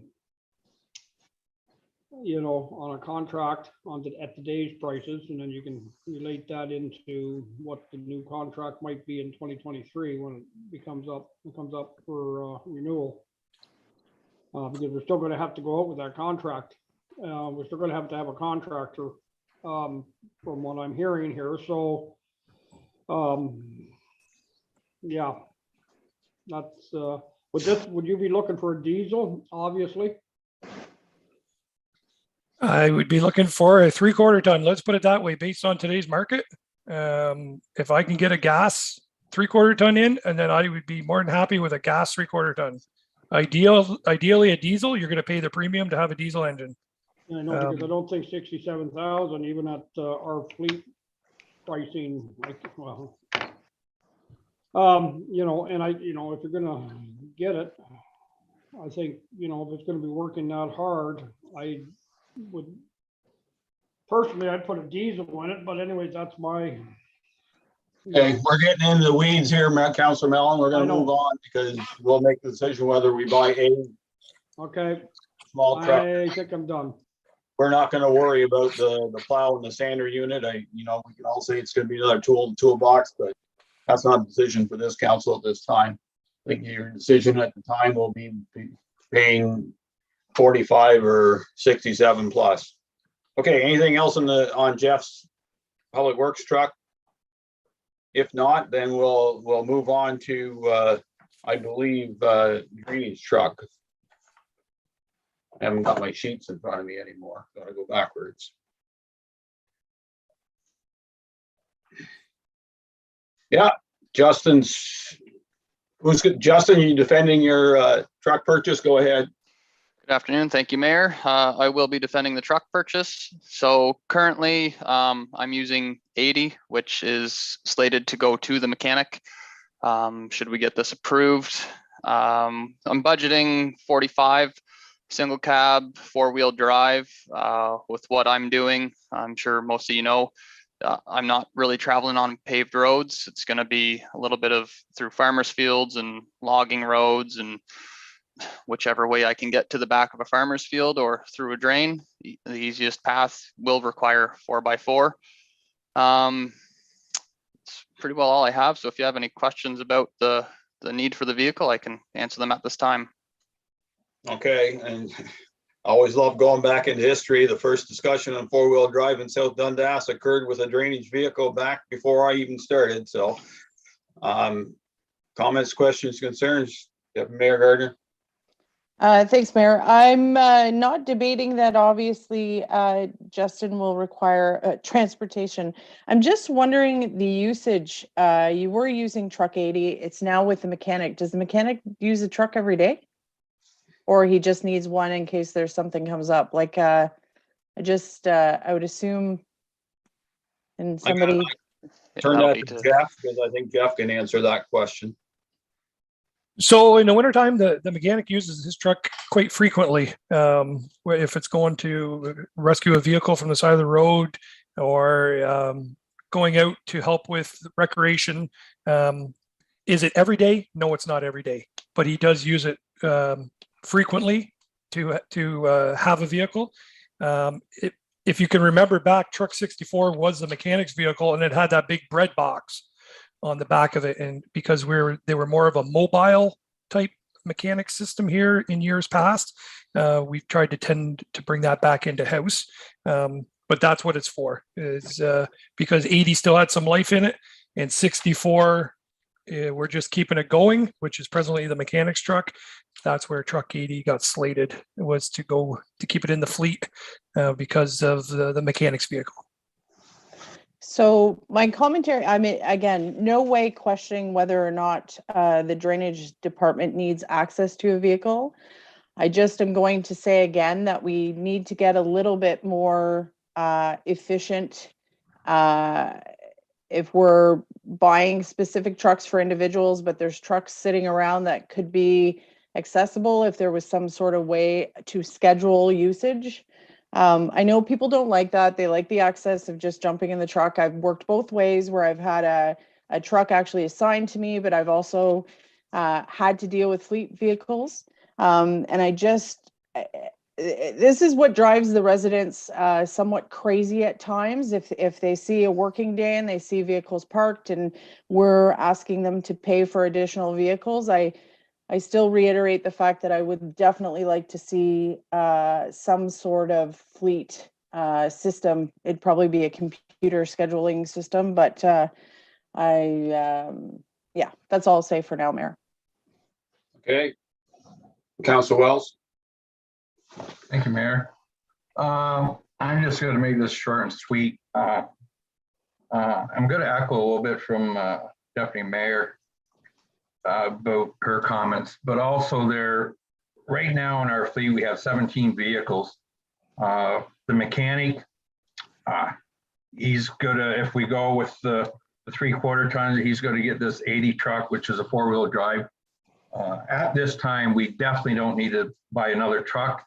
No disrespect to you, Justin, but when you're going to check stuff, it's not on a daily basis. So between that truck 80 and yourself, I'm sure you can work something out. And if there's a meeting or something you had to go, we got the 2 SUVs there that's not used on a regular basis. So I would definitely say no to this. That's just my, we're not voting on it yet, but that's, I can't see justifying spending or buying a truck just for basically a department that has one person. So with all our fleet vehicles, I'm sure we can, these guys between staff and that can work things out to get a vehicle when you need it. Thank you. Okay, so no disrespect to Councilor Wells, we'll reiterate, we're going to make the global decision later.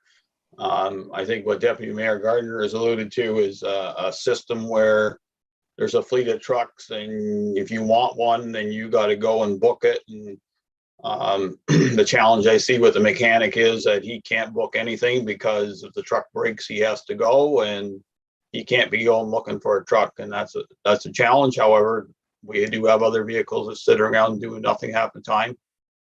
And the other comment I will make is the building and bylaw vehicles. We made the decision to allow ownership last year when they decided that they would pay for those vehicles out of their own funding. So I would caution council into saying that those vehicles are available for other uses. They basically rule those vehicles because we decided they can have the two. So rightly or wrongly, we made, we created the ownership pattern there. And I think now we're looking back and saying maybe that wasn't the right decision, but it is what it is. And we should continue on with it for now, but maybe not extend it to every department. Council Lewis, please. No, I have no questions. Thank you. Council Mellon. Wake up. It's after lunch. I know. Hope you had your coffee. I haven't dozed off yet. I'm just pondering a lot of thoughts here. A, our drainage superintendent needs a vehicle. B, the mechanic needs one occasionally, mostly in the winter time. Am I right, Jeff? If one of our plows or whatever goes down, would that be a fair assessment? So through you, Mr. Mayor, you are correct in your assessment, but I will add to that due to COVID and restrictions and limiting the amount of people in vehicles, when the plows are not out plowing, we are utilizing the mechanic's vehicle with our transportation staff to go out to patch potholes and to do other activities to try to limit the amount of people in vehicles. Yeah. That's where I'll leave with that. Yeah, and I can fully, appreciate that, but damn, we're gonna get out of this, vicious circle. We can't, have every man one vehicle per man. I'm not sure if I fully support this or not, just simply because the fact Justin needs a truck, or mechanic needs a truck occasionally. I don't think we should be basing this on, oh, well, gee, every person's going to need a separate vehicle because of the COVID restrictions and stuff like that. I think that's, I don't think that's realistic in the long run. So I haven't got anything else right now, Mayor Bybills. Okay, so Justin will decide on your truck along with others later. Thank you. And thanks, Jeff. Next one is the ice resurfacer, Austin. Thank you, Mayor and Council. So staff are requesting the replacement of our ice resurfacing machine for the Morrisburg Arena, as the existing machine is 2 years past its scheduled replacement date. This item will be funded through the fleet reserve and will be procured through an RFP or tender process. Staff would like council to note that the existing machine was manufactured in 2009 and purchased in 2010.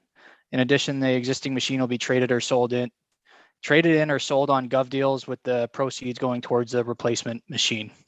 And if council has any questions, I'd be happy to answer them at this time. Okay, Deputy Mayor Gardner. Okay, so that's a bit of a switch. In our package, it says 2007 manufactured, and so 15 years old, and has 4,800 hours. So have the hours changed on that vehicle, or just the date that was manufactured? So through you, Mr. Mayor, this existing resurfacing machine is generally a 2007 model. This specific machine that we own, the municipality owns, was manufactured in 2009. So it is an 07 model, but this one was made in 09. So the hours is the same. We have 4,800 hours on the existing machine. okay, and so we got it in 2010, like you said. Yes. So it's been working since 2010. Okay, is it working now? Because I didn't see a huge amount of repairs in your budget.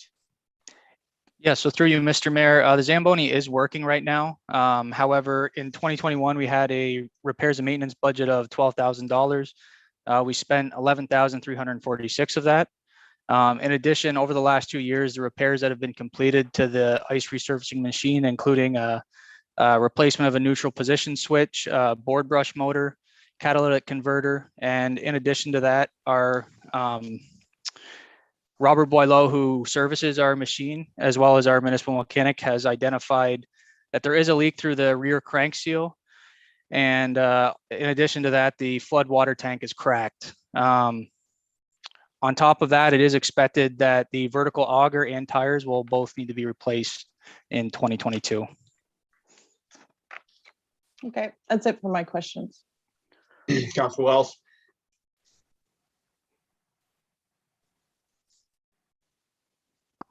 Yeah.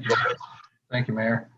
I'm just going to save everything to when we vote on this.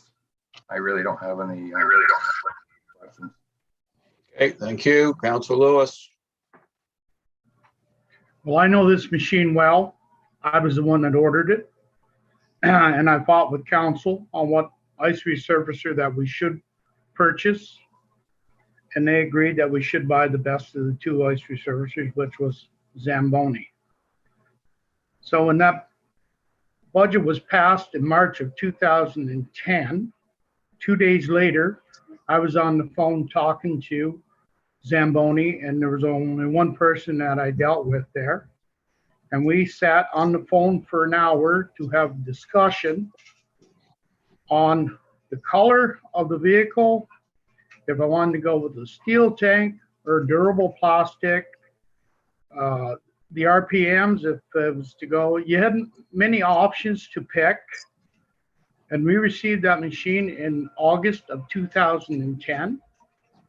And yes, I noticed that there was $11,346 purchased or on maintenance.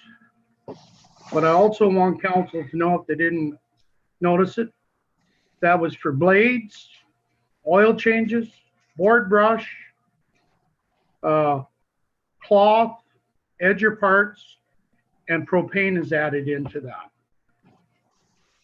So overall, of the $11,000, I would say most likely between $500 and $5,500 was spent on repairs and maintenance of that Zamboni.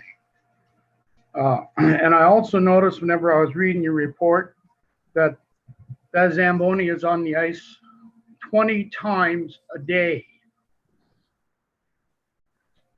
That is impossible. From 4 to midnight during your busiest time of the day, that ice resurfacer is on 6 times. So that means from 8 a.m. to 4 p.m., that's 14 times that Zamboni is on the ice. If it's on the ice 14 times from 8 a.m. to 4 p.m., there is definitely something wrong. And with COVID over the last 2 years, I don't know. I'll keep the rest of it until the end. Thank you. Councilman Allen. I don't think I have anything other than in the fleet replacement schedule, Mayor. It identifies estimate life of that machine at 12 years or 8,000 hours. We got 48 on it right now. So, okay, I haven't got anything else. No. Okay. Any comment, Austin, on the repairs? I know that an oil seal can be pain in the butt to fix, but it can be fixed. It's at all summer to do it. Yeah, absolutely. So through you, Mr. Mayor, I was able to have a discussion with the vice president of Zamboni the last few days. So the way Zamboni compares a Zamboni to a normal vehicle that we drive around every day, 1 hour of drive time on a Zamboni is equivalent to about 70 kilometers of driving on a typical vehicle. With that being said, they do recommend that their Zambonis are replaced every 10 years or at 5,000 hours. So with our Zamboni being at 4,800 hours, next season will put us over that 5,000 mark, which in their reference equals about 350,000 kilometers on an average vehicle. And that's the only comment I have, sir. Okay, then we'll, when we go do our rounds again, we'll decide which way we go on that then. Okay, thank you, Austin, and we'll go back to Jeff for his roadside mower. So thank you, Mayor. So in front of you is Transportation Department is requesting a new roadside mower. This machine is used steadily through the summer seasons to maintain our grass along our municipal roadways. It's in the harshest of conditions. And what happened last year was we kept it for one extra year. We should have replaced after year 3, but we went for year 4, and the costs reflected that. We had numerous downtimes. I know I had numerous conversations with Councillor Mellon on roadside mowing, and every time that we spoke, I had to tell him that it was broken here or it was getting welded there. So we brought forth this roadside mower and we put it into the fleet replacement schedule as an every 3-year purchase. This will be something that I'll get 3 prices due to the dollar value of the roadside mower. Okay, I'll make a comment before it goes around council. If council has any comments at all. Counties have done the same program. They just don't last. They're in the worst conditions at times. And I know people can be careful out there, but all it takes is a heavy duty stump you didn't know about the year before, accidentally hitting the culvert. And that's the ones they don't excuse as easy as to do some damage to this. Jeff, any thoughts of working with the counties on a joint tender on this? Through you, Mr. Mayor, yes, definitely. The problem is that sometimes they don't go out or they do not go out for this flail style mower with knives. Some years they're only putting out for a discbine type mower. So I will follow up with the counties when it comes to joint tendering, and we'll see what their thoughts are, or maybe you have some background information on county purchases this year. But definitely most jump in to receive a better value at the end of the day. Yeah, I personally don't know unless I go back to the county budget, and that's going to be too much work to try to do right now. But I would contact Ben or at the counties and see what their replacement schedule dictates. And if it works, it works. It don't, you still got to buy a mower. I understand. I shouldn't say it, but the mower's done. Any comments from council besides Councillor Mellon saying we got to buy it? Councillor Wells, go ahead. Yeah, Jeff, this, you said this is a flail mower? So it's got the blades? It's not like, it's got blades that go in a rotation around a drum. Yeah, they're not discbine. Yeah, no. I just clarification. No, I'm good with everything. Thanks. Okay, we'll move on then. Thanks, Jeff, for that and before. Mayor Bibles? Go ahead, Councilor Mellon. One question. Jeff, at the 15,000 for this, how heavy is heavy? Is that the heaviest unit you can buy? At 15? That would be kind of equivalent to the mower we have right now, which is the mower we have right now is sufficient.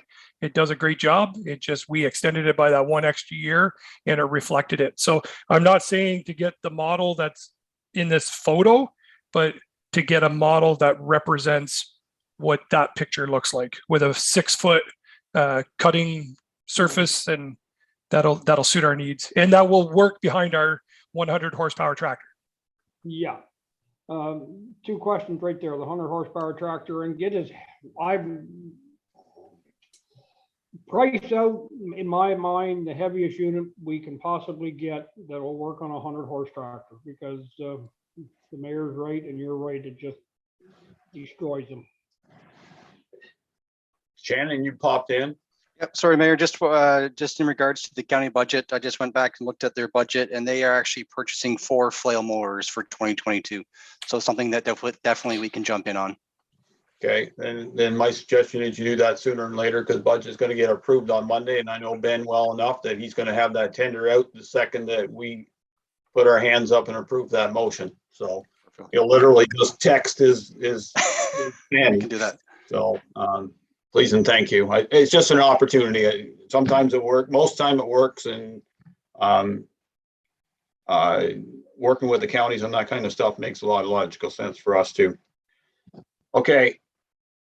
With that, then, unless I see something, no, then we'll go back to Austin, please, on the park swing set replacements, please. Thank you, Mayor and Council. So staff are requesting the replacement of the existing swing sets at Glen Stewart Park and Stewart Drive Park, as both pose health and safety concerns. Staff have received quotes for the replacement of either 8-foot high bays or 10-foot high bays, which include a new swing sets, protective base, surfacing, as well as a border and the installation of all those as well. In addition, these swing sets are designed with the option to add additional bays in the future if desired, and staff are suggesting the purchase of the 8-foot bays for a total cost of $21,000 to replace both swing sets, which will be procured through an RFQ process. And if council has any questions, I'd be happy to answer them at this time. Okay, and I think there was a change because you have tax levy for your financing, but correct me if I'm wrong, Sean, it's gone back to the Parkland Reserve. Yes, that's correct, Mr. Mayor. We're trying to get some clarification on the use of the Parkland Reserve Fund, but in order to try and ease the pain on the tax levy, we did budget it through the reserve fund. Okay. Any comments, questions, concerns on this one right now, Deputy Mayor Gardner? Thanks, Mayor. Yeah, I'm very familiar with one of these parks. I'm just wondering, I know, Austin, you said that there's potential for the expansion on the base. The Stewart Drive Park, by all intents and purposes, once Dutch Meadows gets up and running, it's a fairly small park now. I think it's just meant, for the street. I'm just wondering if when planning for this, should we maybe forecast some of the usage and look at it as a whole instead of kind of piecemealing replacement, because you may the play structure is awfully small. I know if my niece, nephew, and my daughter go on it, it's that's about it for 3 kids. So just wondering if you've given any thought and if it would make sense to defer it to come back with a bigger investment, or what are you thinking? Because there will, maybe not obviously not in this term of council, and maybe it will take a couple of terms of council, but hopefully we'll get young families moving into Dutch Meadows. Yeah, through you, Mr. Mayor, staff have considered that, and if council does wish, then we can potentially postpone the one on Stewart Drive, and then look at doing a larger improvement in the future once Dutch Meadows gets up and more established. Okay. So the only comment I had to that is that the playground structure at Stewart in my mind was just changed recently, correct? Like recent last 5 years. Yes, sir. Okay, but the swing set was not? No. Okay, so and the swing set is as old as the playground is, correct me if I'm wrong, Councilor Lewis? You have the history. That swing set's been around as long as I can remember. So yeah, it's in due to be replaced. It's an old wooden structure.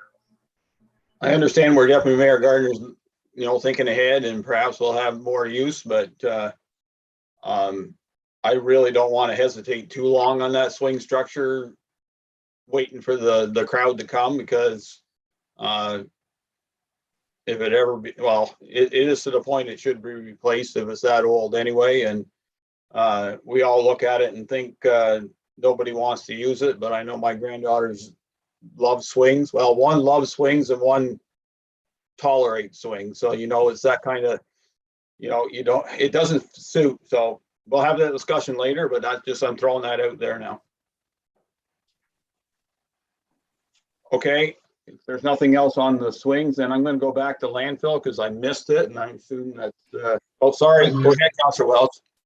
I just want a little clarification on, we're talking about Dutch Meadows playground. I thought in that agreement, and I could be wrong, because I don't have my notes in front of me, that they gave the municipality money Yes. Yeah, instead of, we're using the Stewart Drive one as the playground for the area. so they gave us money that they're not going to put one in, or they are going to put one. No, they're not. Go ahead, Shannon. Okay. Yep, I just want to. Through you, Mayor, to Councillor Wells. Yeah, so as you are correct, Councillor Wells, that in the agreement, in lieu of the playground, there is a 5% cash in lieu to parkland that will be contributed to our parkland reserve in phase 2 of the project. Okay, no, that's, I kind of thought there was, but I couldn't find my notes to verify that. Thank you.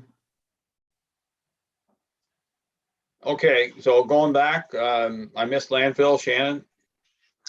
Thank you, Mayor and Council. So as far as the capital, it's more of a carryover to complete the expansion of 2021. You'll see in your spreadsheet that we are utilizing the remaining service modernization funding of $31,000. So the net effect to the tax levy is about $12,000. This will also cover the plan moving forward, which I indicated on Tuesday, that we plan on bringing a report to council in the first quarter of 2022, as far as the design plans and cost estimates for the transfer station moving forward. So if council has any questions, I'll be more than happy to answer. Okay, any comments, questions, concerns on this? Okay, then thank you. Then we'll go to the Morrisburg waterfront.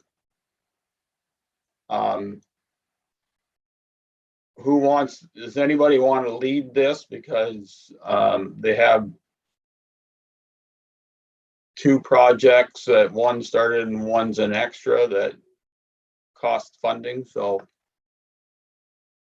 go ahead, Deputy Mayor. I think you probably are some more familiar with it than most people are. Yeah, or Austin can speak to it. Basically, the 2 main projects. One is the Lookout Pier, but that's a carryover from the budget from last year. Just with whatever weren't able to get it done. It is the design and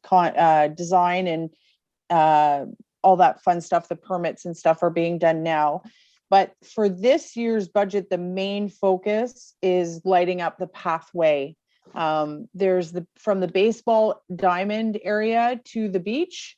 There's little to none as far as lighting is concerned. And with the rash of vandalism, the increased use of that walkway because it will be recently paved, the committee felt that it was the one thing that needed to be done. So they've only focused on one request for this year's budget. And that is to get some pathway lights involved. Austin did attend the meeting, and Austin, I don't know if you want to speak to it, but we only had lighting costing for some years ago. So that's a ballpark figure, but the committee understands that if we're unable to do it all, then it will just be done in a section. Austin, I don't know if you want to. Go ahead, Austin, please. Thank you, Mayor and Council. And no, I'd like to just echo what the Deputy Mayor said. I did attend that committee meeting, and their projects are the pathway lighting as well as completing the pier lookout. The lighting, they were provided a price that we received to install the existing lights along the pathway. Obviously, that was a few years ago. So I believe they did base their budget off of the price that was paid to install those existing lights. Okay, so and that was $48,000, I believe, for the lights themselves. Yes, sir. Okay, correct, Sean. Yeah, he's nodding. Okay, and so on this one, so we have one carryout project. I'm gonna, unless council is going to be obtuse, we're going to allow them to carry on with that project. Is that correct? I have a question. Go ahead, Councilor Wells. I'm just talking about the pier lookout, and then we'll talk about the lights. Because there's 2. There's money that was put aside last year in 2021 for that pier lookout. So yes, it's irrelevant to this budget because It was always set aside, right? But in theory, we can say no and tell them to spend it elsewhere. So that's why, that's our role as council, that we can say, sorry, so sad you didn't do it. I'm not recommending that, but we always have that option. So I want to clarify with council that all council wants them to go ahead with their last year's project. Is there any objection? I have no issues with that. So you, I guess we'll wait till if we're gonna go around and talk with the pier, because I have a comment on the lights and funding for that, but I'll wait till it's my turn again. Okay, so on the lights, does council, I consider this a little bit more different than a lot of the capital projects, because we're going to do the 2 waterfronts and keep that thinking in mind. And I know it's a little bit different than what I was thinking about, but and we can change our minds as we go back in the circle. But on the lighting issue, first of all, there's 2 things. I want to make sure that the dollars they have allocated is close to enough to correct. It will cover what they want to do.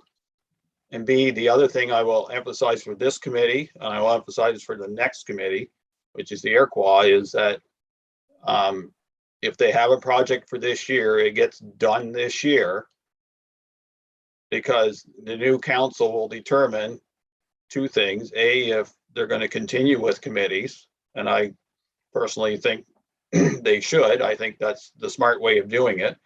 But there also may be thoughts of relooking at what has to be done at the waterfront. So it's one of those, you've done it for 10 years. Now it's time to relook, see what you did. What else can you do?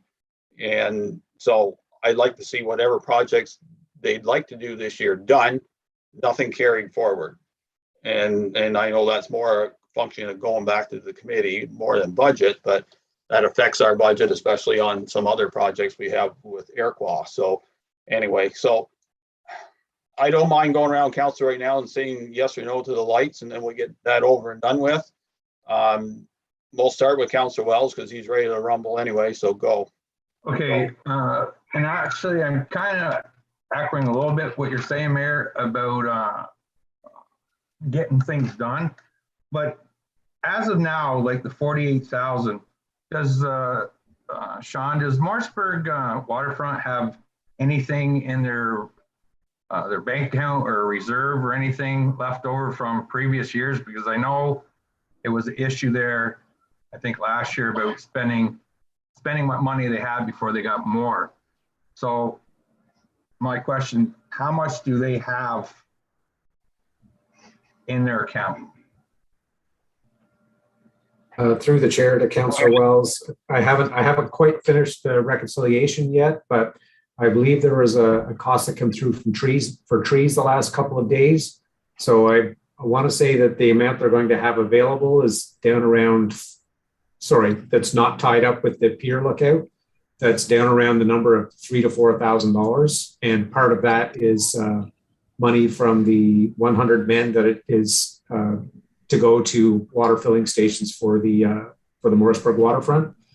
Other than that, they have 26,000 from 2021 for the pier, and that's at this time, that's all the information I have for reserves for them. So it's safe to say it's pretty much depleted, right?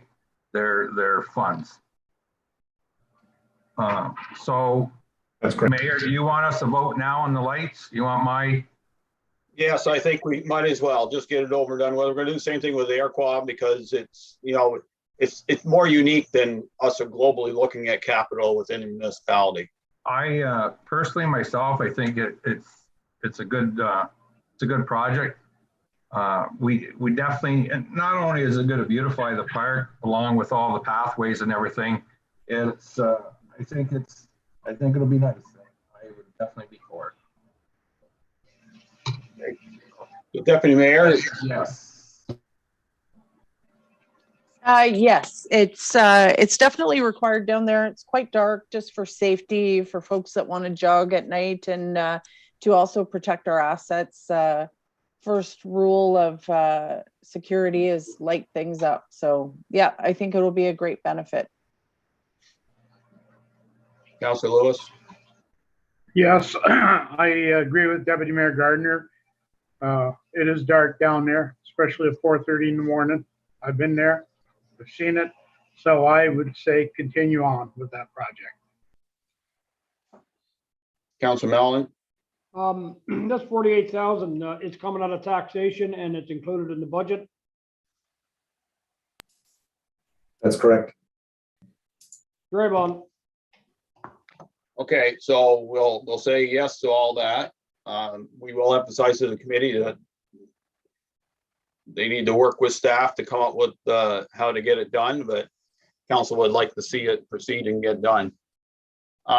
Iroquois Waterfront Advisory Committee, you have their asks within the council package. I will speak to them because I was the only one that attended that meeting, and I will say that all these asks were passed unanimously by the committee, and to be honest, were well thought out. The pads go to the benches that they've already started. The weeded area at the Carmen House, that one I may question a bit. It's if you've ever walked the path that goes between the Carmen House and the marina itself, there's an area which is a little on the lower side, harder to mow. Has never been mowed, all weeds. They would like to spend some dollars to make that weed free and raise it up and do whatever it takes. And the $6,000 is a quote from Lloyd McMillan as it has been suggested. They have the water filling station money from the 100 men also. They want to replace a sign.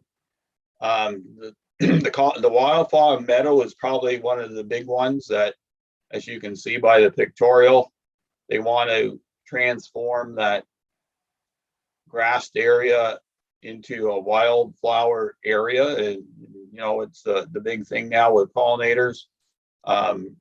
They are willing to look at that in a stepped fashion instead of trying to do it all at once. But I personally think that's probably one of their better ideas. It does two things. It does the pollinator thing, but it also saves on grass cutting in that area. So, and then we're gonna go back. Then you can see the map that they wanted to have initial discussions about having a disc golf course as part of the waterfront, straight across from Elizabeth.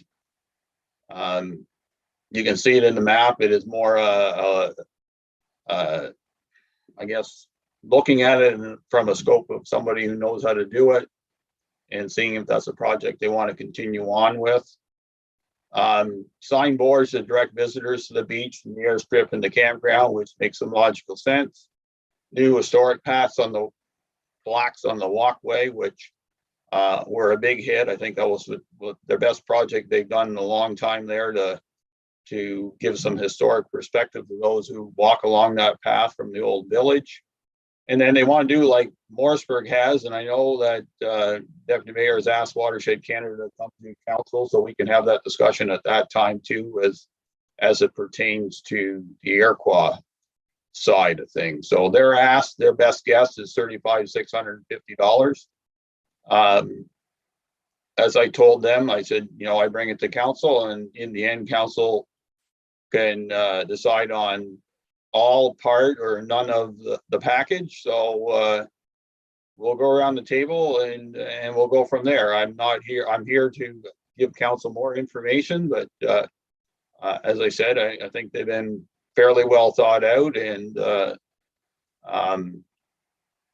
the most part are projects that are worthwhile doing. Deputy Mayor. Thanks, Mayor. Yeah, I agree for the most part. I like the different ideas, and they're hitting different areas, whether it's environmental, tourism, or the historical elements. I think that's great. My only cautionary tale, and things probably have changed in 11 years, is when you drive by Chrysler Marina, you will see that they installed disc golf course in there, and it was labeled as at that time as a big driver, very trendy, very whatever. And if you drive by, you will never see anyone playing it. So it may be different for a village. Obviously, there's a dynamic of having a government organization versus in town. Maybe the kids, the young people will use it more instead of having to drive to the marina. But that would be my only caution. I get the study, but we actually do have disc golf courses in SDNG, and it'd be fairly easy to call and just see what the investment was and if they have good uptake. But that's the only thing. I like trying new things, but when I saw that, I was like, I've heard this, how great this is before, and I've yet to actually see anyone play it. So that's my only comment. My comment back on that is one of the members knows of one in North Grenville, Kempville, and apparently it is a hit up there. So that's why he brought that idea down there, because he's seen all this space and thought it could work. I will throw that caution out there to make sure that they know what they're doing. But there's two challenges. That make sure to do it right. There's three challenges. Do it right.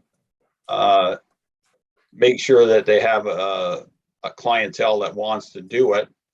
And third thing, the residents who live directly across the road have to be somewhat in favor of it too, because it's not like it's meters away. It's literally right in front of them. So yeah, and maybe maybe the Parks Commission will sell them their posts. Who knows?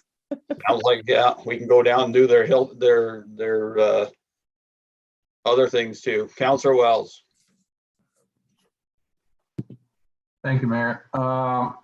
No, I'm good with everything. And I'm just going to echo what Deputy Mayor said, and yourself, Mayor, that I know on my trip there this fall when I went out through as far as Saskatchewan, there was 3 different municipal parks I stayed at that actually had all this, the disc thing. And could have been off day. I didn't see anyone playing in any of them.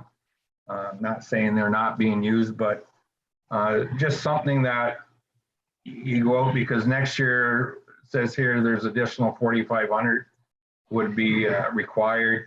So then there's upkeep of keeping it, and you don't want to get in a situation where the committee and whatever they put in, and like the dog park and stuff, and we're going to end up maintaining this anyways. But that's the only issue I would have, just to make sure it was before they go and spend the money that they really do their homework on it. So that's it for me, man. Councilor Lewis. No, I have no questions or concerns. I think these projects are well thought out, and I think it's going to be money well spent. Thank you, Mayor.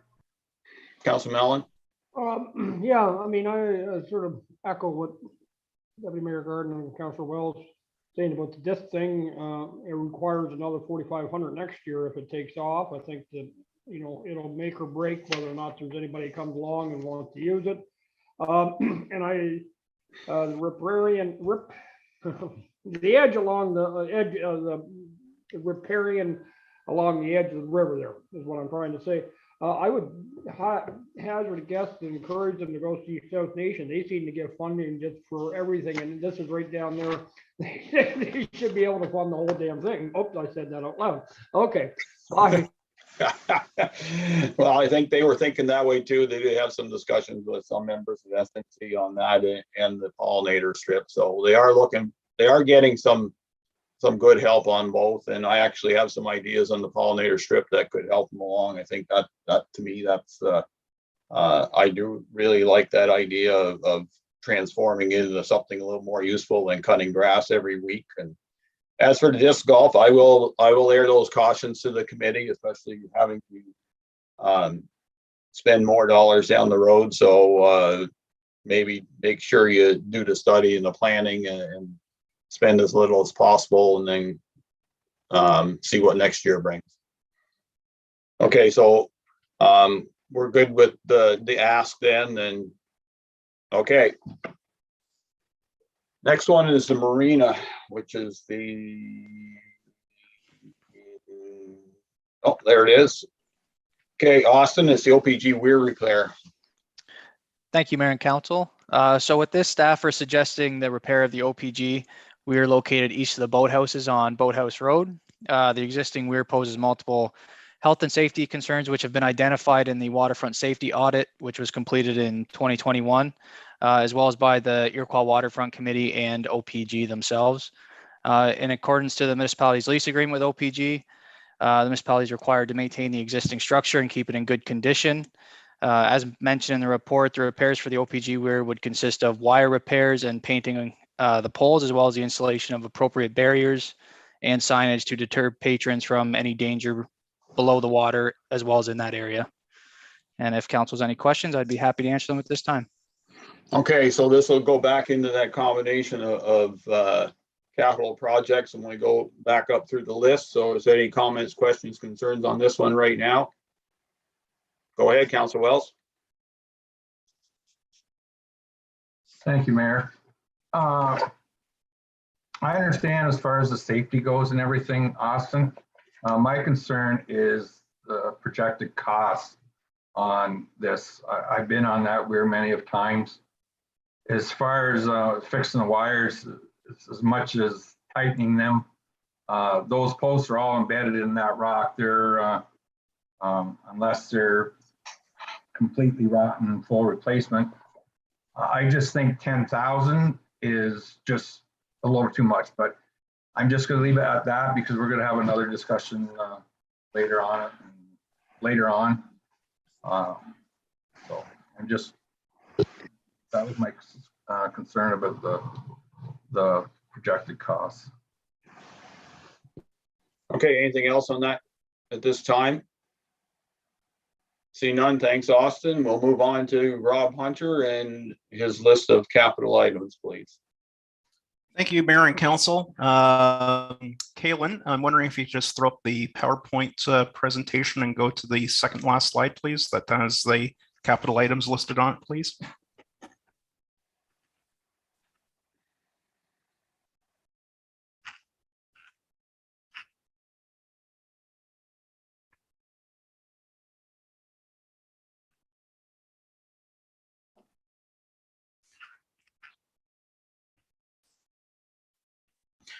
Okay, Mayor and Council, we have a number of items under the capital for both economic development and tourism.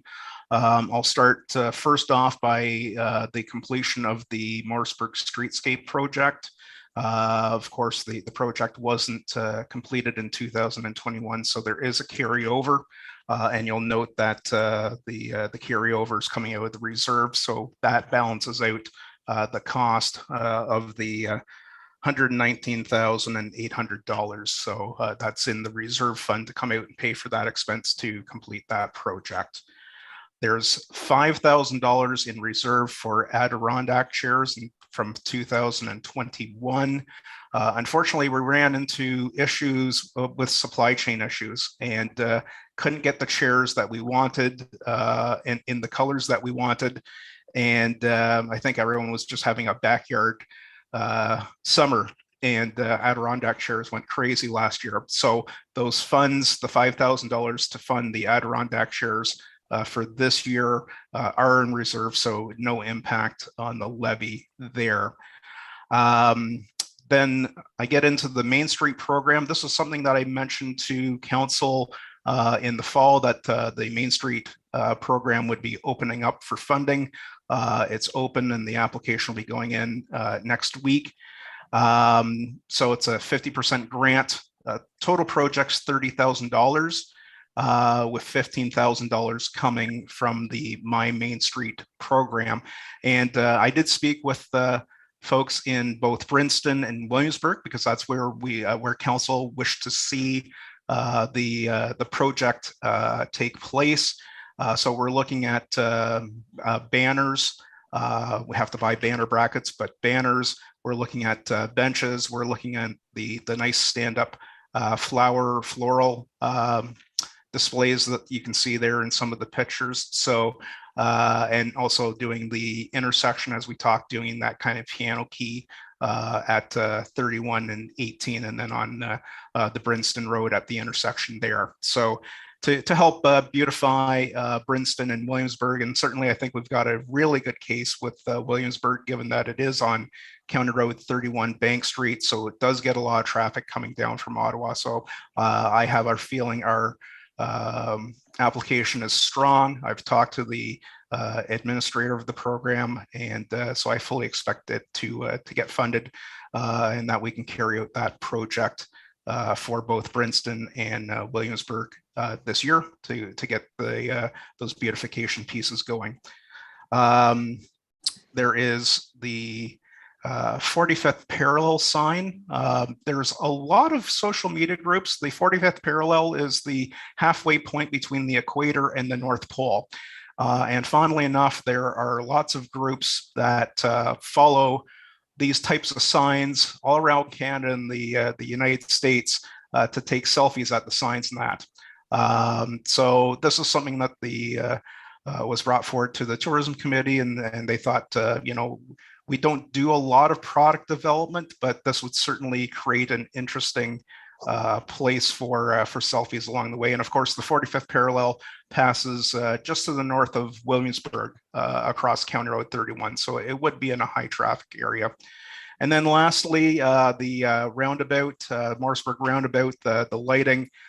We ran into an issue, of course, as council knows, last year with the program being delayed because of having to retender and rejig the program a little bit. So, and the lighting poles aren't up. So we did not buy the lights last year. The tourism committee made the decision to purchase banners so that we would have them to go up come April. And they're 6-month banners. They basically go April to October. So we do have those ready to go as soon as the light poles do get up, and we can get them installed in the early spring. That will certainly add some color to the streetscape in Morrisburg, along with all the landscaping features there. So those are the capital items, and if there's any questions, I'd be happy to answer them. Okay, so you have your list of items. Any comments, questions, concerns, Deputy Mayor? Thanks, Mayor Byvelds. I know we're not voting on it at this point in time, but I do know that sitting at a committee with great ideas and then the reality of a budget binder, there is a project that I would be willing to defer.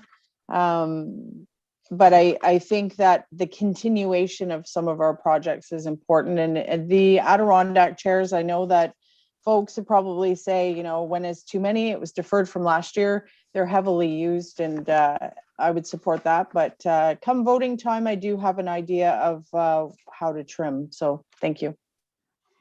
Okay, Councilor Wells.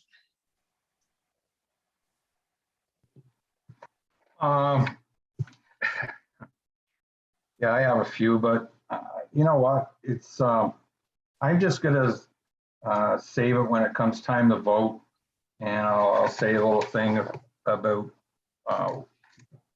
why I'm going the way I'm going. Thank you. Okay, Councilor Lewis. Nothing at this time, Mayor. Thank you.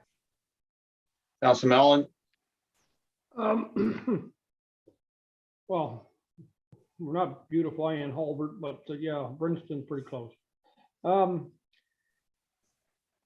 Has there been any thought into that 45th parallel billboard? There'd be obviously 2 of them, to selling blades on the bottom of them to offset the cost?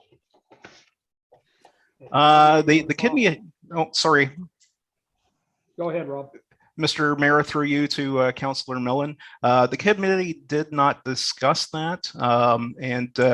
You know, if council was looking at an item to eliminate in the capital budget, I think I would probably lean towards the 45th parallel sign.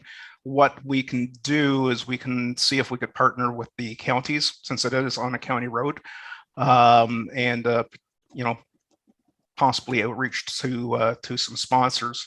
So this might be something that could wait to 2023 under a new council and give me time to work with the county transportation department and the county economic development and tourism department and see if we might be able to come to some form of partnership, and that might be the best to do that. As Councillor Mellon did mention that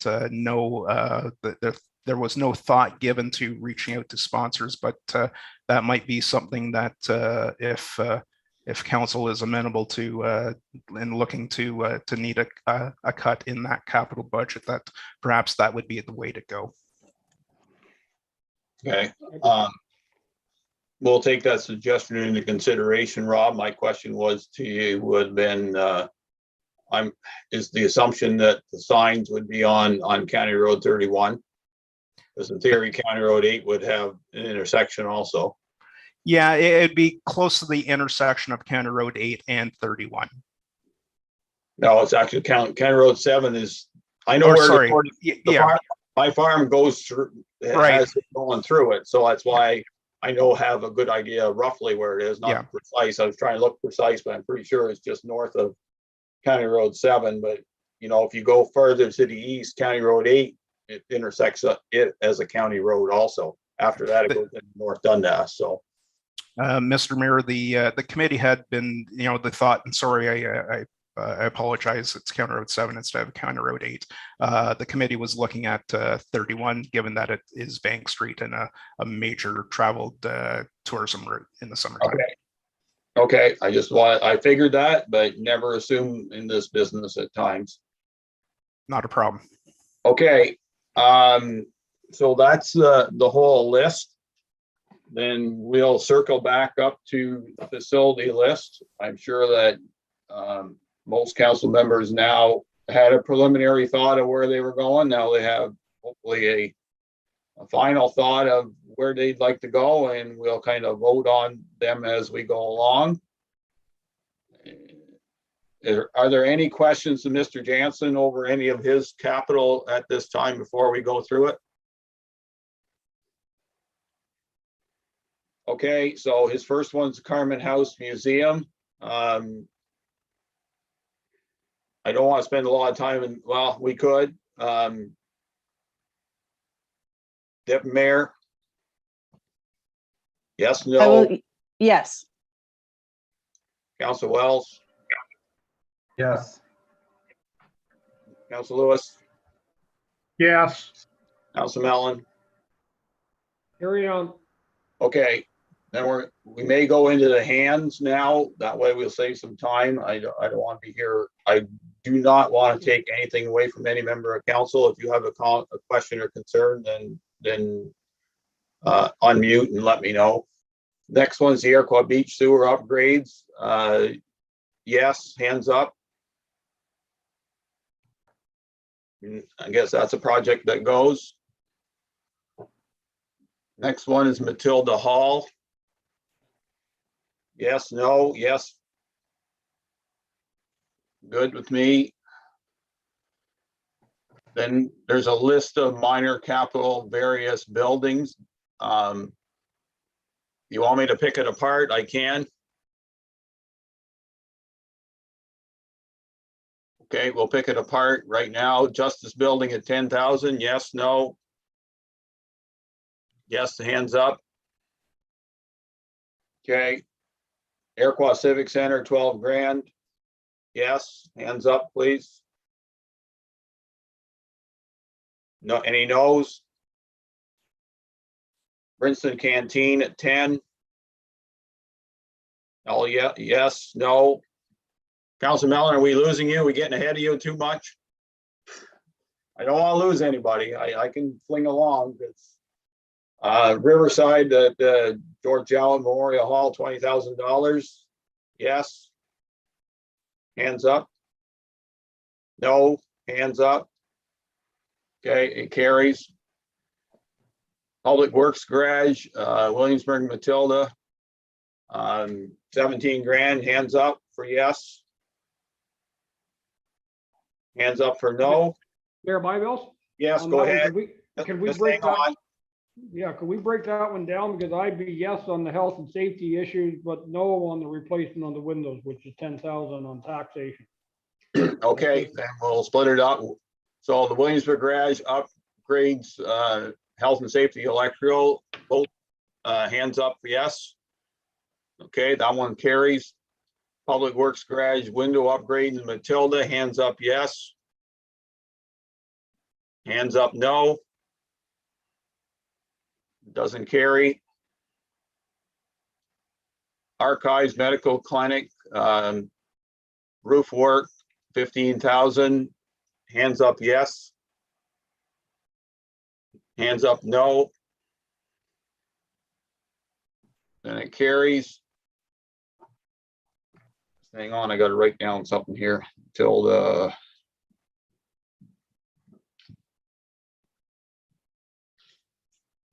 Okay, Morrisburg Iroquois Plaza, which is recycling bins and the flagpoles.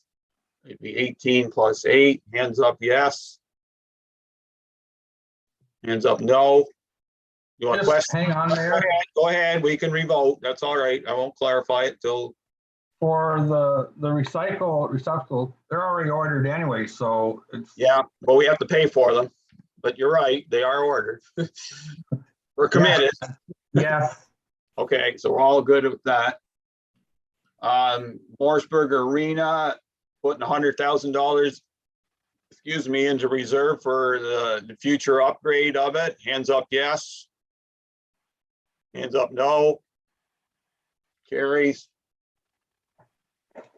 I'm gonna put all Chief Moore houses together because they are, I'm not saying any of them are small unless, oh, Councillor Wells, you want the thermal imaging separated out? Well, I did, but apparently I thought it was a new buy, but apparently we've had them for years. I did a little research on my own, and I'm good with leaving everything the way it is. Okay, is there anything in Chief Morehouse's budget that any member of council does not agree with? Then we'll carry all the fire equipment through. Okay, Capital Roads project.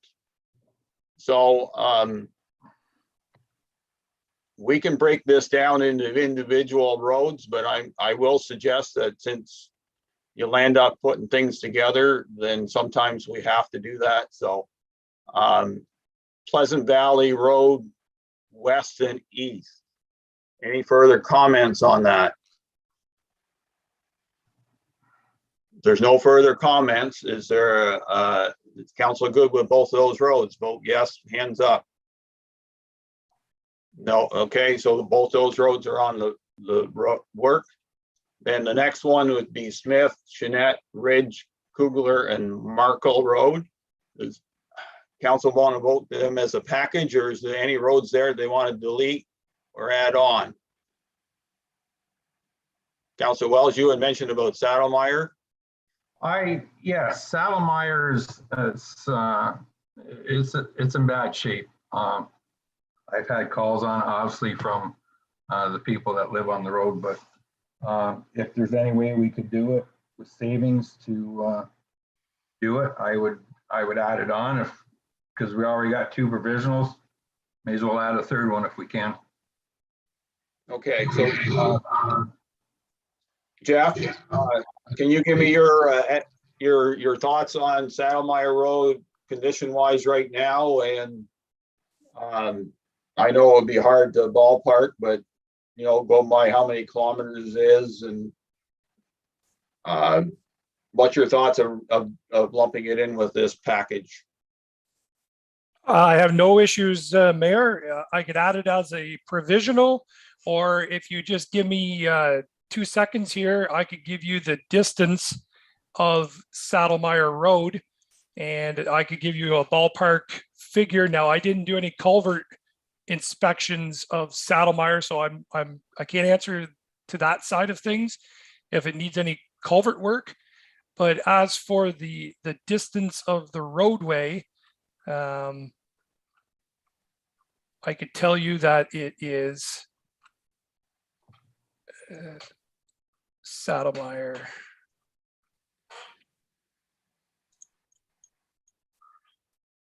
And I just got to find it here.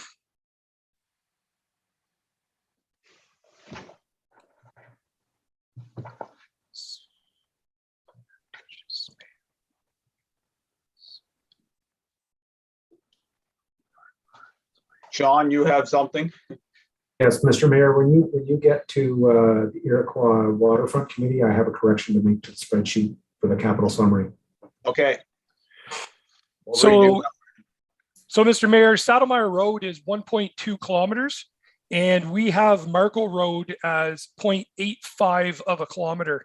So we're talking 0.35 kilometers difference between the value that I gave you for Marco Road versus if we inputted Saddlemeyer Road in Marco Road's place, or we could leave all five as are listed in the tender document or budget document, and I can add Saddlemeyer as a provisional, and we'll see what pricing we get. Okay, and how long do you say Saddlemeyer was again? 1.20 kilometers. Okay, how long is Kugler Road? 1.1 kilometers.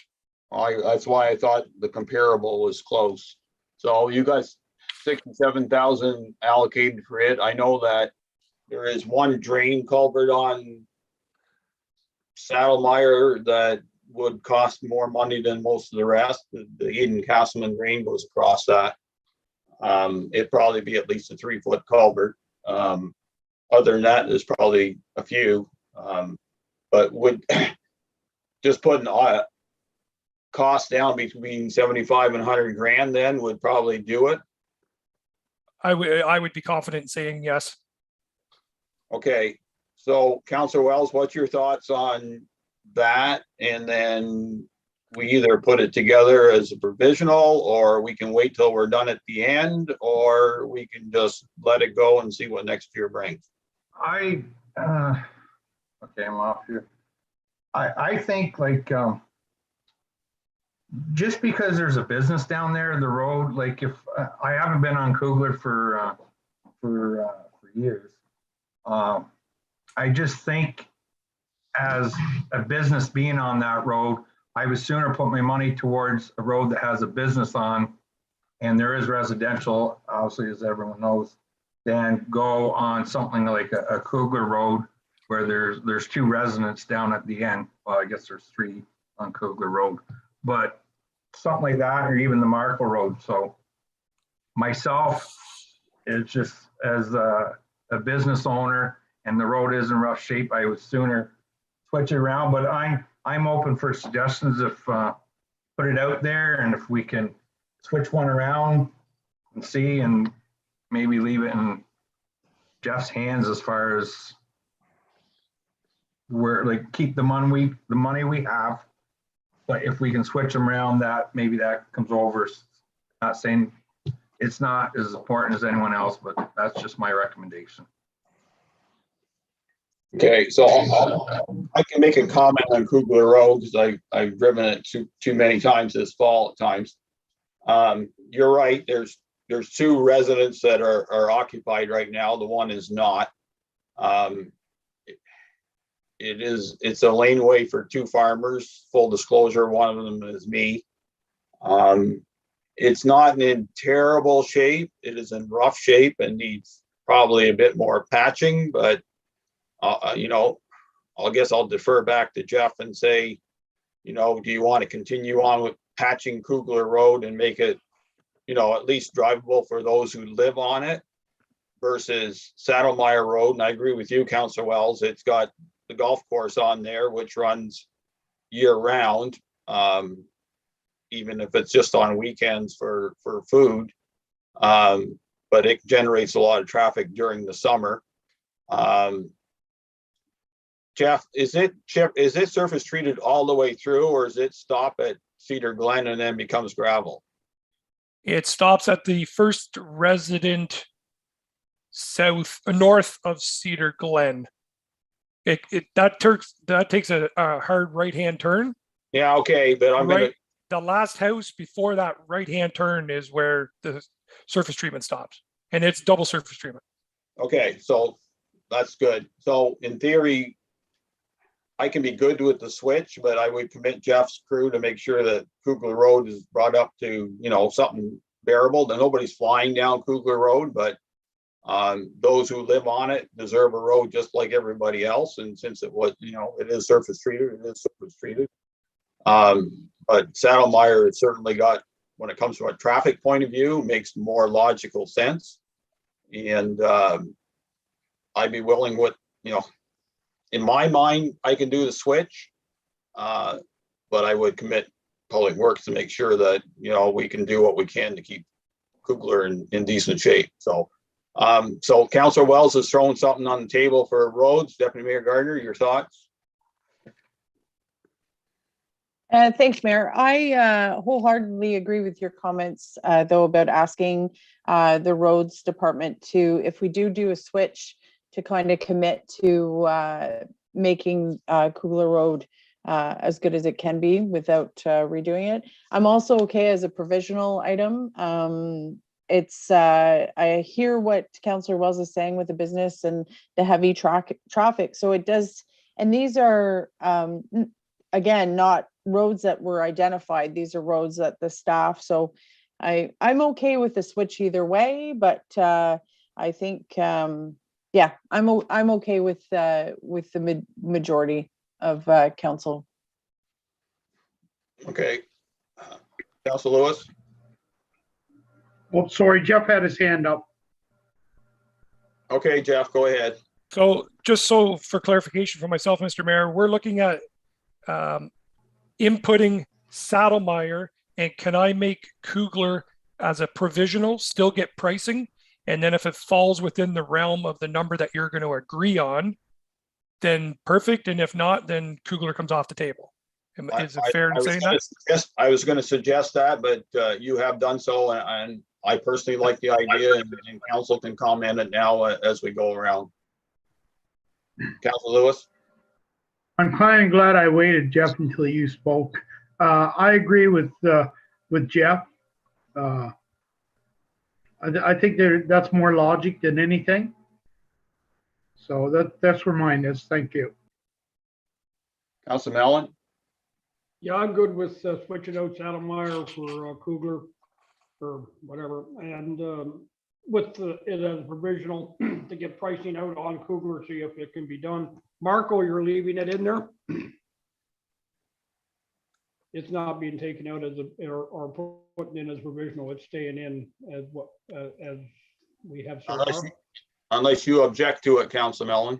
No. You just that stretch between Ridge and 18 that nobody lives on, but it's connecting, right? Yeah. No. Technically, you can probably close the road down and force everybody to drive around, but I'm not going down that road today. Hang on. I see you've lost everything. Oh, we're in trouble now. Yeah, no, I'm good with that. Taking Kugler out, leaving Marco in there, and using Kugler as a provisional. If the pricing comes good. Good. Drive on. Giddy up. Okay. Councillor Wells, that sound good to you? Yeah. Okay, Deputy Mayor Gardner, you didn't have that opportunity. Okay, so council decision is to add Saddlemeyer as a for sure, Kugler as a provisional if the global price works for us. Of course, Jeff, you have to understand that Jeff has not checked the culverts, and that might implicate some of the costs, but we'll leave it in his hands. He knows where council wants to go on roads now. Okay. Sidewalk upgrades. There was a big voice for council to go back to Morrisburg. Is there any voice for not doing the sidewalks? So we're going ahead with sidewalks in Morrisburg. Taylor Road Bridge replacement. I'm not going to assume anything on council. Council is all good for the replacement of the bridge as we discussed previously. I don't see a no. That's good. Just as council is aware, as Sean has already told us, that next year, the loan payments start, and either us or whoever's here on next council will have the determination how we're gonna pay for that going further. And as I said, in your council package this weekend, you'll have an update from Harold on some of the questions we asked that Jeff will be providing a key information report on. I don't know if he'll get it done for tomorrow, but I know it took some work, and maybe he did it in between all our deliberation. Okay, so I'm not gonna stop council from saying anything on it. So Deputy Mayor, comments, questions on Taylor Road, anything? Nope, I'm good. Councilor Wells? No, I'm good. I'm just glad to see this is a start to correct our infrastructures, bridges and stuff. And this is one step, and we got several more steps to do. Maybe not with this council, but as they go on. Thank you. Okay. I will reiterate, we're not doing the Cadillac Bridge. Go ahead, Councilor Lewis.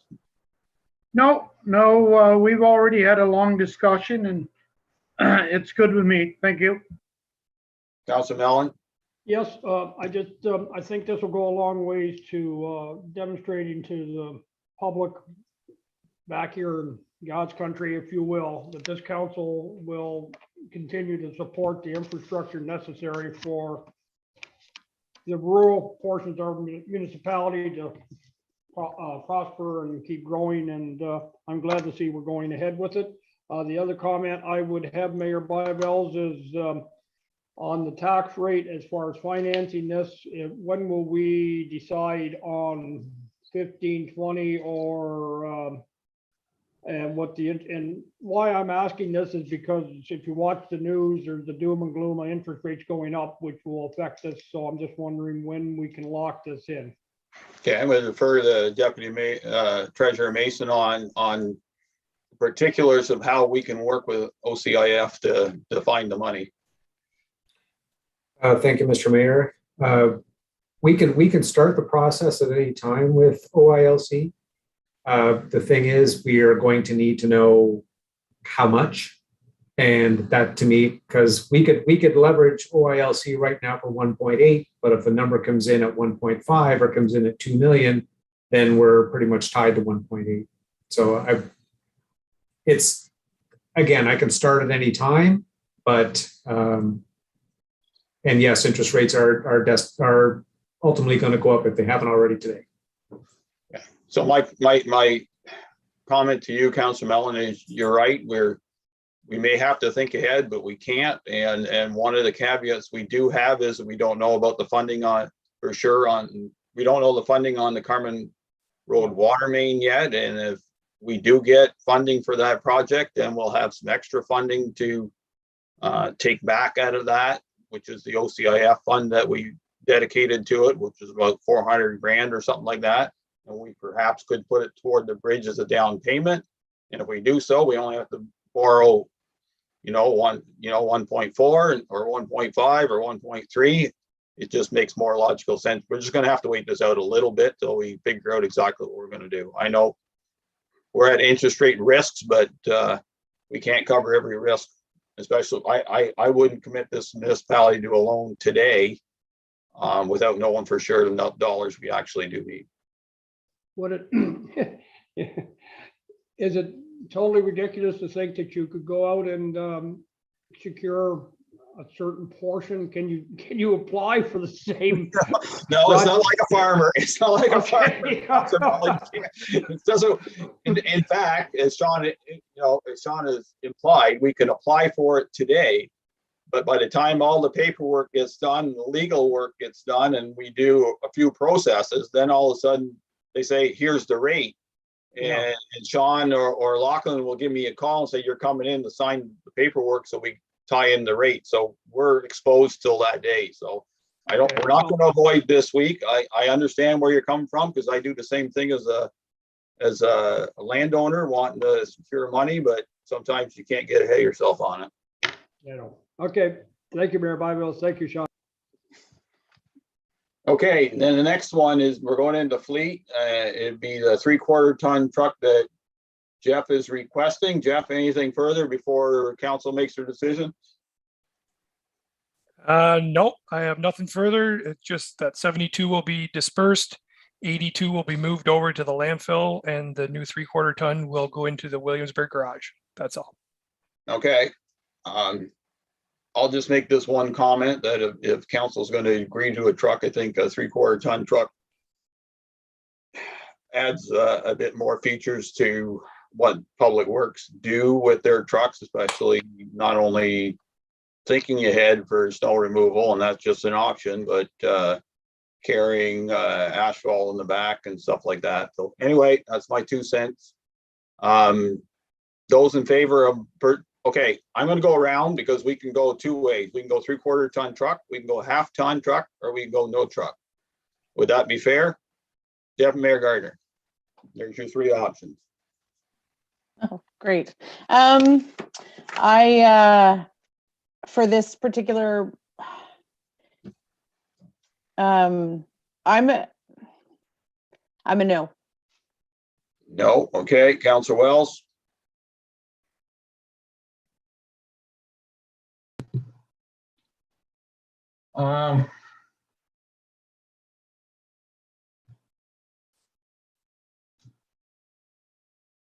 So we were, okay, I just want to, I think I know my own question, but just for clarification, so I hear it from you, Duff. In our thing here, we were slated to buy at least a 1/2 ton for 2022, right? It was there? Yes, for truck 72. Yes. For truck 72. So the difference is because I like this asset management, or it's here for us to go. So I said at the beginning about a 1/2 ton, but I like thinking out of the box like you did on this. Just lucky you didn't have a plow and a salt box on there right now, because that definitely would have been no. I would say because it was on there for a vehicle, we stick to our management plan, and I would agree to a 3/4 ton. okay, Councilor Lewis, I'd like to say yes, but I'm going to say no. okay, Councilor Mellon, I'm driving one of them. We should have it. 3/4 ton, yes. okay, then we're buying a 3/4 ton truck because that's what I think makes the fleet work. I think, it's no different than if you use it for a business like we do, then it makes some logical sense and gets the option next year to do the snow stuff. So yes to that. Mr. Mayor, Yes. have you heard rumblings of the counties with fleet vehicles? Is 3/4 ton one of them? You better ask them. Okay, I'll follow up. Thank you. I can't. Yeah. As I said, you better ask fast. Okay, so the next one is Justin asking for a 4x4 single cab truck.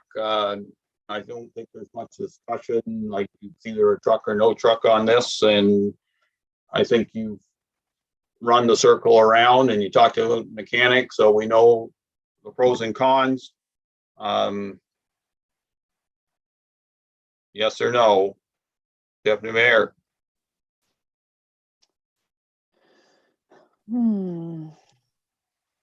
He needs a vehicle. I just really, really wish I knew if we were using our vehicles efficiently. And I don't know that. And I've been saying this for a couple of years. So until I know that information, and it's not reflective on whether or not I believe he needs a truck, but I don't feel that I've got enough information to show that there are no trucks available for use. So I'm going to say no. Councilor Wells? No. Was that a no? Okay. Councilor Lewis? No. Okay. Councilor Mellon, you still want to vote? Yeah, I could take the coward's way out and say no, but I'm going to say no. Or Okay, say, well, I would have said yes, but we're done now, so there's no drainage truck for Justin. You'll I think where staff have to go now is look at their fleet of trucks, and as Deputy Mayor Gardner is pointing to, come up with a system that they can schedule to book trucks and work around what everybody needs to work around. I know every once in a while you'd like to have a truck in your backyard, but we want to instill, I think, the notion that every truck in South Dundas, every vehicle in South Dundas can be used by any employee of South Dundas if it makes some logical sense for them to use it. And in my opinion, no truck should have a name on it that says you can't take it out and do what you need to do. So I certainly hope that staff keep that in mind. And yes, there's some pride of ownership if one person runs a truck, but we're not in the business of having trucks that have names on them and ownership. Okay, so ice resurfacer is the next one. I'll go around the wheel. Big spend, Deputy Mayor. No. Councillor Wells. No. Councillor Lewis, do I ask? No, because I think we can get another maybe 2 years out of it. Okay, Councillor Mellon. No. Okay, we're not buying one of them this year. Any objection to the roadside mower? Okay, so that's a yes to that, and Jeff will work with the counties and see if we can go together. Landfill expansion plan, everybody's good with that yet? Okay, there's one I missed, and I'm going to go backwards a bit. David, are you available? Go ahead. The Morrisburg dock washrooms, I missed them, did I not? There was no capital sheet for it, it's just a carryover from 2021. Okay, so that's getting done no matter what. It's on the list. That's why I had to bring it back. It's just a carryover. Okay, thank you. I'm just checking. Okay, so recreation, we have the rec master plan. Mayor, just Yeah. Yeah, kind of just interject here just for a second. Go ahead. My binder doesn't have that landfill thing. I'm in favor of it. With Shannon, could you email me that one? It's just on this list. That's where I'm going with. It's got to be Okay, somewhere in here. I I missed it too. I don't think there's a sheet. Is there, Shannon? There's no sheet. It's basically. No, there's no sheet, but I can definitely follow up, Council, with an overview. Yeah, I'm in favor of it. Don't get me wrong, but I just don't have it like what's like in tab 18. Okay, that's all. So if I can just add, Mayor Byveld, so as I indicated, there will be discussion brought forward to council in the first quarter of 2022 that will outline the design and stuff, and that will be all those costs associated with that. Very much. Okay. So I went down into recreation. The rec master plan has already started and costed out. The Morrisburg pathway has started and costed out. Riverside playground is bought, purchased and started out. Glen Stewart Park swing set. Vote yes. Hands up. Okay, and then Stewart Drive Park swing set this year, hands up. Not. Okay. Mayor, just on the Stewart Drive. Oh, sorry. What I was trying to get at was we should definitely not have unsafe equipment. So I definitely believe that the Stewart Drive swing set should be removed. What I was trying to say is I don't know how, like if Dutch Meadows, the 5%, like what that would look like, because that is a small playground if the kids at Dutch Meadows, that's the only place. And I have noticed on Stewart Drive, there's been 3 young families that have moved in that have young kids, where when we moved in, we were one of the few. So I'm just, I know that they can expand the swing set, but even the location of it, if they put a bigger play structure in or whatever, I wish there was a little bit more planning with that one, just saying. Okay, so what I'll ask Austin to do is when, and it makes some logical sense unless the council objects, is that the council's going to approve the swing set. So come back to council with a plan of where you're going to go and where you think we can expand with that footprint on Stewart. A lot on Dutch Meadows is going to be too expensive now, so there's enough space on Stewart to do what we need to do. It's just a matter of thinking it through, and there's an opportunity now to do it before you put a swing set in the wrong spot. And now I can't go next step, right? Does that make sense, Deputy Mayor? Yeah, it does. And I also the accessibility component, because we don't have a dedicated play structure area like playground. It would be nice in the village to at least have one that's fully accessible. Okay, that sounds good. At least we're not selling our parkland like some other councils tried to do. Okay, so I'm down. Okay, economic development is the other one that's not on my list, so I'm going to go to my sheet.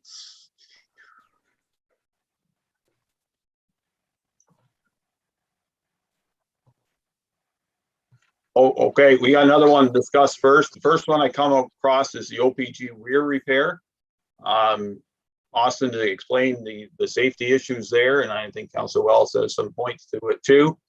I will make this a point and observation right now. That's a historic weir, and once you start going down the road of quote unquote fixing it, you may land up doing things that you wish you didn't do or wish you didn't start. In my opinion, I know it's a safety hazard because you can access that, and I've walked across it and I can't swim, so if I fall off, I'm gone. And the handrails are not really handrails, but if you're going to make that work from a safety point of view, you basically got to barricade it off tighter than a brick. I'm in the opinion of not taping it off. It is taped off now, but putting up a structure that limits access, denies access to that area, so people can't walk across it. They can look at it, but they can't walk on it. And I don't think that's a bad idea. Why do we? There's lots of historic old stuff out there that you literally can't walk on. You can look at it from a distance, say it looks pretty, but you and I both know that not everybody should be out there walking on things that can be a potential safety hazard. So that's my opinion on it, and we'll go around the table. Deputy Mayor Gardner. Yeah, I just want it to be safe, and I agree with you with historical components. I actually hadn't thought of it that way, and you know, it would be better to make it just so nobody goes in there. And I don't know how that's going to be achieved, but you know, there are people that look at historic structures, take pictures of it. By the time we fancy around with it to try and make it safe, we are going to ruin the historical thing. And I think it should be explored what you've said, Mayor. I think it's got historical relevance, and I think we should just get to the point where people just aren't on it. So I'd like further exploration on that for sure. Councilor Wells. Thank you, Mayor. What I think, there was 10,000 set aside there, and this is all based on a safety audit. My recommendation was to, and going back to what you say, Mayor, about looking at it, I would suggest to make it legit as far as the safety goes. We can put a chain link fence with a gate, just a L shape back to the thing, very simple fix. That would eliminate us from doing actually any work to the weir itself. We wouldn't, you can just look at it, you don't have access to it. So that would make us, we would come in, OPG would be happy. As far as maintaining it, it's a use that there's a gray area there. If it can't be used, then as far as maintaining it, like just because that whole canal wall out in the water, if it starts to drop in, are we gonna go and have Keo come down and replace those rocks? No, we're not. So the best way to comply to this safety audit is direct staff to come back with a report to just put a chain link thing around just to close that area off. It would be ideally just two like L-shaped fence from the water back into the last boathouse. Then we would comply. The cost would be down to not nothing, but a lot less than $10,000, and then we just move on. That's my recommendation for that capital. Councilor Lewis? I have to agree with the rest of my colleagues. What really scares me up there is there is cement, I don't know what they are, barriers just about 2 feet under the water. And I know I have seen kids out there swimming, and if one of them make a slip and hit one of those cement barriers, we're going to be in a lot of serious trouble. So I kind of agree with Councillor Wells. Let's put a chain link fence up. If you want to put a gate on it, that's fine. But I don't think we should be repairing it, and because that's just inviting them to walk out there. Thank you. Councilor Mellon? I agree. I guess the question is, are we going to use the full 10,000 or remove the 2,000 taxation that's earmarked for that and just use the 8,000 reserve, or you leave the whole 10,000 in there? Okay, so Mr. Mayor? you go ahead on that. Okay. Thank you, Mr. Mayor. Through you to Councillor Mellon. Councillor Mellon, the sheets you're looking at, when we readjusted for the marina last night, we proposed that any repairs to the OPG weir would come from the reserve since we were removing the guardrail. Oh, so the taxation. So that part, there is no that part effect on already taxation. Yes. Okay. Thank you, Sean. Okay, as much as there's no effect on taxation, there's no wiggle room left in the marina thing, and doesn't matter if you got zero budget, I'm still not gonna spend. I don't agree with spending money personally on fixing that historic site. I like Councillor Wells' idea of putting up a chain link fence. We may have to put a gate there so OPG can access their marker that's sitting out at the end of that pier, but and that conversation would be had with their operational people or Coast Guard, whoever runs that. But in my opinion, I like Councillor Wells' idea of just fencing it off and driving on from there. Once you start thinking about safety and what Councillor Lewis is alluding to is the old generator pods down under the water that are still there, and some people like looking at them, but we can't. I just don't feel comfortable in going down this project and taking the risk of going in the hole in the marina just because we want to make things look good. I think from a safety point of view, we got to do it, and we can go from there. Shannon. Thank you, Mayor and Council. So just to add, so this item actually was identified back late of 2021. I did receive a call from Vicky at OPG in regards to the weir. So she recognized that we couldn't do anything in late 2021, but wanted something to be done during this year's budget. So based on the conversation today with Council, Austin and I will go back, have a conversation with OPG and see if, putting that chain link fence might be an option that we can look at doing, and then we'll report back to Council. Okay, that's fair enough. It's not coming technically out of taxation, but it comes out of the potential profits. Yep. Well, I put profit in bionic brackets on that one because I've never seen one yet on the marina. So it'll give you a little more wiggle room. How's that, Austin? Okay, so that's what we're going to do, and we'll rely on Shannon talking to OPG on what their particulars are. And if they get too fussy, then we may have to have a discussion with OPG. Absolutely. So now we go into economic development. The first one I had was the Main Street beautification in Princeton and Williamsburg, 15,000 from taxation. Any issues from any member of council on that? Councilor Wells. Thank you, Mayor. I own a business in Williamsburg. I like things see things beautified there too, but I'm not sure how much as far as banners go, and as that's basically all you can do on our main street in Williamsburg, just put some banners up. So I don't know. I think that amount, first of all, we don't have the grant. So if it's 30,000 we're thinking on, are we going to come back and then ask for another 15,000 out of reserve or something? So I just want to put caution out there. Maybe put the 15,000 at the total, and if we get the grant, fine, and we work with that. But put that down to just 15,000 instead of 30. And I think that would be more fair to beautify both towns. Okay, Rob, do you want to explain this a bit better? No disrespect to Council Wells, but I think we're in the dark on, well, I wouldn't say dark, but I know it needs a bit more explanation, like, and especially on the granting part of it.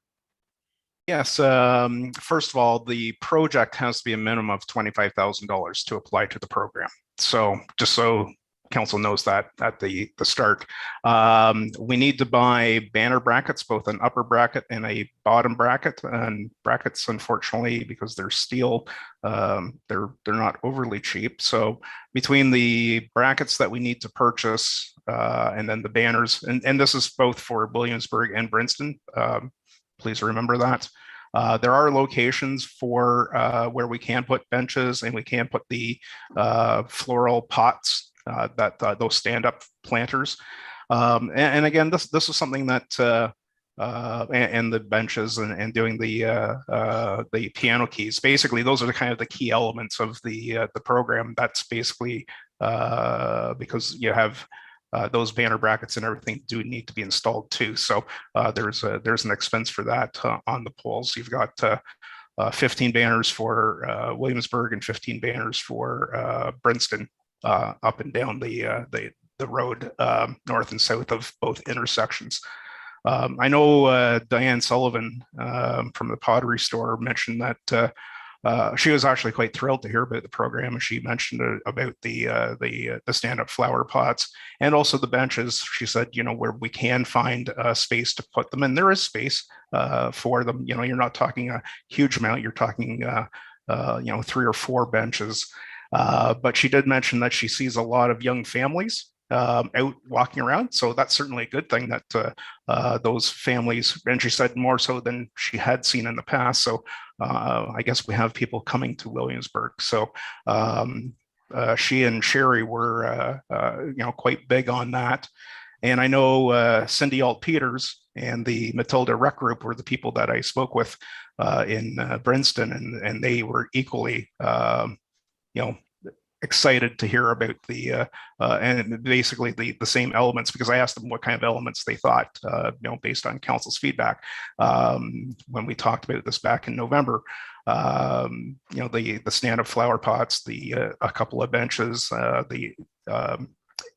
doing the piano keying, line painting of the intersections, and the banners on the hydro poles were the things that they had mentioned. So hope that answers any questions that council might have. And like I said, I did want to reiterate, to apply to the program, the project does need to be a minimum of $25,000. Okay, Council Wells. Okay, so in order to, we can make the project, we can put any amount on it at the end of the day. Like, we can say it's worth this much just to, I guess I shouldn't word it that way. Anyways, like I said, we'll see where it goes. Like I said, I don't want to see this money. We're going to put it there. Then I can see at the end of the day, it'll just go back into a reserve anyways. But as of now, I guess I'll just wait till it goes around the board. I'm still at the 15,000, regardless whether we get the grant or not. So the grant wouldn't come in play anyway.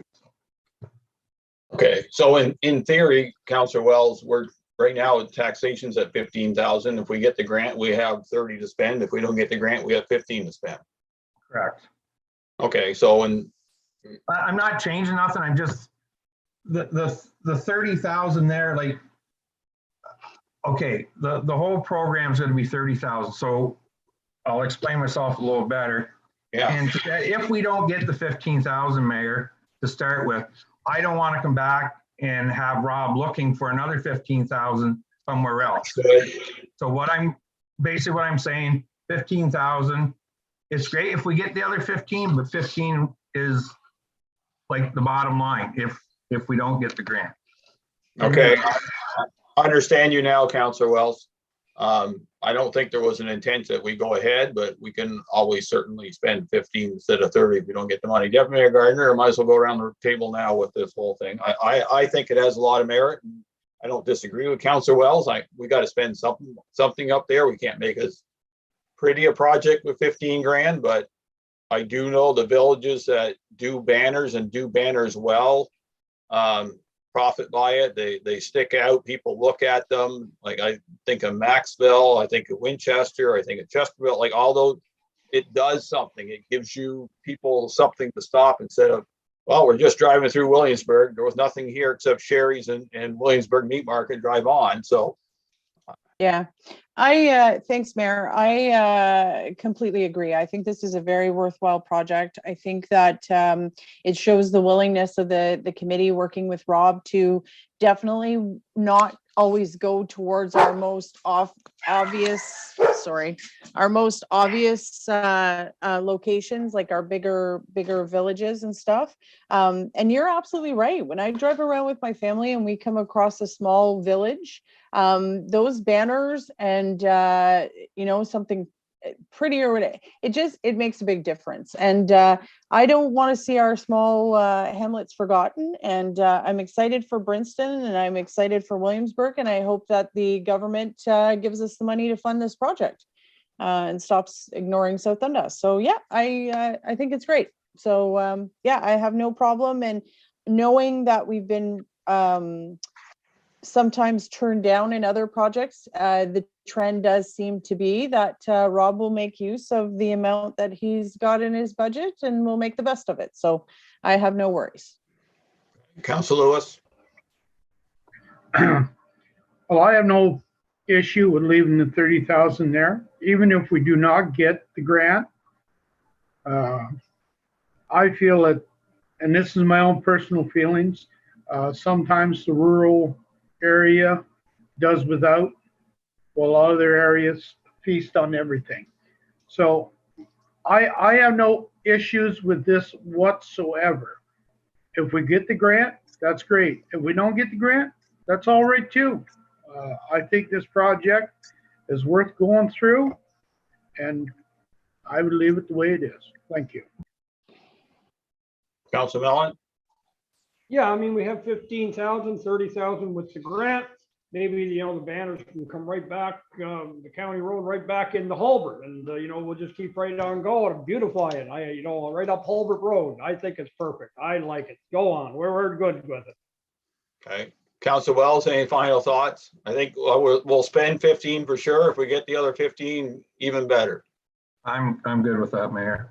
Okay, thank you. We'll make sure there's one in front of the Williamsburg Meat Market just for you.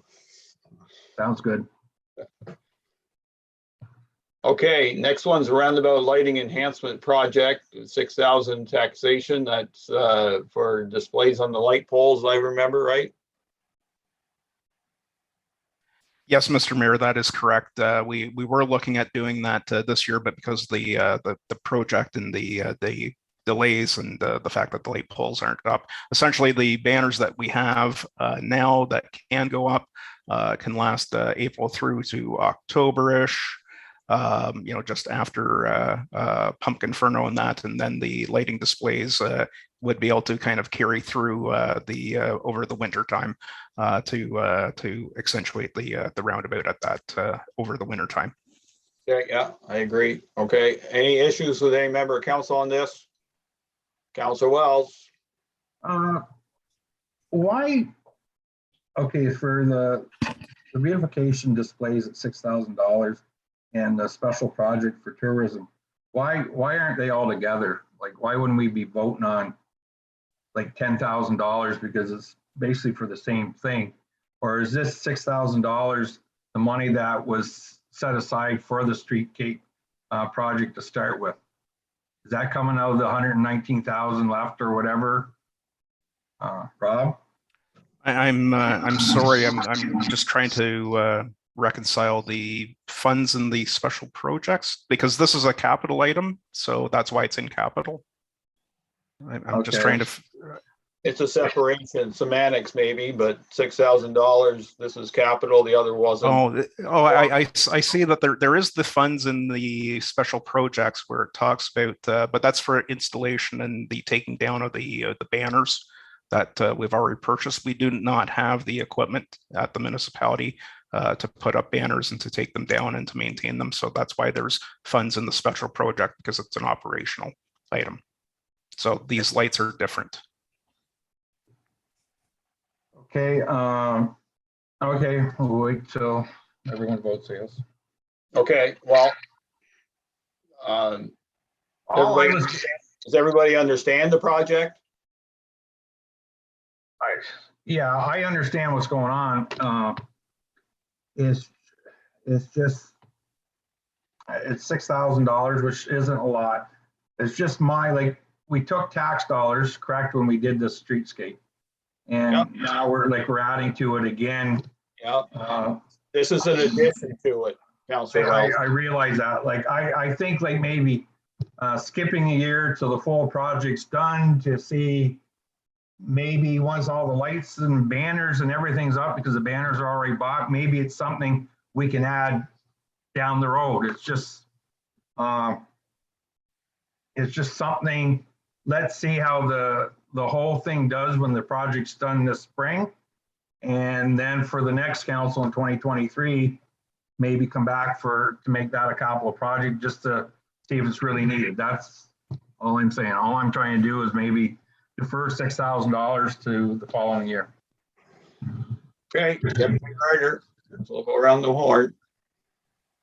No, I support this. I said that we got handed this with the last council. I want the roundabout project to be done. I don't think 3 councils need to do this project. So I support the lighting enhancement project for $6,000. Councilor Lewis. I agree with Deputy Mayor Gardner 110%.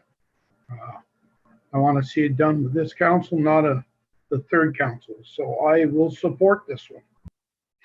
Councilor Mellon. Yeah, drive on.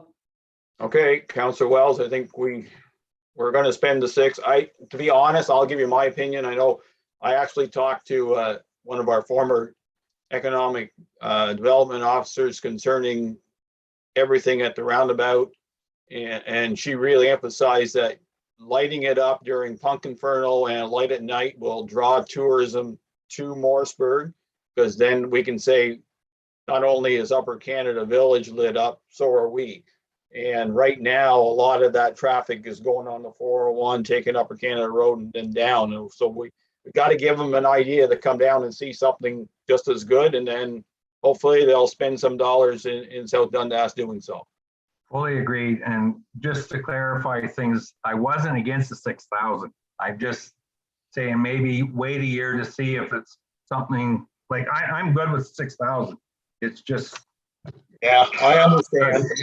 I think now is the opportunity to let's get, I do, the biggest challenge with this whole project that has taken so long, and this is no blame on anybody because it blew a budget apart and we got what we got, and Coco did as good a job as they could to get done what they could. The lighting was delayed. They're trying to get the wiring in now. Once I think the lights are up and everything looks pretty, this $6,000 will be the best investment we ever did come fall, because we have the opportunity to do so. And we can't see it now. It's not there.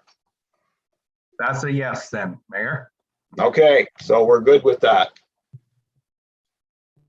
45th parallel billboard signs. I think we're going to go around the table on this one because I know where I am at. Deputy Mayor? I'm actually a no for this one. I understand what the thought process is behind it. And I appreciate Rob offering it up as a potential cut. But for me, when I fought strongly for the $10,000 for the mural project, I think we should make sure that past signage, if you will, murals or whatever, are taken care of, and then look at investing in new ones. So I would say no, and I hope there's a sponsorship opportunity, but I'm a firm no on this. Okay. Councilor Wells, No.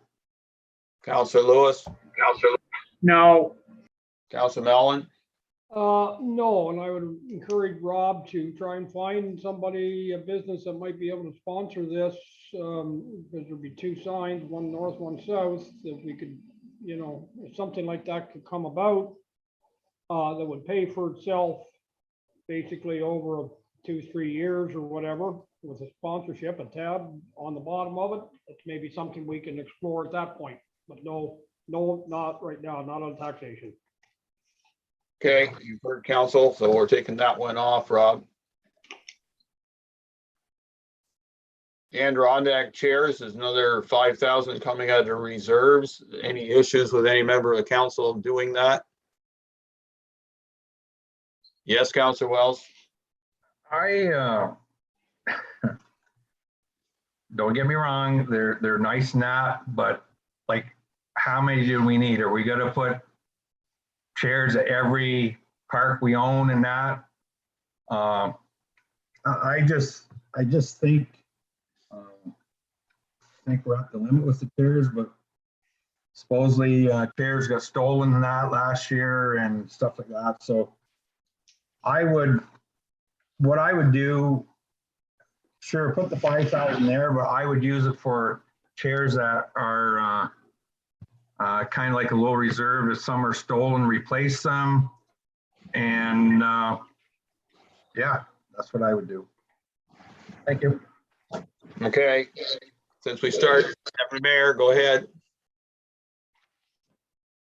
Okay, so I don't believe any were stolen. People did not realize we put 2 at Upper Canada Village for the lighted, the Pumpkin Inferno. So unless I'm wrong, I don't believe any were stolen. And this is a carryover from 2022. So we agreed to this last budget.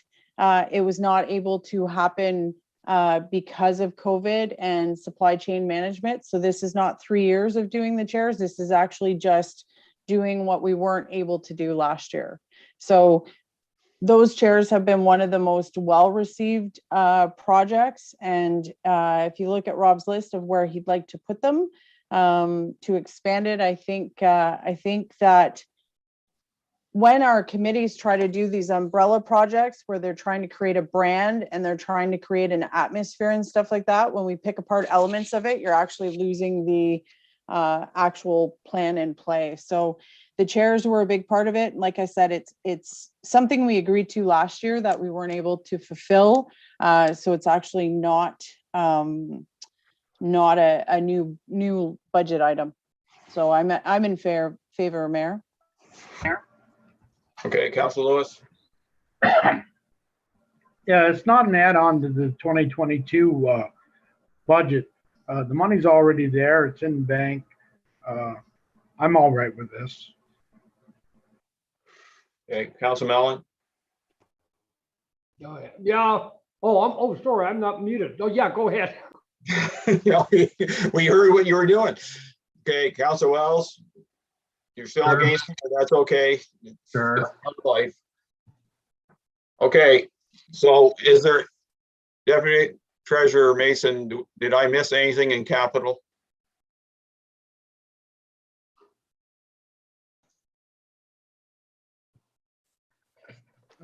I think he had to go to use the bathroom, I think, Mayor Byveld, so I went to the Capitol. I don't see anything. I don't see anything, so what we'll do right now is we're gonna break, it's 2:48. And we'll come back at 3 and we'll see how much we can wrap up today, because I really don't want to go another day unless we have to, unless council really can't handle it. So we'll break till 3, please.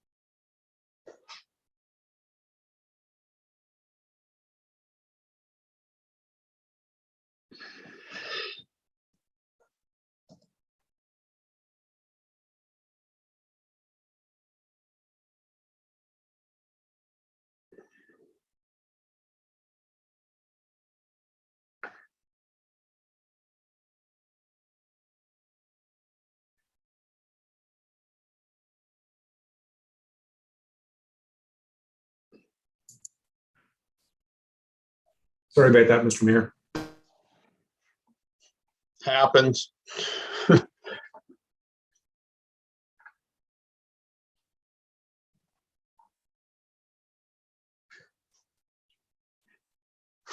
see council's all back. It's not quite 3. Is staff ready to go?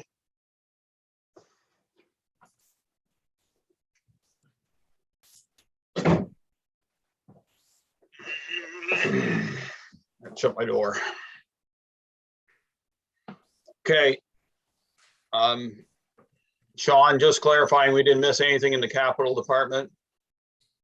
The waterfront committees. Yeah, we approved everything in there. Okay, then that's everything. Okay. The only comment I had about the Iroquois Waterfront Committee is if you're looking at the spreadsheet, you see that taxation is 34,000 and reserves is 2,400. Yeah. That number of 2,150 for reserves is actually wrong. It's 17,000, but the number in the budget reflects all the money coming from reserves. I'm pulling 17,000 out of reserves to fund their capital program. Okay. Iroquois Waterfront. And how much is the taxation hit then? That's the key, I guess. The taxation would be then 6,560. 19,430. Okay, so is that the way you have it set up? Again, That's the way it's set up. That's the way it's already set up in the levy. Okay, that's good. Well, we didn't change anything specifically in there, so. Okay, thank you. Thank you. Okay, so we'll move on to grants and donations. We have a list. I have my list on 118 and we must be at the back of everybody else's list.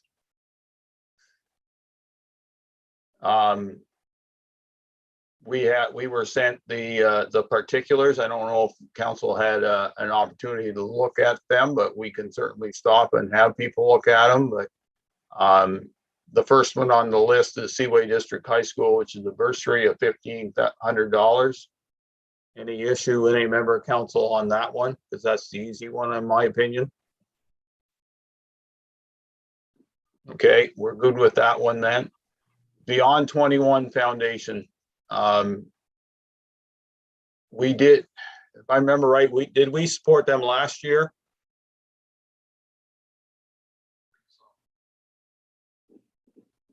Deputy Treasurer, did we support them last year or not? Sorry, Mr. Mayor, just give me a second to look that up. That's in a different spreadsheet. Okay, well, then we'll move on to the Friends of the Sanctuary. We did support them last year. Their purpose is for canoe and kayak launch for $2,000. Deputy Mayor Gardner, yes, no, comments? I'm going to say no, because it's on Parks Commission land. I think the Parks Commission should be doing something with that. So, and it's tricky because a lot of our residents go to use the Upper Canada Migratory Bird Sanctuary, and that was my argument last year to fund them. But for this year, I mean, it's a small ask, but we have a fairly tight budget. So I wish we had the money to do it, but I'm going to say no. Okay, Councilor Wells.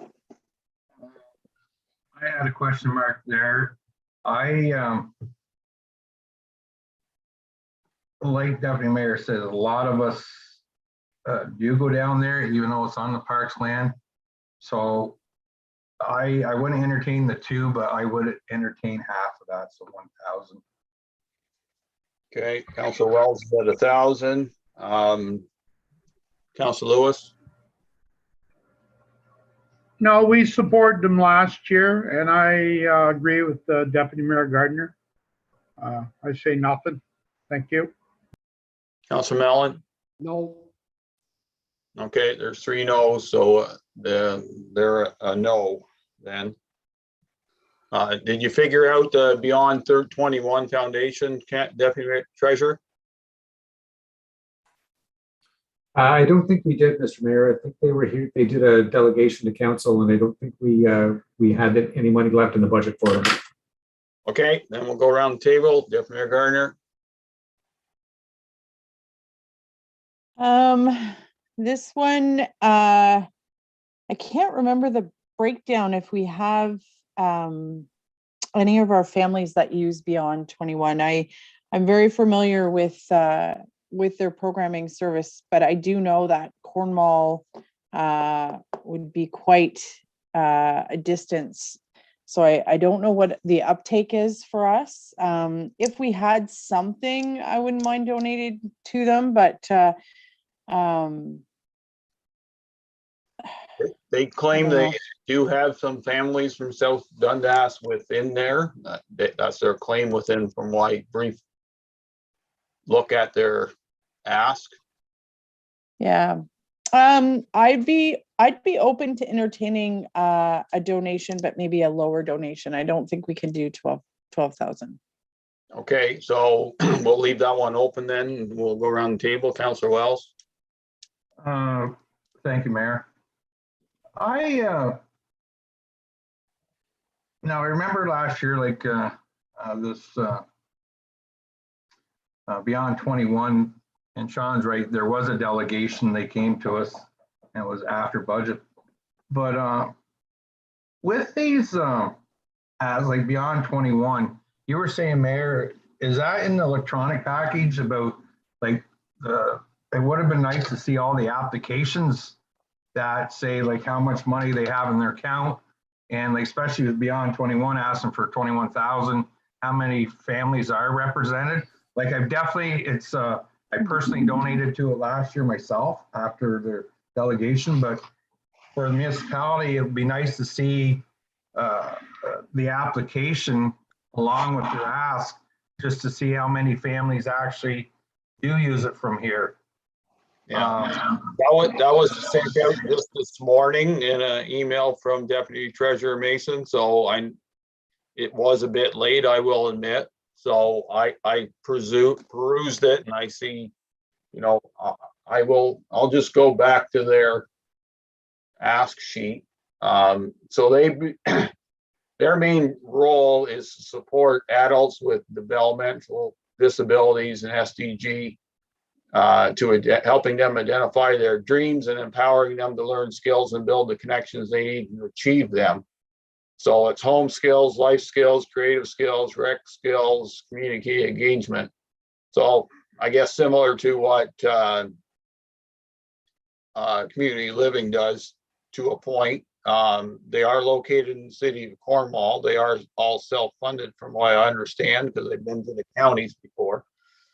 And they, in their application, they do claim that they do have families from South Dundas. So they provide for how many people?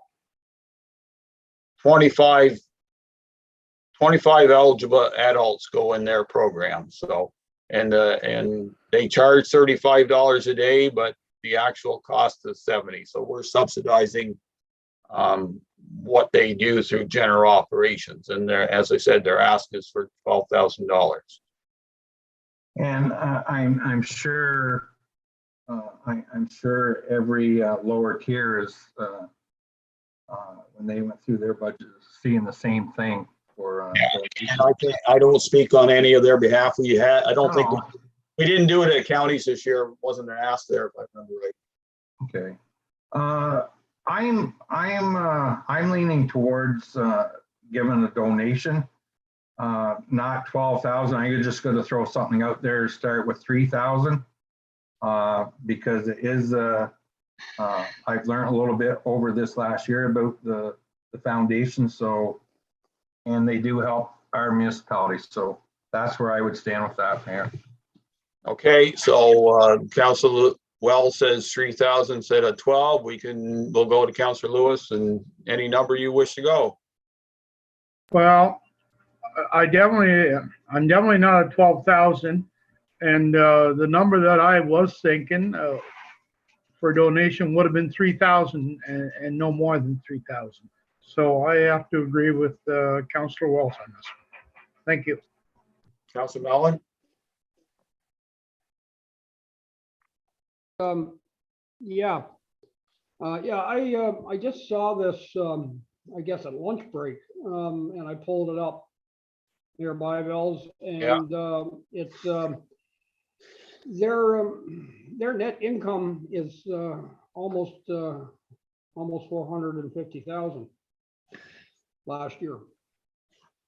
So my thinking is, you know, it's a damn worthwhile project. I'm not denying that, but it's not like, you know, they haven't got money in their coffers. So I just pulled it up and I looked at it real quick, and then I got to their financial sheet. And when I saw that, I thought, okay, you know, my idea this, and I said this numerous times over the years, is, you know, the grants and donations is for a business organization or group that, you know, are struggling, you know, regardless of how worthwhile a cause it is. When I see that net income, you know, at $446,000, almost 447,000, or no, 449,000. No, my response is no, Mayor Bylaws. Okay, Deputy Mayor Gardner.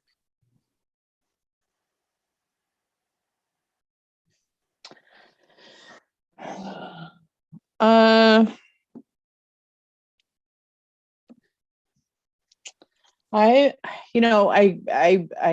am very familiar with Beyond 21. I think it's a fabulous organization. I just wish I knew the impact on our residents. I'd be okay with the 3, but I'm willing to, I'll agree with the 3. Okay, then I guess 3 it is.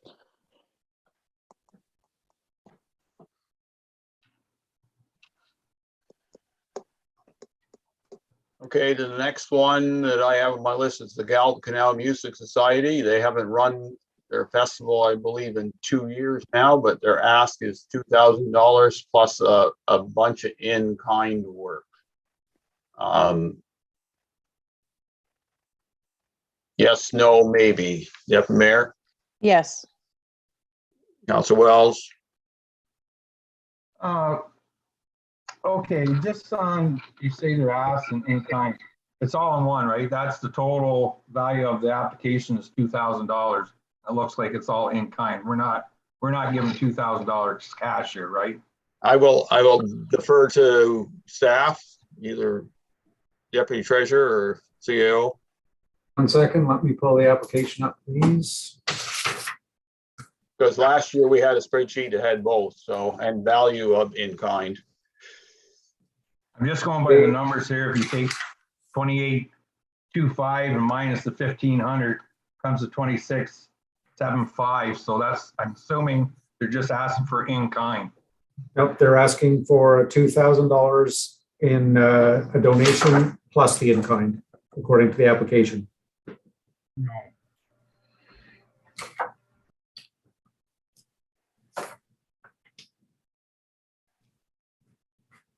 Okay.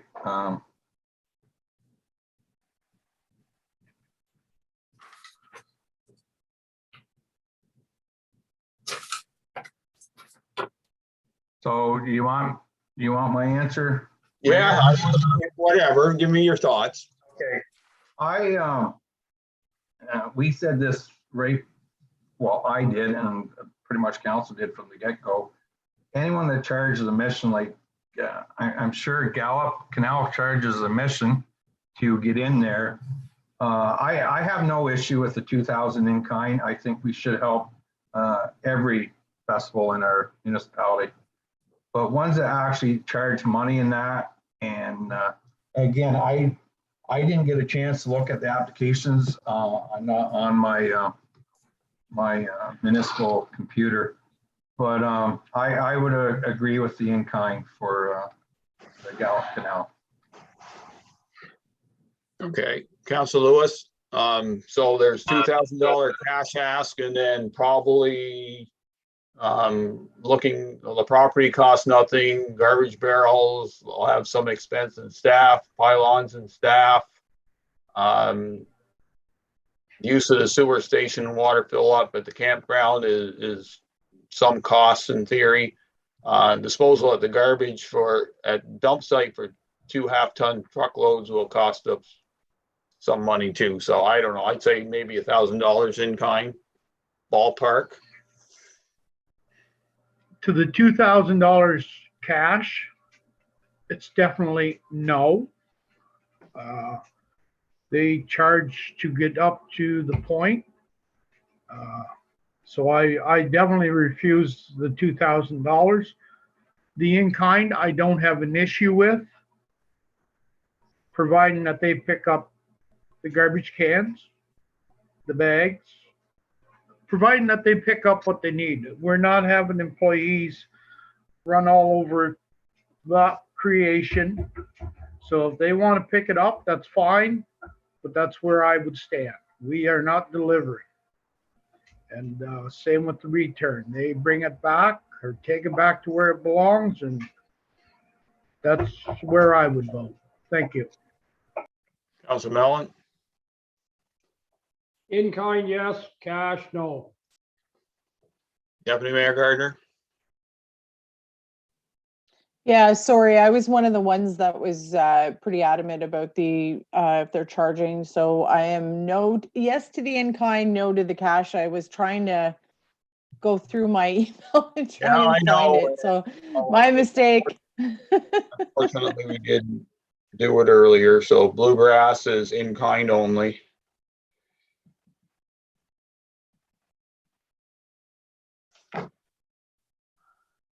Okay, next one is the Matilda Memorial Rec Committee, and they're looking for insurance for all their events at $3,000. Deputy Mayor? Yes, for the in-kind of insurance. Councilor Wells? So if, so we're the in-kind, I'm still having a hard time following this because if they're asking for $3,000 donation plus $3,000 in insurance, or that's. I don't, Sean? Like my application says total value of application. So the request would go over the total value. That's the way I would look at my spreadsheet. Okay, so I'm gonna refer back to the treasurer and give us some specifics on the ask because I can't make it up anymore either. John? Okay, just 1 second. I'm just opening the application there now.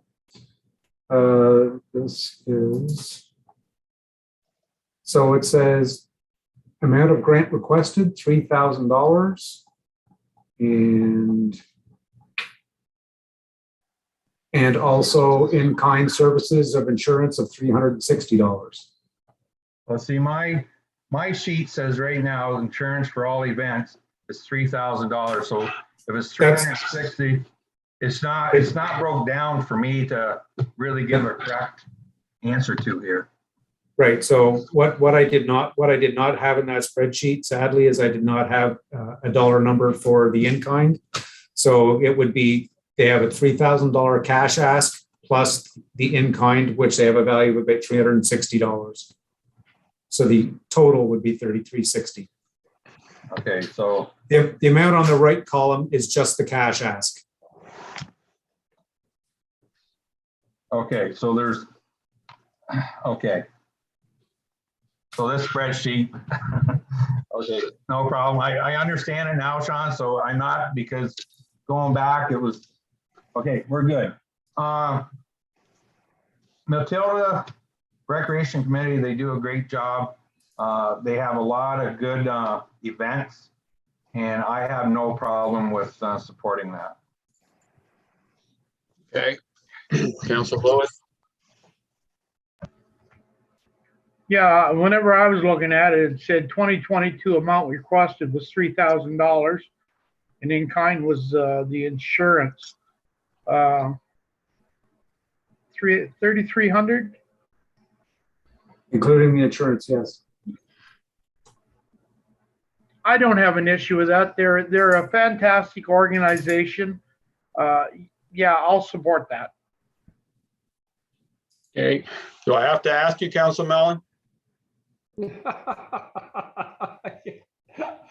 Well, do I go on a rant? No, I'm going to be. I mean, the one thing about these groups and those groups are they don't charge anything for the community and the public to come into their events that they have throughout the year. So I'm in favor of it.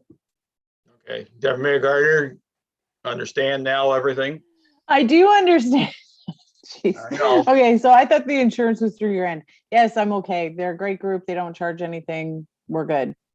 Okay, so that sticks. So the Iroquois Apple Festival Committee, without going through the report, I'm gonna assume their ask is $2,500 cash plus the in-kind. Is that correct, Sean? That is correct, Mr. Mayor. Okay, so now, so council can see their in-kind ask. It's similar to Bluegrass Festival, but they don't charge admission. Yeah, Mayor Gardner. Yes, because they don't charge admission. I'm good with both the in-kind and the cash. Council Wells? No, I'm good with that. It's, unfortunately, I haven't been to one yet, but I've heard great stuff about it. So they're doing a fabulous job, what I was told. So I'm good with the cash and the in-kind. Yeah, if you didn't attend last year's event, it was one of those first events everybody can go to, and the parking lot was pretty well full. So they did a real good job last year, to be honest. Beautiful day. Council Lewis? Well, believe it or not, I've attended 2 of the Iroquois Apple Fest, and I think both of them were fantastic. And as Deputy Mayor Gardner says, they don't charge. I'm in favor. Thank you. Councilor Mellon? Right along with both. Okay, so the next one is the South Dundas Canada Day Committee. I'm going to assume that's the one in Morrisburg. I also assume that $3,000 is the cash ask, and then they also have an ask from our fire and emergencies for a fire truck and for fireworks and a garbage trailer and cans. That's correct. That 3,000 is a cash ask plus those in-kind works. Okay, so my question to Chief Morehouse, if he's still around, does he approve of his use of his equipment on that day? I see no problem at this time, Mr. Mayor. Okay. Oh, well, of course, if there's a fire, you know where you got to go. But I mean, Yes. Yeah.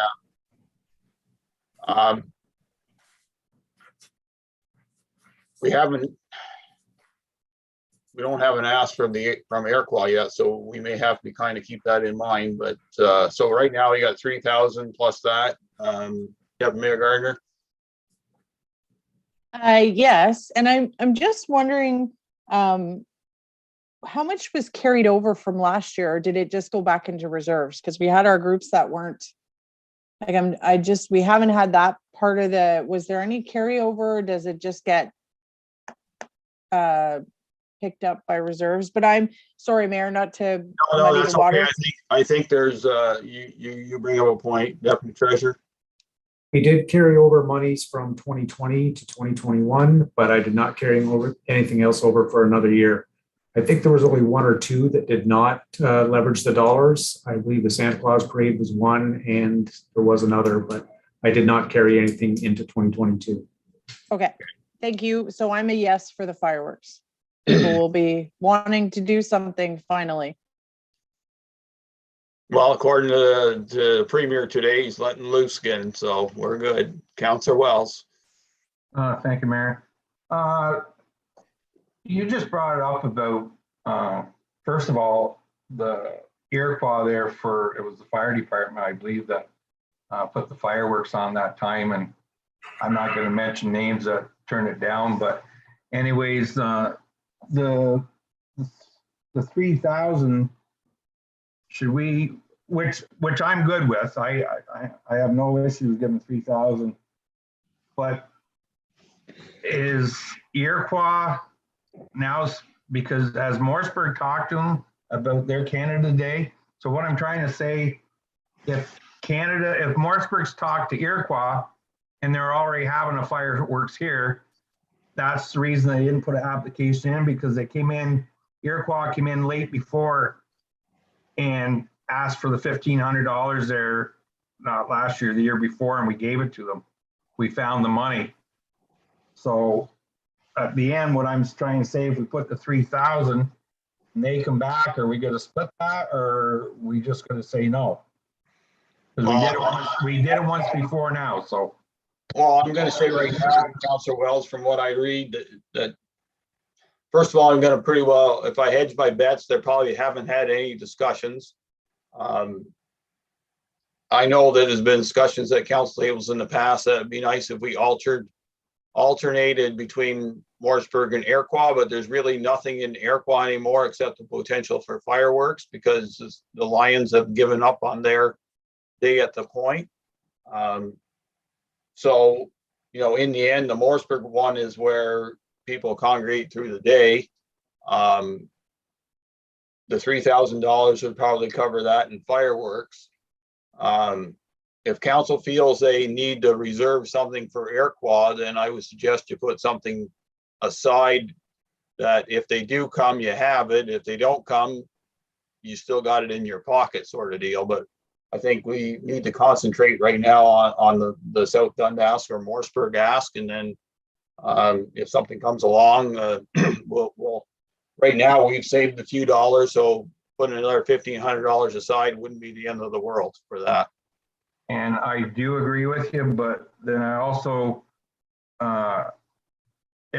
like all these people that does it, they know there's their process for us to do this. So it wouldn't be fair, like if we set $1,500 aside and someone else comes, whoever comes and asks us for money. But anyways, right now I would say no to the 1,500, and I would agree with the 3,000. Okay. So technically the 1,500 is not on the table. And I agree with Councilor Wells. If they had a process, and we'll worry about the process later, and we'll make that political decision if we ever have to cross that bridge. But so Councilor Lewis, just on the South Dundas.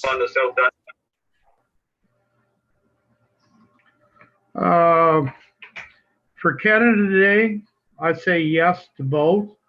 And if Iroquois comes, I think we're still going to have money left in the bank, so we can most likely do theirs the same way. So I say yes. Okay, Councilor Mellon. Yes to the $3,000 request, and as far as putting money aside, I don't think that would be prudent right now. I think we need to judge each late application on its merit and make that decision. We have that thing called the working reserve. I don't like the idea of saying, well, we're going to put some money in kite in case they come in. I can almost guarantee you somebody's going to hear that and say, come in. But there's a process they are supposed to go through as application. And if they don't do it, we'll judge the merits of any late request on its own merit. Okay, I agree with you. Deputy Treasurer, you had your hand up. I just received an email that the Iroquois Fireworks has not yet filed an application, but they may. So, I literally just received that email. Oh, well, somebody must be listening, and so whoever is listening, I think you've heard some members of council saying there is a process, and we would have appreciated having that process done before budget is done. So what I will go around the table. I think your ask won't, you know, we did $1,500 2 years ago. That was a politically hot topic at that time, as some of us learned the hard way. So why don't we just go around the table and do it now? And it's either yes, no, or what Councilor Mellon said, and whatever's fair is fair. Yeah, Mayor. Well, I'm still saying yes to the $3,000. Not the three is good. It's just okay. We're good. For potential Iroquois. And we're sure it's 1,500 no, there. Sure. There's no sure. So it's not on the table. Potential. Okay. Potentially, if they come to us, I guess yes, we would support it. I would support it, but I would hope. I don't know. It's the pandemic changed a lot of stuff. It seems like we've been on pause for 2 years. If this was right up against the last time where the application didn't come in on time, you know, I want to support it, but I think people need to be mindful of, by the end of today, this council will have spent almost 11 hours discussing budget. So in fairness to us, it would be nice if people got their applications in on time, but I will support the fireworks in Iroquois. $1,500 is what we think they're going to ask for, then I will support that. Well, we can also make that the max too. Councillor Wells. I'm gonna have to say there's, my memory serves me correct. When Morrisburg cancels theirs, just to give everyone an update on thing, Iroquois stepped forward to have at least a fireworks since they didn't have a Canada Day. But by knowing that there is a due process, and I agree with Councillor Mellon on this. Like, I'm not saying at the end we're not going to give it to them, but right now in that email to Sean, it says they might put an application in. So, and like, there's a due process to this, so we can't on the 1,500. I'm going to say no, and I'm going to go on. They come back and ask for it, go on a merit and go from there. Thank you. Mr. Mayor? Yep. I did find the spreadsheet I was looking for now. The Iroquois firefighters for the fireworks in 2019 were approved for 1,900. In 2020, they were approved for 2,500, and that number was carried over for 2021. Which it doesn't appear that we ever issued it. So that's the information I have. Okay, but we didn't make that decision late last year to carry anybody's ahead. So everybody's starting from zero. Is that correct? That's my intent. Yes, that's my intention. That's how you set the process up. That's correct. Okay. So, Councilor Lewis, $1,500 for Iroquois set aside. Yes, sir. Councilor Mellon. No, I mean, I'll weigh the merits of their application when it comes in, and we'll deal with it if we deem it worthwhile through the working reserve. My opinion. So that leaves it up. You were right. You were yes on it, Deputy Mayor Gardner. Yeah, but sure. But now that hearing the numbers from Sean, it sounds like we're shortchanging them. So that doesn't. They didn't send the application. $1,500 is better than nothing. Yes or no? Yes. Okay, so I'm going to suggest I'm going to vote $1,500 we set aside for that, but for their ask if it comes in. If it's bigger, they're going to really have to beg council for the rest. And right now, you know, council's rather split, and those who do it, no disrespect to any member of the Iroquois Fire Department and trying to do this for the village of Iroquois, but we need to follow the process, and all these groups have done so. We believe $1,500 right now is a sufficient ask right now. You still need to ask. The 15 is guaranteed. Anything else is not guaranteed. So I think that's best we can do right now. Next one is St. Lawrence Acoustic Stage for their 2022-23 music and workshop series. I believe they were going to start running this month. It sounds like they can start once the 31st of January comes zipping by here. So I've gone to occasionally to their music acts, and I think the $1,000 is not a big ask for the people of South Dundas for what they bring in. They bring in a different kind of clientele to the South Dundas. But so does Stone Crop Acres, and they're not asking. Deputy Mayor? To throw in that little God, I thought I'd say that. Oh my goodness. Are they at the Playhouse? Like they yes. So it's kind of helping out the Playhouse a little bit, I would think. So I will say yes. Councilor Wells? Yes. Council Lewis, Most definitely, yes. Council Mellon, Did we donate last year, Sean? Did we give, I know they've asked every year. I do believe we did last year. Did we not? go ahead, Sean. You can find it. Yeah, just 1 second. I think one's acoustic stage. Yes, we approved 1,000 in 2019 and 1,000 in 2020. Drive on. Okay, but not in 2021. That's correct. There was only a couple that were from 2021. They weren't looking for money, so. Okay, so they're $1,000, that's gone. Iroquois lawn bowling for groundskeeping supplies for $1,250. Deputy Mayor, Do they, does the lawn bowling have membership fees? they have membership fees, and if you remember right, we changed their hydro service around to strictly off the forward house. We're also paying for the hydro or electricity that they're using, and they also get free water from the municipality plus some storage from the municipality. So this is on top of everything we do, and yes, they do charge some sort of membership fee, but their numbers are low, and you know how that goes. I understand that, and I voted in favor to carry the electricity. So in my mind, I think we're already granting them and donating to it. So I'm going to say no for this. Okay. Councilor Wells. I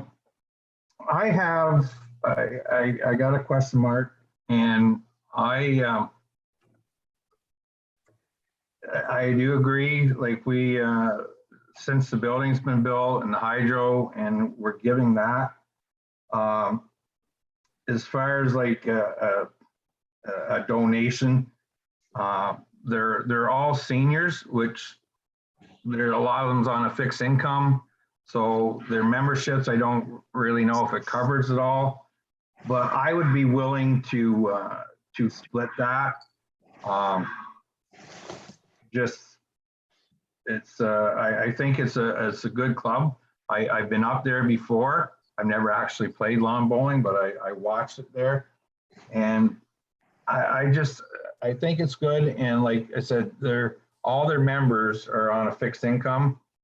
That's not saying most of us are, but I would be willing to split that. Okay. Just another little addition to the council's thinking, we do pay their insurance too. So, Councilor Lewis.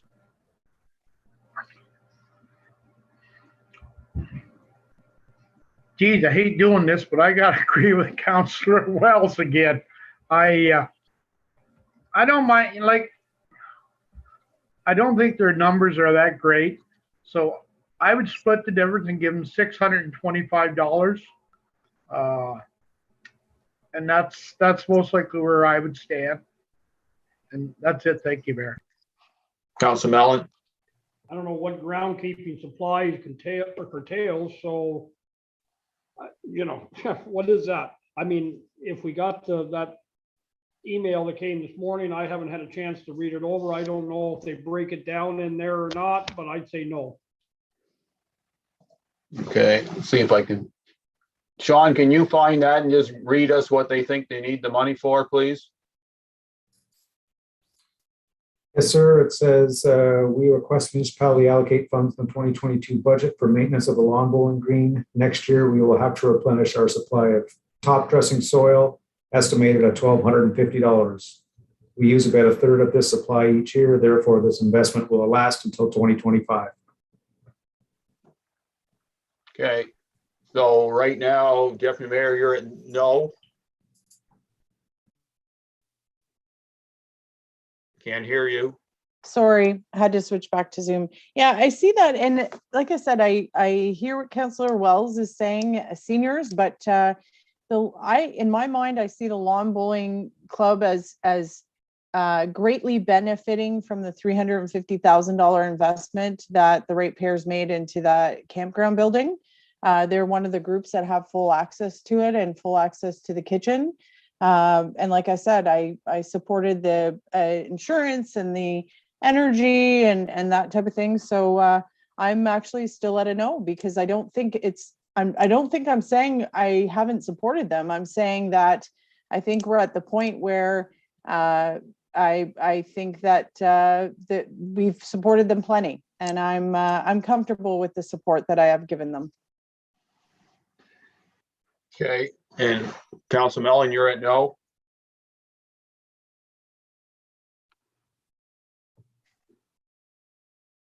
I can't hear you. You got, you're on, sorry. I shook my head. Yes, I was a no. Okay, then it's a no, and here's my clarification. Both the president of the lawn bowling club and myself are part of the curling club. You don't see a curling club ask, and I know that they're on municipal property, but they need to figure out how they can survive on their own and drive on, and just to put a little extra into the curling club pays property taxes to South Dundas and SDG too. So mine's a no. I think we've done more than our fair share for them, and no disrespect to any member on that. And I know I'm going to get probably a few words from them, but clubs like that have to figure out how they can survive, whether it's a golf club or whatever. So that's a no. And then we'll go back to my budget sheet. So Iroquois Matilda Lions Club, they have a bunch of in-kind, 2 chicken barbecues at the plaza, pylons and barricades, and then the waivers for the Matilda Hall for 2 well-attended event, their seniors Christmas party and their club's 75th charter anniversary. So no dollars, just dollars lost, but no big deal. Deputy Mayor? Yep, absolutely. This, I have heard from my senior friends that they very much enjoy that Christmas party and have missed it a lot the last couple of years. And to me, that's supporting seniors. So absolutely, yes. Councilor Wells? Yes. Councilor Lewis? Yes. Councilor Mellon? Sure. Okay. Nothing else on any list that I've missed, Deputy Treasurer? That's all I have for that list, Mr. Mayor. Okay, is there anything else I have missed that we need to discuss before we go into a sort of wrap up and next steps? Mayor Byvells? Go ahead, Councilor Mellon. There's no mention in the donation thing, as it's sort of the thing last year, 2 years, the Santa Claus parade. No, they don't ask. They don't ask, but they don't think they asked last year. And if that's one worthwhile project, I think for all of South Dundas. I don't know what the ask was, or they never asked last year, and maybe the year before, and we made the donation both years. So what's council's feelings on that? Okay, so Deputy Mayor, Deputy Treasurer, how much did they ask for when they did ask for it somewhere in the past? Just 1 second, let me find the list here. And it's usually not in a donation list. They usually ask when they want it, which is. In 2019, we approved 2,000. In 2020, we approved 2,000 and in-kind services. Okay, so I think Councilor Mellon brings up that point. If they do run a parade, and they did do one last year and it was fairly successful, and I know they're kind of breaking the rules, and here we go again, because we said we treated the Iroquois Fire Department with that kind of rule that we need to apply. Deputy Mayor? You know what? I imagine that they would come to the new council and ask, and it would be a yes. So we'd be fiscally responsible and put it in the budget so they don't have to go looking for money, or we can just leave it. If I'm at the other table, the next table, I will say yes at that point. But in my mind, I think we would find the money. I'm I'm okay with not predicting. I think whoever's sitting around the table at the time when they come to ask should have the right to say yay or nay. Council Wells? Yeah, like I said, there's a due process. I will be in favor of this, but I just like the public to know, and all these events are going on, and committees and organizations, that like there's two right now that we're going to say apparently yes to. It's not fair to the other people. Like there's a due process here, and so anyway, my yes, but next year for the future council, just what you're supposed to. Thank you. And I agree with you, Councilor Wells. It puts us in a challenging situation when there's groups we know that do things on behalf of the community on an annual basis and don't go through this process. I know there's been a little transition at the Davies residence of who runs what, but George was around from what I seen, but I think his daughter or somebody else was running it, and that's good, that's okay, but it's a challenging situation we get into that, we just had a group that emailed us and said they may be there, and we kind of scolded them a bit, and here we're just going to pick one out of the blue. It hasn't even told us, and we're going to set money aside. So, I think we're good either way. We either do it and say we're doing it, or we can say if they come, we'll find money. And I think I don't mind going with if they come, we'll find money, whether it's in the end of our term or the next. I will say this though, that if they come during our term, at the end of our term, September, October, we won't be able to grant them the $2,000 if it's not in the budget. They would have to go to the next council no matter what, whether all of us are sitting there or none of us are sitting there, because that's just, we'll get to a certain point in our mandate where if it's not in the budget, we won't be able to spend it. And we'll learn that pretty hard going down the road. So just please keep that in mind as we're making the decision. As I said, I can take this one either way. I'm leaning to a no, where let's wait and see and go from there. And even if they apply in November, finding money after the fact isn't the end of the world. And the next council will make that decision. And I don't think it's any disrespect to this council, whether we're all there or none of us are there, but there's a process, and we scolded one and we're allowing for another. So I'm going to caution council on that one too. Councilor Lewis, sorry for the rant, but. Oh, that's okay, because I'm going to rant a little bit too. It's damned if you do, damned if you don't. And I was one that got scolded because I was the one that said no to Iroquois Fire Department whenever they come late for money for fireworks. We do have a policy. If you want money, you fill out an application, and we go from there. I'm going to say yes, but as everybody else said, in 2022 in the fall, if any of us run, we might be there, we might not be there. So they're not only putting us on a tight rope, but they're putting the next council on a very tight rope before they even get in. So I think myself, if you don't have an application in, and I'm going to be straightforward, and if I do run, and if I do get in, if you do not have an application filled out, I will say no next time around. And that's my rant. I'm sorry about it, but it shouldn't happen. Councilor Mellon, since you started this. Yeah, I'm sorry I started this. And it's okay. None of us would have thought of it. So yeah. And because when I thought about this, when we were talking about Iroquois, I thought, well, this is the same sort of scenario that happened last 2 years, I believe, with Santa Claus parade.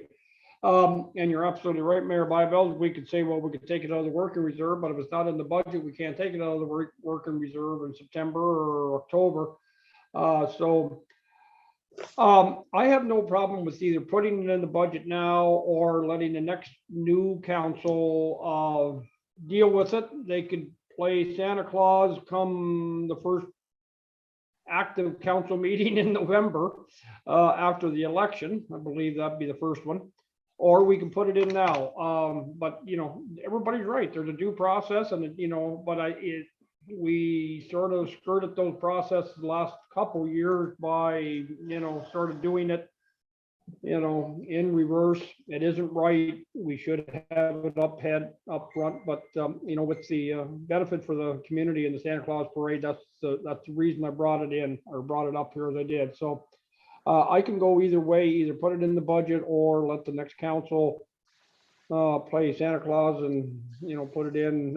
It'll be retroactive maybe a little bit, but you know, they can deal with it that way. So I think they should have the money because it's great for the community. It's great for the kids. It's great for, you know, it's a free thing. And that's my main objective here is free events. So I like the idea, but whether we put it in the budget or let the next, hell, let's put it in the budget, be done with it. Okay, so Deputy Treasurer, so if you look at this specific line for council donations, how much did you have budgeted and how much did we take out and of taxpayer dollars, not reserve dollars? Okay, Mr. Mayor, we had 80,000 in that budget line. 50,000 of that is for Dundas Manor, so that left 30,000 to be allocated. And we have cut with the net of additions and deletions, we have cut 8750. So I'm going to suggest that you put 2,000. Okay, so we're going to put 2,000 in there as I don't want to call it slush fund, but at least a fund for that particular event. I think council feels that we should at least have it aside. So if they do come, we can do it. Oh, I'm sorry. That included the $2,000. Okay. 8750 included the $2,000. Okay. Does council want to put anything more aside just in case, or we're going to good? And if people come, we'll worry about it when people come, right? Okay. So that's what we'll do. We'll put the 2,000 aside, and I hope we don't disrespect anybody doing it. It's just, we know the Davies well enough and they come at the last minute, but they do a real good job. And if it wasn't for them, we'd have no parade whatsoever in South Dundas. So, okay. It is 3:52. We've done through a lot of things. We could kind of wrap up if council wishes, see where we are. I think seeing where we are is a good thing if Deputy Treasurer can wrap it together and let us know. But the other option, okay, just a second, let me finish my thoughts. We can get the numbers now. We can sit there and say we're all happy and glad and pass it on, or we can sit on it and sit on a few other ideas and then come together if we could tomorrow morning for 2 hours and wrap it up, or we can continue on till 6 o'clock. I don't care, and we'll get this baby wrapped up if everybody's good. Go ahead, Deputy Mayor. I'd prefer, I've had to cancel a couple of meetings this afternoon, but I'd prefer to keep going. I cannot attend until probably noon or 1 tomorrow. Okay, let's continue on, see where we go. Okay, Sean.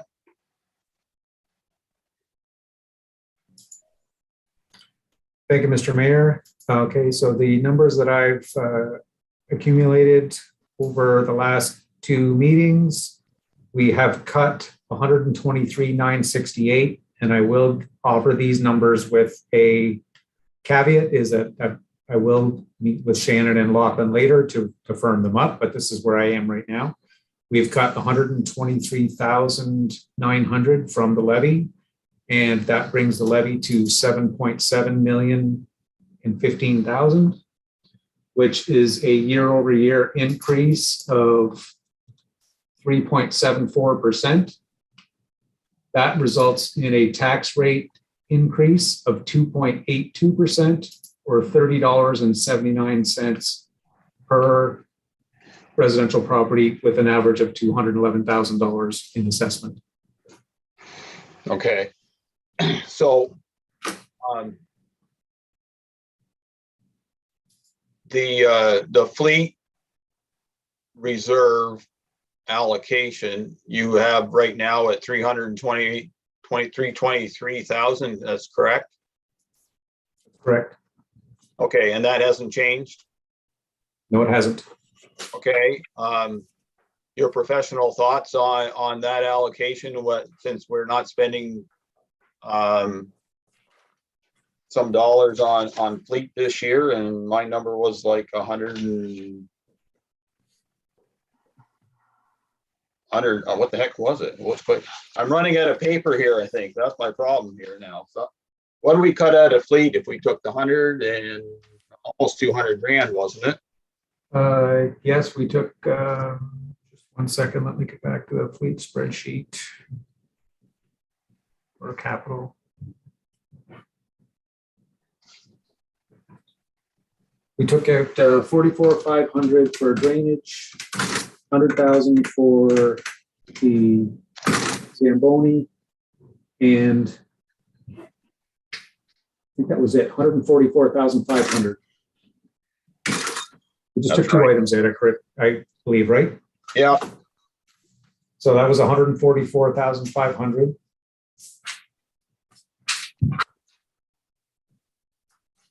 So your professional opinion, should council leave it in? Shall we cut that a bit, the lower taxation, or what you're thinking right now? My opinion is that it should be left in there. If we leave it in there, and even regardless of the cuts that we've made this year, those pieces are going to be in the plan in upcoming years then, and in 2028, the plan goes insufficient to almost to the tune of $300,000. Okay, so council's heard that, and there's two other things, because so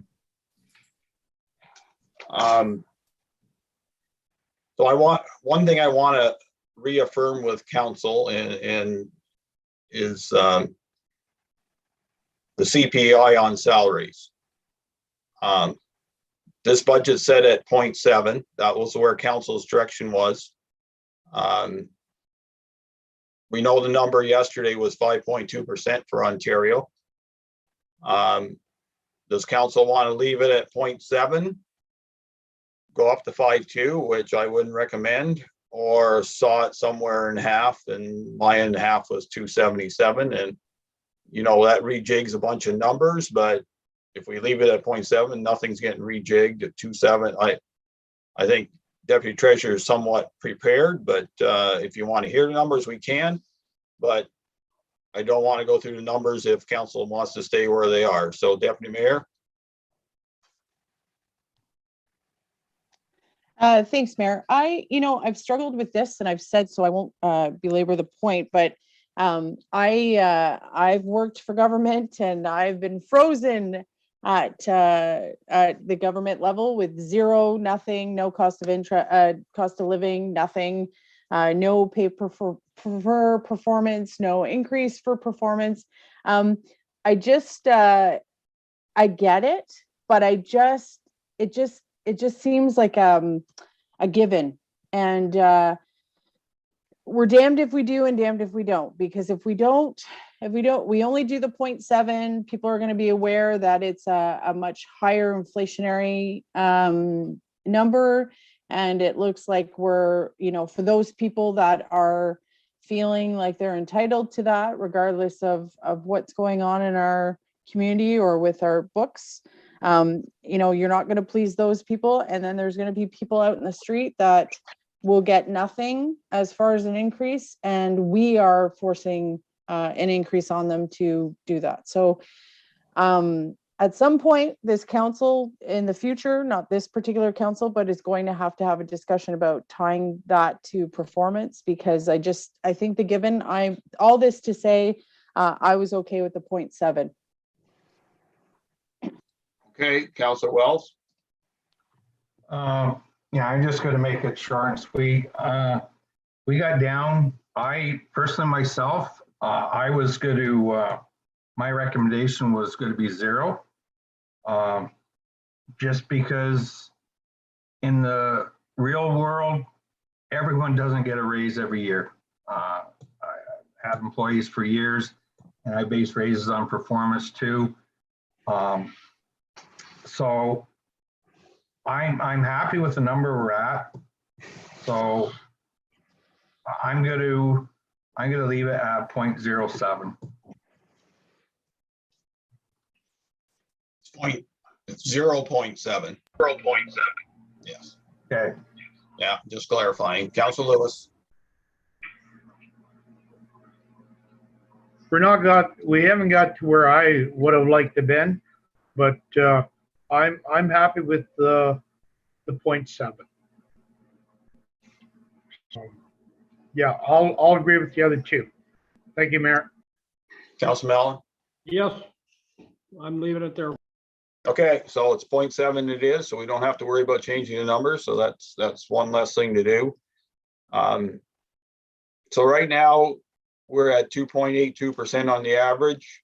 My number was 277, so I'm not going to split hairs here and try to find dollars and pennies to try to get my magic number. It's a number I can certainly live with and defend. Anything further, Sean? Yes, Mr. Mayor, thank you. I will remind council that with that 2.82% increase to the tax rate, that also leaves in the increased transfers to landfills. So that at least does show council's commitment in moving forward with funding future purchases. Oh, and I think council recognized that when we went through the process, and we certainly were going to pull out money to try to save a dollar because that had to be done. We are spending money on landfills like nobody else has, and that's just the nature of the beast. And I'm not blaming any former council, including the ones I were on. It was just the information we had, thought we were all great for the next 20, 30 years, and all of a sudden we hit the big wall and it hurt. And so anyway, I'm good with the 2.82%. We'll go around council table on that. And then I have one more thing I'd like to throw on the table that doesn't have to be decided. Well, there's two things. One does have to be decided somewhat today or Monday night, and Monday night we can also add the other discussion too, or you can think about it as council till Monday. So on the current budget, 2.82% average increase, Deputy Mayor. I had wanted it to be a little lower. I do appreciate the work that we've spent on this though. And I really am encouraging a conversation, maybe mid-year, where we do investigate to make sure that our vehicles are being better used. I think had we eliminated one more truck, we would have been down a little bit more, but I respect the input of my colleagues, and like I said, I wanted it to be a little less, but I always think there's room to find efficiencies. So even though this seems, because we've spent so much time, I'm really hoping the staff look at their own departments and keep going with the efficiency thing. You don't just reach a level where you're done. It's a constant conversation. So I'm okay with it, but I had hoped for a little less. Councilor Wells. No, I'm good with the 2.8. There's I think it's been a good budget. There's only so much you can cut, and I think we cut where cutting was where we should have been. As far as our buildings go and infrastructure like that and our reserves, I'm happy with everything. Like there's been a lot of stuff ignored over the last 28 years or 29 years. So I'm being this my last budget. I'm happy with this. Councilor Lewis. Well, as I said on Tuesday, I'd like to get to 2.5. Well, it ended up at 2.8. I believe this council has worked very hard in the 13 hours that we've been on this budget. And I think if any of the citizens that have been watching will realize that we have worked hard. And I don't think any of them can really complain because we cut until we couldn't cut no more. So I'm happy with where we ended up. And I hope the citizens of South Dundas are also. Thank you, Mayor. Councilor Mellon. Okay, I got a couple questions first before I justify my response. Sean, what's in the bridge reserve? And there's no set reserve, and I thought we were going to have a reserve of, a bridge reserve. I know last year at budget time, we took some money out of guardrails and a few things, and I thought it was going to be put into a bridge reserve, which we don't have. And on top of that, I believe at the start of the budget presentation, in this budget, there's 100,000 towards future bridge reserve. But I'll justify my next statement if Sean, is there a bridge reserve? Go ahead, Sean. I see one. Yeah, through you, Mr. Mayor, to Councillor Mellon, the bridge reserve is actually captured in the roads reserve, which is, and yeah, about halfway down the page. And the roads reserve is estimated at 2021 to have an ending balance of 499,000. And the bridge component of that is going to take me a second to look up. $100,000 we're putting into the bridge reserve. There was 100,000 to transfer in 2021. There is a budgeted transfer of 100,000 in 2022. And my recollection is that there's already 200,000 in there. So you're saying we got 400,000 with this budget then? When we include 2022, yes.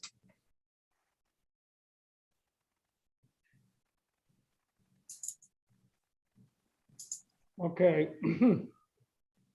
Then maybe I won't need to be the a-hole that I thought I was going to be. That's okay.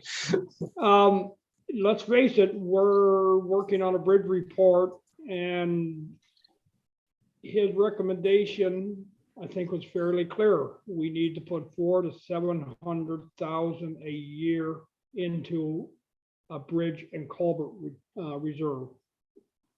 With the 2022 contribution, we'll have 400,000, as Sean is saying.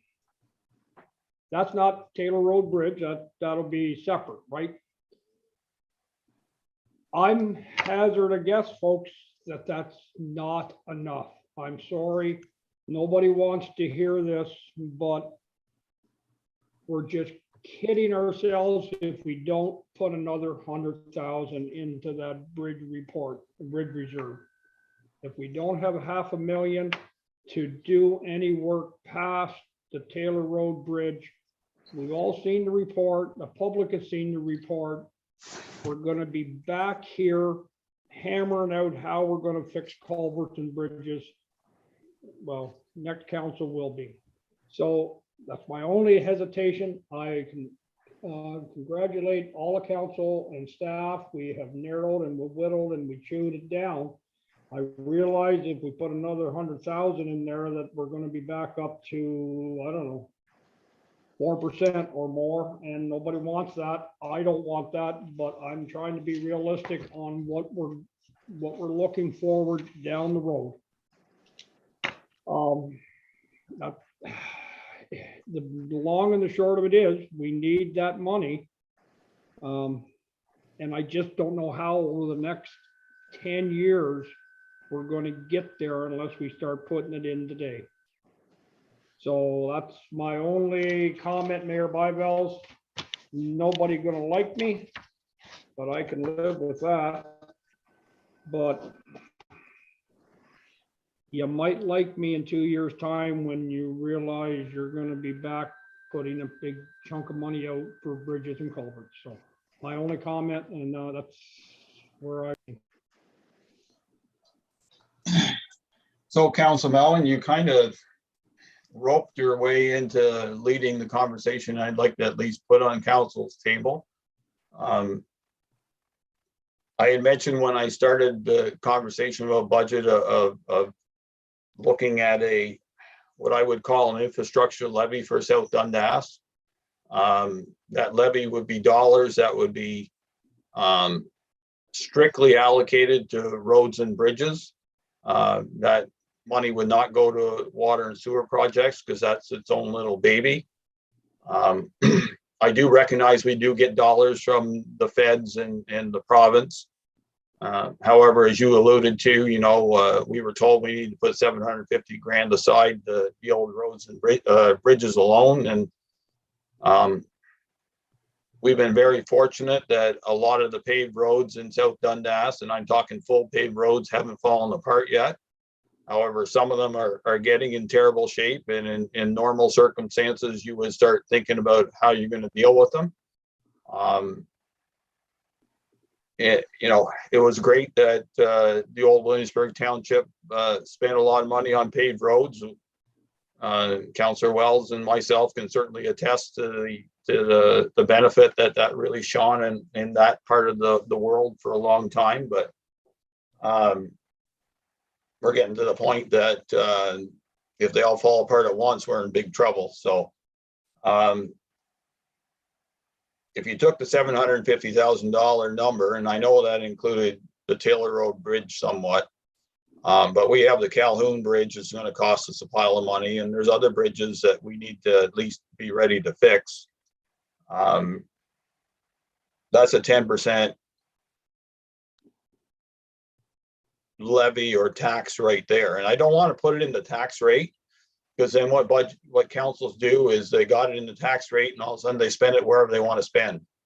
And I would rather set it up as a structured levy where that dollars have to go into roads and bridges and infrastructure and that type of infrastructure. And I am talking facilities. We did well with facilities, and I'm really glad that council and Mr. Jansen has come up with a plan that council can agree to when we get things started. I don't think it's elaborate. I think he's used some common sense and some of his Dutch ingenuity to make sure we're not overspending on places where we don't have to. But I think, if realistically, we probably could spend twice as much there too. But we're setting the next council, whether it's all of us or none of us, up for their first budget of the year, and they say, well, we have a big infrastructure deficit, and how are we going to deal with it? And I know 10% is too much.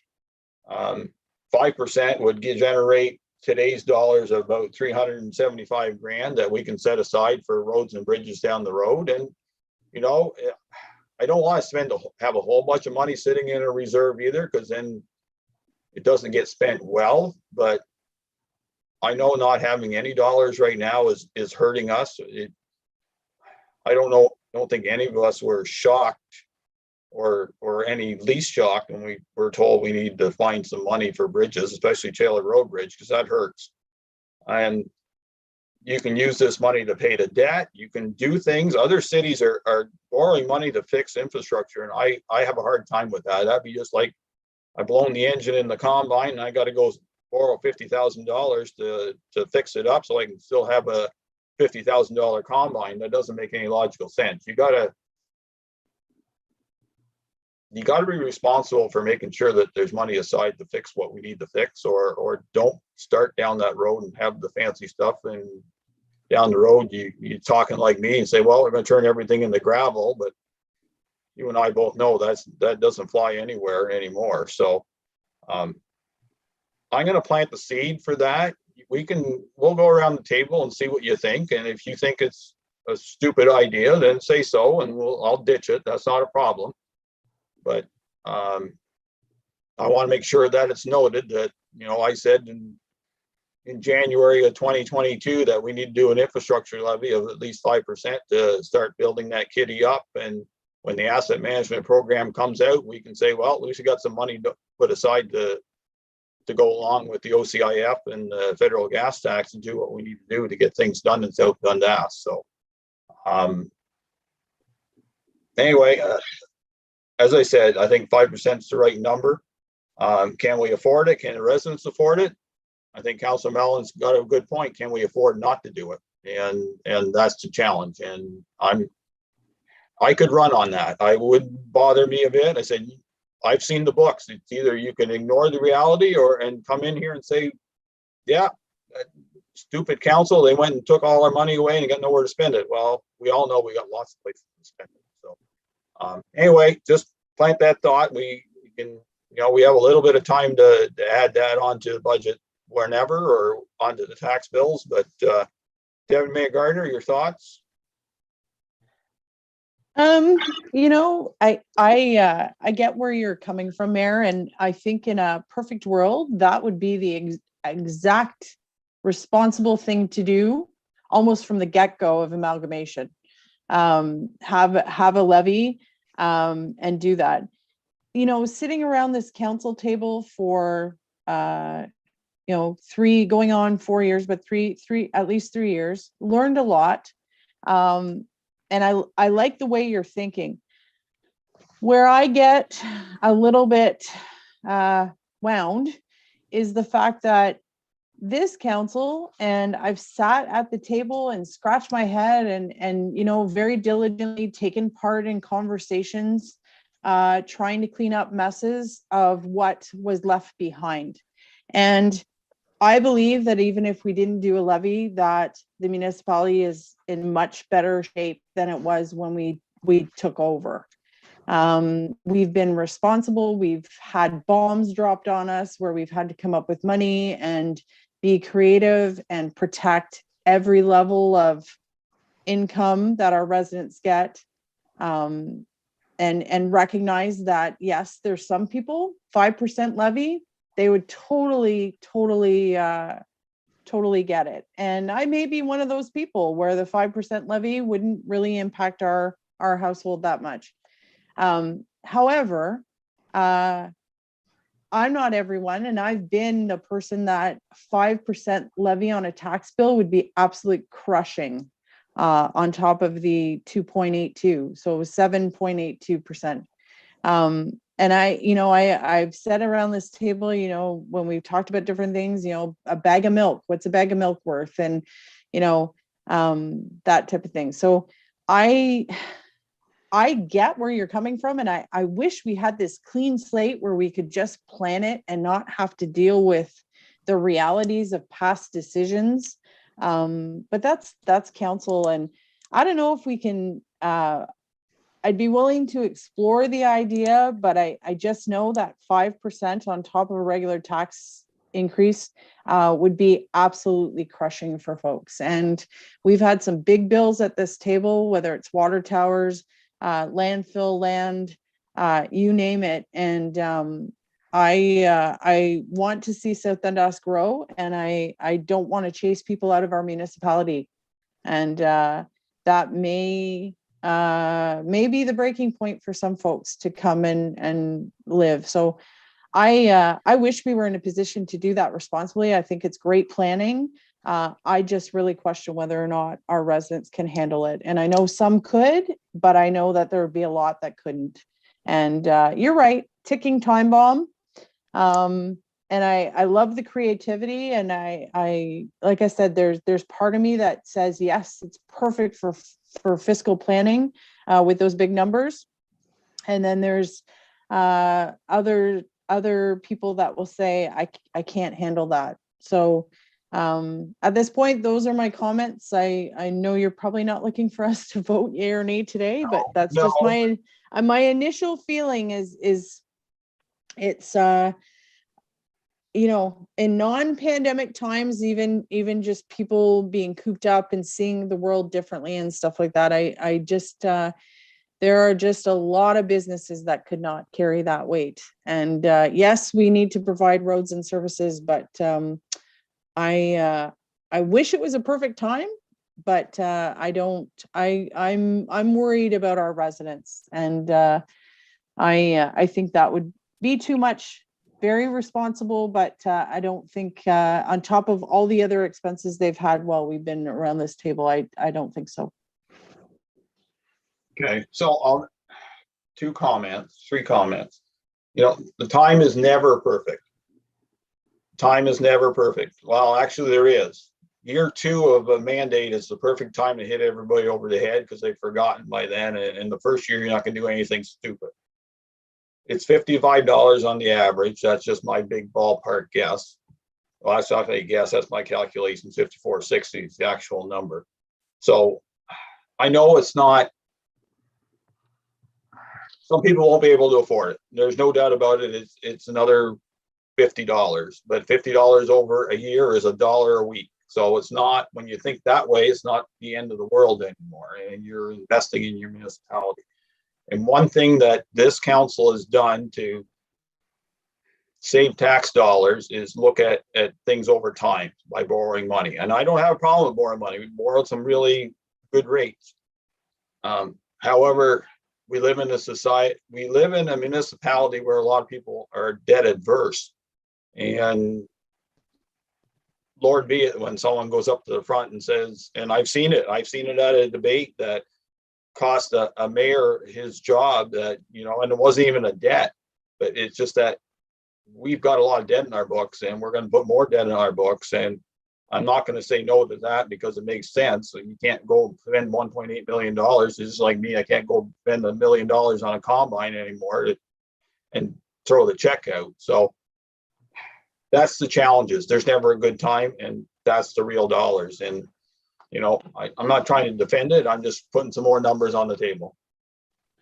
Stephen, quick question. Has there ever been an opportunity where it's a volunteer levy where folks can opt in or opt out? Oh, I'll never do that. I will never do that. Never. There's no volunteers in taxation. You either pay it or you don't, because then a certain segment of society pays for it and everybody benefits. And that's not fair. That's totally, I know that it's challenging for those who are on fixed income or low income, but I couldn't do that. And another reminder to council too is that in 2 years' time, when the assessments change, and council can readjust for some of that, the division is going to be very abstract of how that's all going to bounce out. And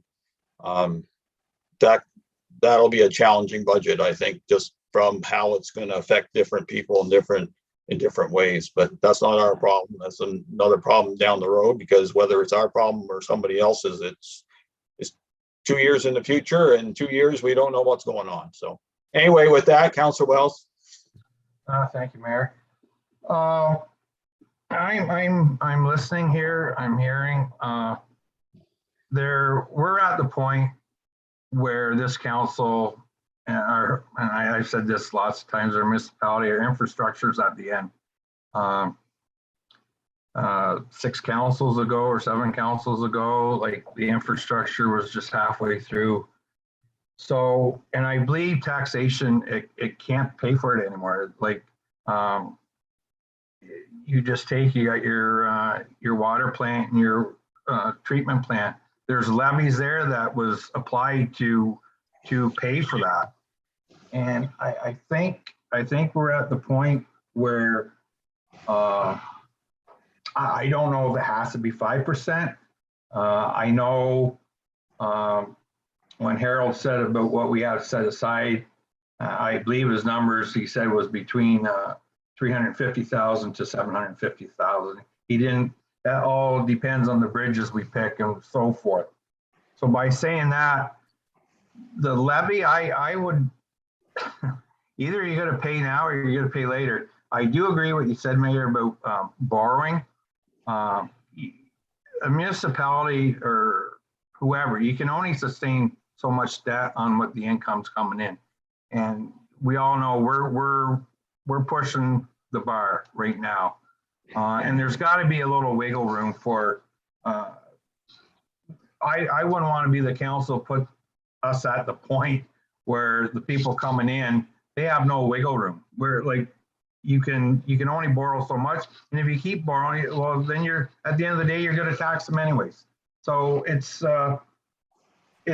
pretty straightforward. Like we got to pay for this. It's our jobs to figure out how we're going to pay for it.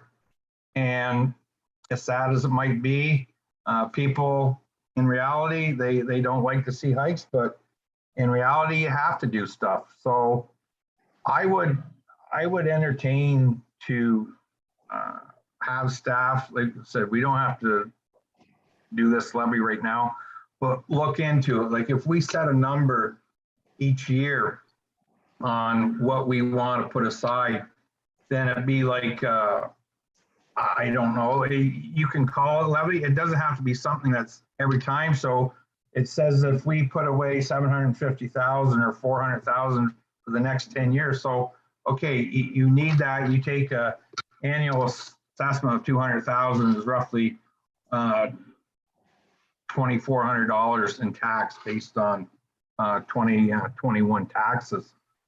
So then moving forward that you add like a 5% on that, the 2,400, which it would be. So you're talking about $120 basically like for the average assessment, which most of them are. But I would definitely, we have to do something. So whether it's, we can't do all taxation, it's, at the end, everyone's going to pay it. It's just how we go about it. And I think, I agree with the deputy mayor too. There's a lot of families out there, but you know what? There's tough things as council we have to do and decisions we have to make. And like Councillor Mellon says, like, don't kid yourself. It's not when, or like when it's going to come, it's coming. It's just a matter of how, are we going to be ready for it, or do you want us four to stay here and pass on to the next council or whatever? Because that's what's been done over the last, no one looked for these rainy days. Well, those rainy days are coming, and they're coming in the form of a storm, not just a light shower. So I would be for, like, I would agree we have to have some kind of infrastructure levy. It doesn't have to be that big. We can start off and kind of go like, hopefully each council year by year what you need, and you can increase it and you can actually decrease it. Or down the road, if we get to the point where it looks good, we can eliminate it. But at this point right now, we can't eliminate it. We need money for infrastructure. At the end of the day, it is what it is. And there's no sense all us sitting here telling the public, well, we can lower this or lower that. We can't.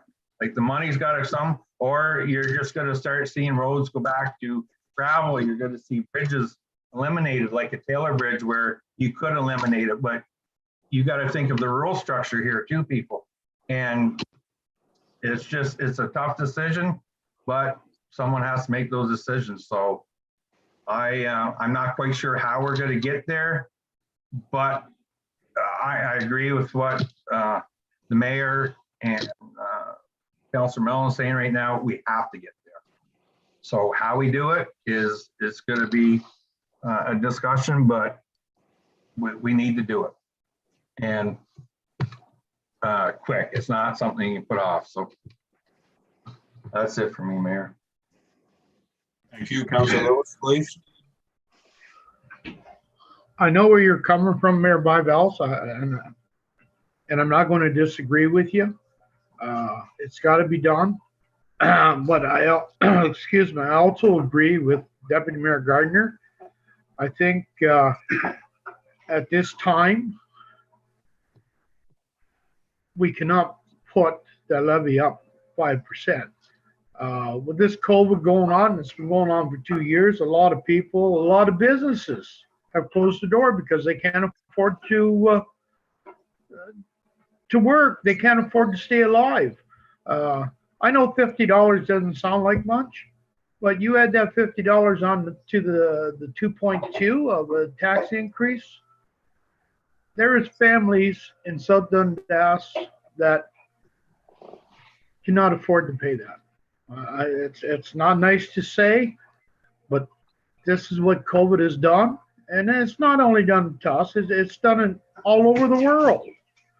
But I do agree with you that we have to start somewhere. But I think 5% is a little steep because I honestly don't think the South Dundas residents can take that kind of an impact, that kind of a hit. Because a lot of them have lost their jobs, businesses have closed, and I think if we hit them with a 5% for infrastructure, they'll never open again. I don't think they can take that kind of an impact. I really don't. So I kind of agree with what the deputy mayor has said, and that's my 2 cents for it. That's how I feel. Thank you. Councilor Mellon? Bet you're wishing I was on mute when I started. No, I was there. Yeah, and that's what I'm hearing. And trust me, I'm not doing this because, or I didn't bring this up because I don't care about the citizens and the residents of South Dundas. The very opposite. We're only kidding ourselves. Nobody wants to have anything, you know, we got a 2.82% right now on this budget. It's a very good budget and we're covering a lot of ground, but it just isn't going to work. I mean, we've had the numbers put in front of us. And if we continue to ignore it, we're just going to keep passing it on and passing it on. And then we're going to have another hit. Your idea, like I suggested, the 100,000 more into the road bridge, you know, would bring it up to probably 500,000. Mayor Byvelds, I think we need to have an asset management, you know, sort of like our equipment replacement schedule. If we start with the 400,000 that we have there now, whether we go with 2.5% levy or a 5% levy, and we have it broke down by staff, what we're going to need to spend over the next 10 years, because Harold said it was over the next 10 years. And 10 years, not 20 years, people, 10 years, that's nothing. That is nothing in the big scheme of things. So we need to get somewhere financially that we can afford the next 10 years. If we don't, the people are going to look back in 5 years and 10 years time and say, you had the opportunity in 2022, you should have took it. We didn't want to pay it, but you should have took it because it's going to hit us. So if we start with 400,000 and we do the special levy for roads and bridges, you know, and we add on each year that amount, and that amount can be adjusted. You know, we may find that 2.5 isn't enough. Maybe you want to start with 5%, but we got to start somewhere. So we got to do something. And I think this is something, if we don't put the 100,000 in here today, Mayor Byvelds, I think we have to look at your suggestion. And I thought about your suggestion since you first mentioned it back, you know, a bit ago. It's not a bad way to go. And I mean, it's not in there forever. I mean, it's in there until we got our feet under us and have the funds available to do the work we need to do. So I'm still, either we put the 100,000 in today and raise today's rate up to whatever it would be, 4 or what, I don't know what the blazes would be, you know, or we, you know, in a month or two, we look at implementing a special levy, maybe halfway through this year, or have something in place. I don't know. We got to do something, people. No sense kidding ourselves, and the residents, anybody that hears this, and the press will run with this. And, you know, the numbers are there. If we don't pay the piper today, it's going to be a nasty toll tomorrow. Okay, so I'm hearing all sides, and I'm not disagreeing with all sides. I know that, you know, $50 to some people is a lot of money. $50 to some people is a case of beer, and I'm just being honest. Or $50 is 25 trips to Tim Hortons. Like I that's how I equate things. And I'm not, Councilor Mellon takes it. I don't get this wrong, Councilor Mellon, but you're very passionate, and you're right.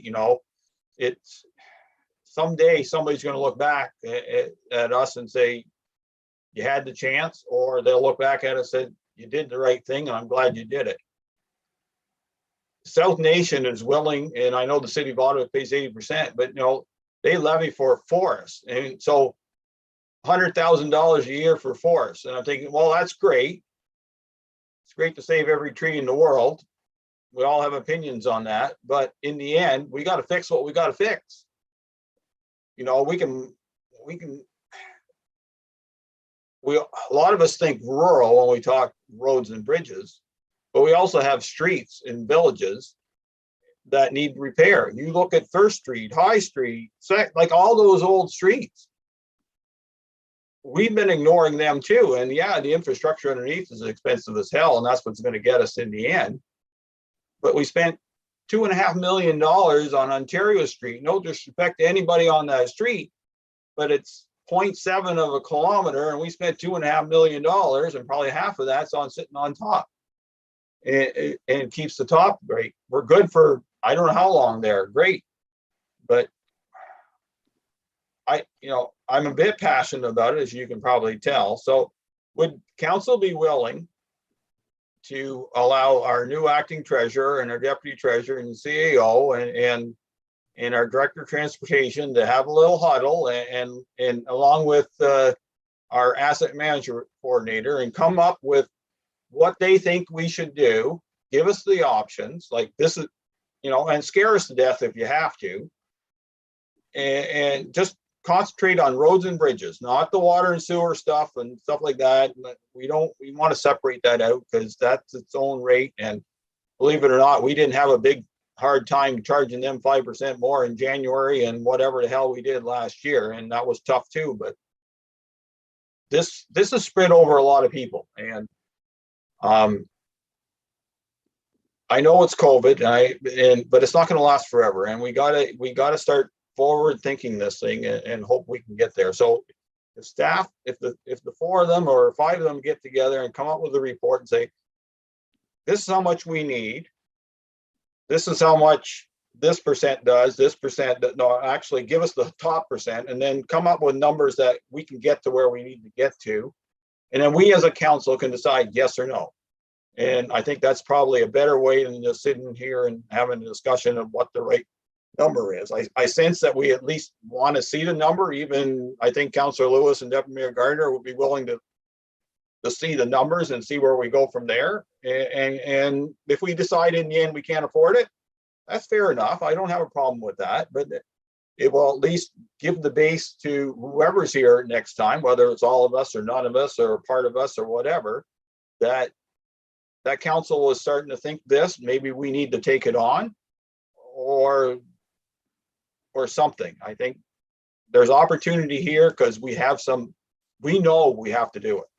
We've been in this business now, 3 years and going on 4, that we've seen some of the challenges we're going to have, and some of the challenges we're going to lay on the next council and the council after that and the council after that. And if we set them up to succeed, then it's just like, at the counties. I remember when I was at the counties and as warden in 2011, we put the rate up 7%, mainly based on police services budget that got blown all the crap. But that 7% extra, all of a sudden, the next year you didn't need it, but they got the 7% and they kept on piling on top. I will proudly say that SDG has one of the best road systems in Ontario, bar none, because the staff there and council has taken it on, have dedicated to making sure infrastructure is kept up.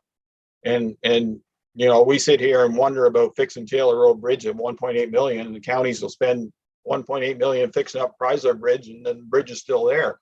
So everything's in perspective. Is yes or no? Is council willing to at least get a staff report, and we can go further on that? Deputy Mayor, you're starting to fall asleep now. I can see that. see that. No, I'm listening. No, I just, after a certain time, the house just kind of blows up. So Yeah, I lots know. of You distractions. said keep going, so Yeah, and I'm good with that. No, I always think having additional information is a good thing. So I'm not saying that. I will say this though, that if we did come to surmise a levy, then where does that leave us for where we've ended up with our tax increase? Because there's. I separate the two issues out. Do you? Okay. We've done what we've done. Council Mellon's right. We put 100 grand aside already for bridges. That's a joke. We all know that too. Now that Harold has really informed us, because if we put 100 aside and we need 750, then we're kind of way behind the 8 ball. We need 750. No, we got OCIF funding and gas tax funding. We get some extra pots and we're good. But I think the budget, I think I'm good with the budget where it is. I'm not here to put on top of it. It has to be separate. If it's not separate, I won't go for it. I will not pile into this budget any further. Okay. And I agree with that. I was actually talking about if we did decide to do a levy, then we would reduce this budget a little bit more. But hey, information is the name of the game. We have a new acting treasurer who is coming to the plate. Maybe he's got some new ideas, different lens, if you will. So I will entertain the discussion. I'm really worried about just South Dundas as a whole. And I hear what everyone's saying, and I hear the ticking time bomb, and I have supported that. I've supported moving forward. But to your point, Mayor, I more information and a broader discussion. I'm okay with that. It's just our time, right? So I'm willing to invest for more time to see if the staff can come up with something. I think part of due diligence is in that, and I will respectfully take part and listen to what has to be said. So I'm okay with that. Okay, Councilor Wells. Thank you, Mayor. I'm just going to make this short and sweet. I'm happy with the budget at 2.8. We're going to have 400,000. I definitely want to entertain a discussion, have staff come back. Yeah, so I'm ready to move on, and I'm good to go with that. Keep the budget the way it is, and let's have a good discussion and see how we can fix this problem. So Lois. Yeah, I have no problem listening to a discussion that staff puts up, but my only concern is I don't mind reaching into your pocket to take out pennies, but I don't want to reach into your pocket and pull your pocket out neither. I think, and everybody knows, even the citizens, that they know what our infrastructure is like, and if they don't, there's definitely something wrong. We've definitely looked at a pile of it. So yeah, I'd be more than interested in sitting in a discussion and see where it goes. Thanks, Mayor. Councilor Mellon. Definitely. Okay, so Shannon, you want to respond? You've heard what council's discussed. I think putting together a staff report between the five of you that is to the point, but no bullshit. Like, we don't need to say, we don't need to see the big graphs. So you got to do this, got to do that. Crystal ball where we need to go in the next 5 to 10 years with some realistic numbers. And then, you can scare us to death if you want, but in reality, we can't. There's no sense in being scared to death for scared to death's sake. Whatever the number is, and we'll work on if we do anything at all after that. We can't hear you, Shannon, for some reason. You're not muted, but you're not. I hear nothing. Still hear nothing. Just put your thumbs up if you're good. Are you good? Are you good? Still can't hear you. I think you run, okay, we're good. Well, Okay. I think between Sean and Lachlan and Jeff and who's your no disrespect, you're to asset management young lad. Tyler. Yeah, between the bunch of you can come up with, and you know, I don't want, I think we want something that's realistic and not the big scary dairy thing, but something that we can work with possibly. And if we can't, you can't, you know. And to be honest, this is a good segment. You know, we have an audience listening. We have the press that's out there that'll report on this, and that's fair enough. Let's see what the people of South Dundas say. If they think we're totally nuts, our email will be filled up, Facebook will be filled up, social media will be filled up. It's rightly or wrongly. I think they may act negative, they may act positive, but I think at least give us a chance to see the right numbers. And then I wouldn't say trust us to make a decision. I don't think that's fair. If you have serious concerns, let us know. We're all here to listen. We all said we'd listen.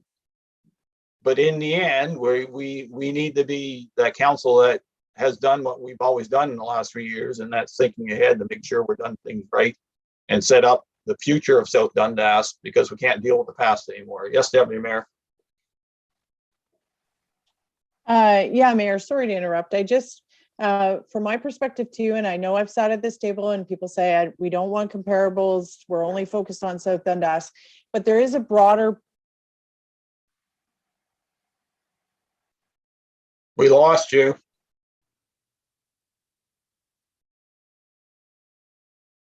Oh, she's frozen up. Will have the yearly tax or whatever. Okay, so we lost you. For my benefit, if the staff. No, we're still losing her. Reagan's on the internet, I think. 10 to 5, a lot of people's getting on the internet. Yeah, okay, it's that time. Anyway, we're going to wrap this up. There's one more request I will throw at staff. Since we've done this budget early, and I know that we can't, we technically have to pass the budget before council or staff can start spending on capital items.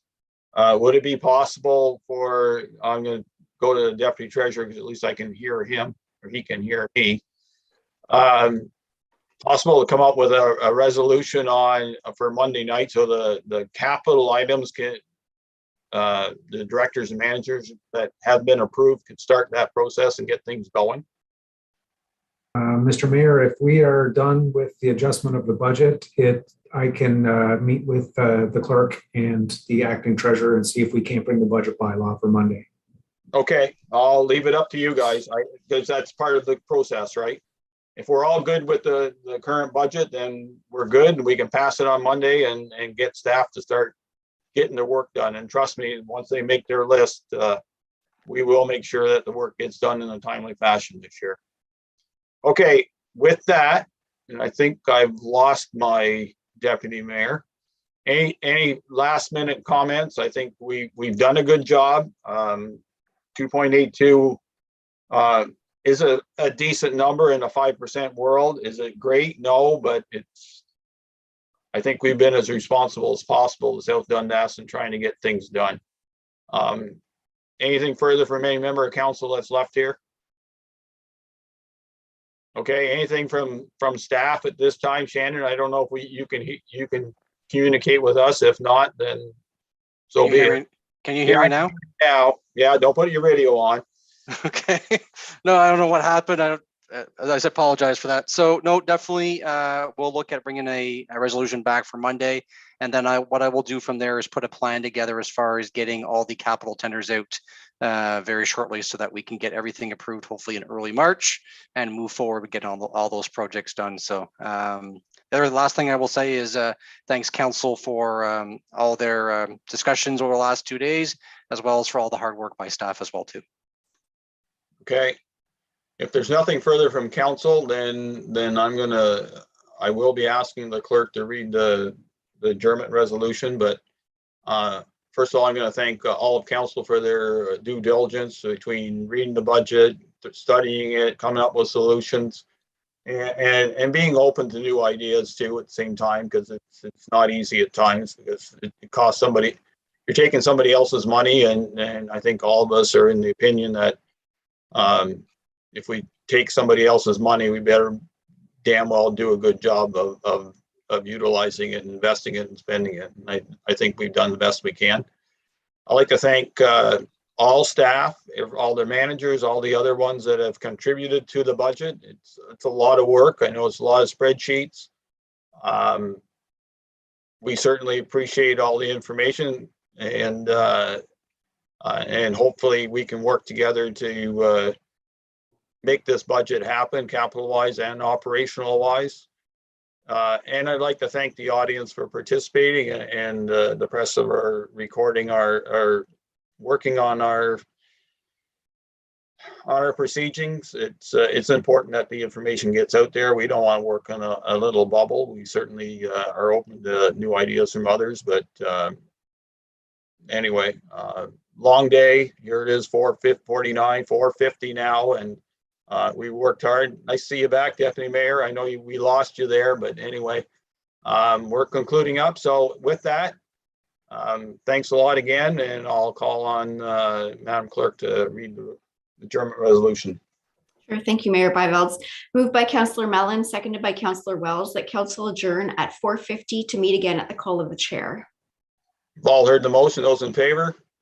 Opposed, if any, motion carries. Once again, thanks to council, thanks to staff, and thanks to the audience for participating, and have a good